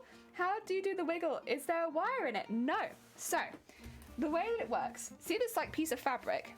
I've got inside of the fabric, I can still show you because I'm not going to sew this up for a minute. This is literally a curtain. This is a curtain. And so it's all the layers of a blackout curtain. It's the layer on the inside, the lining, and the outside. A curtain, basically. Because I get given a lot of curtains and stuff like that, that ends up being like a really nice, cheap, thick inside. And so it's really strong. I used all the layers, and then of course I've put the outside purple that we're using for the majority of the costume on the outside and top stitched that in place. So that's what this is made of. This bit down the middle is made of a curtain with just the layer of fabric on the outside. So it's really thick and really tough. These are made of upholstery foam, and then we've covered them in a layer of fleece, and then the purple cover that you can see that makes them really smooth, so they've got like a nice smooth surface. There's not lumpy and bumpy. And then we place them about 0.5 centimeter to 1 centimeter apart. They'll actually get further apart as they go up the tail, and what that means is it can rock but not further than that, because it will hit the next one. So yeah, we just place them in a way that it will not go too far, and that will give it the wiggle. If you wanted the wiggle to be more intense, space them further apart. If you want it to be less intense, space them closer. I am looking for like a pretty in-between wiggle, nothing dramatic. So about 0.5 centimeter to 1 centimeter at the top. At the top, they'll probably be 1 centimeter. Down here, they're about 0.5 centimeter. Yeah. And they're just attached to the line down the middle, which is this big thing. Normally, if you were doing a tail like this, you'd actually make one big long fabric cover for it, so you wouldn't have to make pockets for each of the individual pieces of foam. But because I'm trying to make it look a lot more reptilian, this works better for me. Yeah. It's a bit more labor intensive, but, you know, it's for the style. Oh dear. Duffers! Welcome on in. I hope you're having a good day. The best materials, I have just cut up a duvet cover for lining. Yeah, this is the thing. It's perfect because I don't even need to separate the layers. I want all of those layers in it, so I just used the whole thing. It's perfect. It makes it really easy for me as well. Plus, since people are just giving me their curtains, it's very cheap for me. And the fleece that I'm using is actually the inside layer of the curtain, because the inside layer of the curtain is like this fleecy fabric. I don't know if you can see it, but it's like fleece. I actually don't need this on there. There you go, take that out. But it's like fleece. So yeah, this fleece is what's covering each of these pieces. So I'm using it quite a bit. So to give it the wiggle. Now I want to make tails. I honestly, I'd recommend it. Give it a go. The way that I learned how to make tails was actually through watching furry YouTubers and furry Twitch streamers, because they make tails in a very similar way. They're called wiggle tails. Literally just a wiggle tail. And it's a tail that can still wiggle. When you walk, it will do this. So if you're looking for like a little bit more information on how to make them in depth, highly recommend check out some furries, basically. People that make fursuits, because they make wiggle tails a lot more than I do. And I gave a basic rundown, but they might be able to give you some hints and tips that I can't. I've only made a couple of wiggle tails. This is like my second. And this is the first one I've made like this, with the compartments being kept.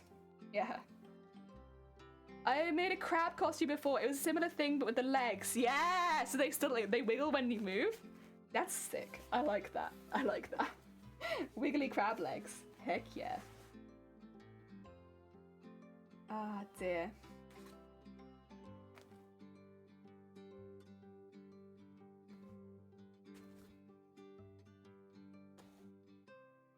Go.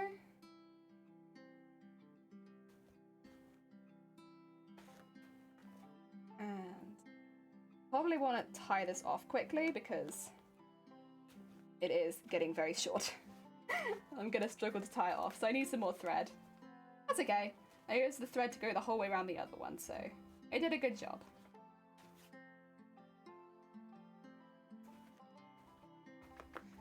There we go. Nice. Ah, dear. To find a picture for you. It's in... Oh, Amjam storage. Got you. I'm back from work now. Am I going to dress alright today? Heck yes. You got like a pretty dress? Nice. We are still making tail. We're still here making tail, but we're 3 segments down now. And to be fair, they are getting easier as the segments get bigger. The small segment was hard. That first segment was rough. I'm glad I started at the bottom though, because I think I would have been a bit discouraged if I'd gone the other way around. I think if I'd gone and done the hardest segment last, I would have been a bit like, oh, Jesus, difficult. So yeah. Oh yeah, and if you haven't checked out our mods, our beautiful, beautiful mods. We have some wonderful mods that look after our stream here. And like, bear in mind, like I do like these long streams, I do unusual streams, I'm kind of a nightmare. And they help keep this Twitch chat safe. And they're all 4 of them fantastic. Specifically, Shifty and Dem do stream, so if you want to send anyone some love, you can always, you know, send them love on their own stream as well. I'm sure they'd really appreciate it. I think Dem was aiming for 500 followers, and I think Shifty's very close to 200 followers. But yeah, any extras, like love is always appreciated. Please do send it their way. They definitely deserve it for modding a channel like mine. Oh dear, maybe I'll join the furries just for the tail content. I mean, I have. I think furries are like, honestly, some of very, very impressive creators. Anyone who does fursuits specifically, because first of all, they work with fur, which anyone who's worked with fur is like, it's awful. It's awful. It sheds everywhere. You have to work with it in specific ways as well. So it's one of the more complicated fabrics to work with, and they work predominantly in fur and foam. They basically make mascot costumes, which is one of the hardest types of costume to make. They are one of the most expensive types of costumes to make. And they will have all of these like nifty tips and tricks on things like tails, on things like larger gloves, stuff like that, breathing for like big masks, still being able to see with big masks, that you just don't really see much in the cosplay community, because most of us do slightly different things to the fursuit community. But if you're looking into costumes that take those elements or require those elements, like a tail, there's no one better to look to than the fursuit community. Like, genuinely. They are incredibly impressive crafters. And there's a lot of really good ones on Twitch. I mean, we've raided them a few times, but if any of you would like to check out Ottilie Tiffin, Ottilie makes amazing masks and skulls. Like, they do that on their Twitch stream a lot as well. So if you were looking to learn a little bit more about, like, the method of, like, casting skulls, really large pieces for wearing on the head, they would be a perfect channel to check out for you. I don't think Mast streams anymore, unfortunately, but there used to be a Twitch streamer that I'd watch called Mast the Cat. I'd have to check to see if they still stream at all, because they would make their fursuits fully on stream. And that was really impressive. Yeah. What about Zero? Zero doesn't stream, but they were a fantastic mod. But they don't stream.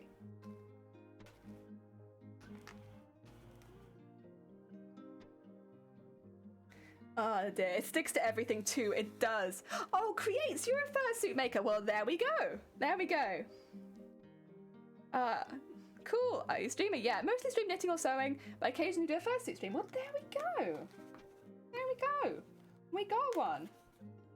Ottilie is currently streaming them making a latex head. Well, there you go. Everyone, leave stream. Go check out Ottilie. They are literally streaming right now making a head. Listen, I'm over here making a tail. They're over there making a head. A head. No, it is genuinely really impressive work. Very hard. Very hard. Oh dear. Also, Dress Rose in Discord now?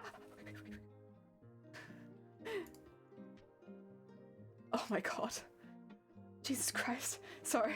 I just saw something else. Oh my god!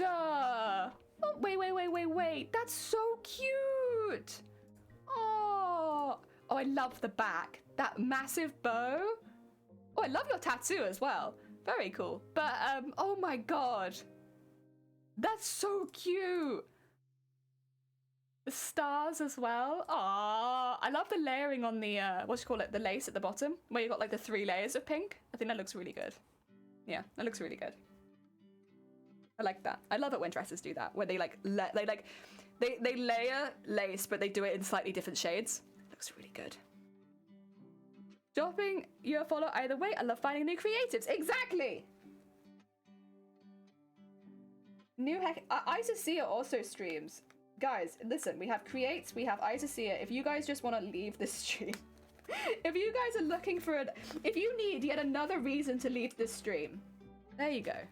We got 2 very creative streamers here who I'm sure have VODs up. You could just go watch those. I'm assuming they're not live because they're in here. But, gonna find some when making a body, arms, legs. And you need a suit. Yeah, it has little bells on the end of bow tips too. I'm happy to stream tonight. There you go. Once kiddo's in bed. Well, there we are. There we are. Oh dear, I need to have a sip of my coffee because I can feel my throat going dry. My throat's like, ugh! Liquid, please. But I'm also on a roll. I'm on a roll and I don't want to drink. Have you eaten? I had a cup of soup. Yeah. But that's why I'm like, I should probably end stream soon because it's not a big meal for me. I like eating. I tend to eat quite a lot during the day, to be quite honest. So 1 mug of soup for lunch is probably not really quite enough. So at some point I will end the stream probably just so I can eat a little bit more because otherwise I'm going to go into dinner territory and I don't want to hit dinner before I've had a bit more to eat, I think. I'll probably get myself a big pot of noodles or something. I need to work on my cosplay now. Yeah. That's it. Oh!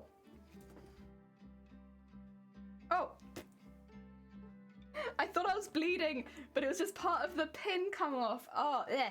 That's plastic, that was. Delicious, delicious plastic. Oh, God. Oh, well. I was so nervous. I was like, I don't remember hitting myself on my thumb. Why am I bleeding? I'm not adequate. Snacks, jelly snacks. I know. Don't worry, I'm aware of it. You said that I'd been going for 8 hours, and I was like, Jesus Christ, have I? No way. Not yet. But now that you've said that, I am considering wrapping up, but I want to finish this bit first. I'll wrap up when it hits the end of this bit, and then, yeah. And then I'll make myself a pot of noodles. Like, yeah. I'm tackling wool right now, my sheet is covered in fluff! Yeah, you did as I started my day with you, and it's now dinner time. Yeah, I started at 9 in the morning, and it's now 5 in the evening. So, I've been going quite a long time. And I haven't really taken a break because while I was drinking my soup, I kind of just kept going. So I should probably go in a minute, but that's okay. Listen, I wanted to do a long stream today. So thank you everyone for joining me. I've had a lovely long stream. I'm gonna wrap this bit up because I want to show you where we're at with the tale. And then I'll probably do a little bit in my own time, to be honest. Tomorrow we'll be streaming again. We'll be doing Legends of Arceus though, so we'll be doing a little bit of gameplay. It's been a minute since we've done any games on this channel, so I'm actually really looking forward to it. It's the new Pokemon game, and I love Pokemon, so I'm really looking forward to it. But we won't be able to... I put it on the schedule that we'd be playing it at like 10 o'clock in the morning. I think it's very unlikely we'll be playing at 10 o'clock in the morning because I ordered a physical copy and Nintendo has let me know that they'll be posting it today, which means I'll be getting it tomorrow at some point. So it'll be very dependent on when the postman decides to show up. And you know what? I'm not going to rush the postman. The postman shows up when the postman shows up. So we will be streaming tomorrow. It could be at any time. It could be in the morning, it could be in the afternoon, it could be in the evening. I'll obviously post when we go live, but I don't know right now when that's going to be. It's just the nature of how I ordered the game. I wanted the physical copy because it came with a figure, and I love figures. Yeah. So that's on me. But I really wanted the figure. Yeah. So cute. Yeah, between these ones, I've actually left a really small gap because I really didn't want it to go that much. It's going around a curve, so if it really swished, it'd probably start to bend on the tail. So I've left a really small gap between these two. I mean, I guess that kind of thing just comes with tail experience a little bit, but I left a teeny tiny gap between these ones. I was like, no. No extra space. Says, unwise men give grand piano. Why did I give upright organ? God damn it.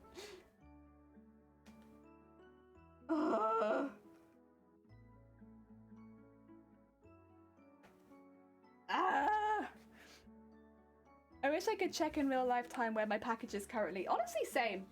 A lot of the time. I wish I could just be like, so where is where is Arceus right now? Where Pokemon at for me? Is it close by? Is it going to be delivered late? I'd love to know, but unfortunately, that's not how it goes. At least not in this country. I get it when I get it, you know? There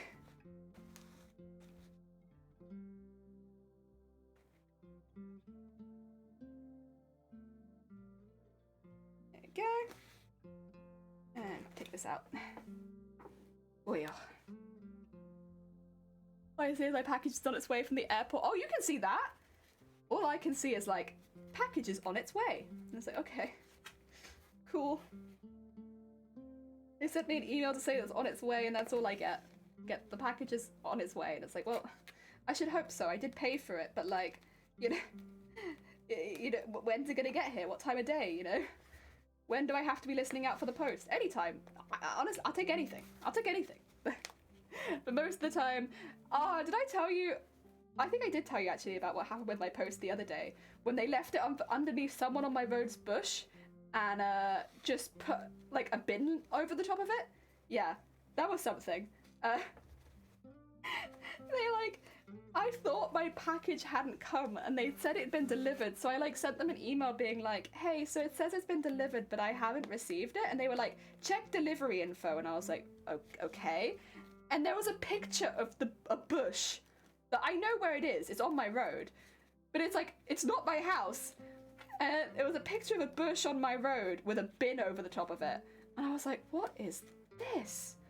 What, you can't mean they've just left it, like. And this was like 2 days later, by the way, because I like waited just to see if it said delivered and it was going to come a bit later. So it was like 2 days after it was meant to be delivered. My package had just been sat under a bin, under a bush, on my road. I was like, God, what is this? What is this? Yeah, that was something. Not the first time something like that has happened, but yeah. It would have taken 2 or so hours to get from the airport post office by car. Ooh, that's quite a drive. All right, let's tie this off quickly. I think that should be the first 3 pieces of the tail attached, which might not seem like a big achievement in 8 hours of work, but it is. You just have to trust me. We've done a really good job today. I'm very proud. I'm very heckin' proud. We've done amazing. Because tails do take a little bit of time, and not only that, we're covering the tail as well. So this is a slower job, and we've done a very good job. It's looking great, and it wiggles very nicely. Look at that. So you can see it just like slightly hitting it, and that stops it from going further. Yeah. And we have to do that the whole way up still, but the pieces get bigger and bigger, which is why there's only 10 pieces for this massive tail, because they do get larger. If you keep them all the same size, then you'll have like a very wibbly tail. We don't want us to be that wibbly. The end can flick around a bit, but I'd rather the big bulk of the tail not flick around too much. And yeah, we'll keep going up it. I'll do a little bit in my own time. I'll probably record it if I've done it on screen so we can do like a time lapse. And yeah, let's see then. I guess that's probably us done for the day. So, who is Heckin' Live that we can send you all to and continue the heckin' hype for? Let's have a look-see. Oh, you know, we could just raid Tiffin. Since like you said, Tiffin is doing oh my god. That is so pretty. Tiffin is doing some sculpting in latex. Should we just go and raid Tiffin? That might be a good idea. That way we can keep that going. Otterly, yeah, exactly. We can do Otterly. Hope you have a good rest of your day. And you, thank you everyone for popping by. Thank you, Ren, so much for the gift subs earlier as well. It's very heckin' kind of you. We are going to raid Otterly because you know what? They are doing very impressive work over there, and they deserve some heckin' love. So let's get that there. If you would like a raid call, oh, I used to see it was already ahead of me. If you'd like a raid call, you can grab one of those two. It's a really easy way of sending love to another channel. So yeah, do grab one of those if you haven't. And also, if you have not met our wonderful mods, dude, they're lovely. Go introduce yourself to them. They're good beans and they deserve a lot of love. They deal with me all of the time. Also, testing. Hi. I'm sorry, it's right at the end of the stream. We've been going for like over 8 hours, so I have to head out. But again, thank you, Isostea. Thank you everyone for popping by, having been so chill, showing us a good time. And I'll be back tomorrow playing some Pokemon at some point. I don't know when. At some point tomorrow. Otherwise, enjoy the rest of your day. Let's go send some love towards Ottilie.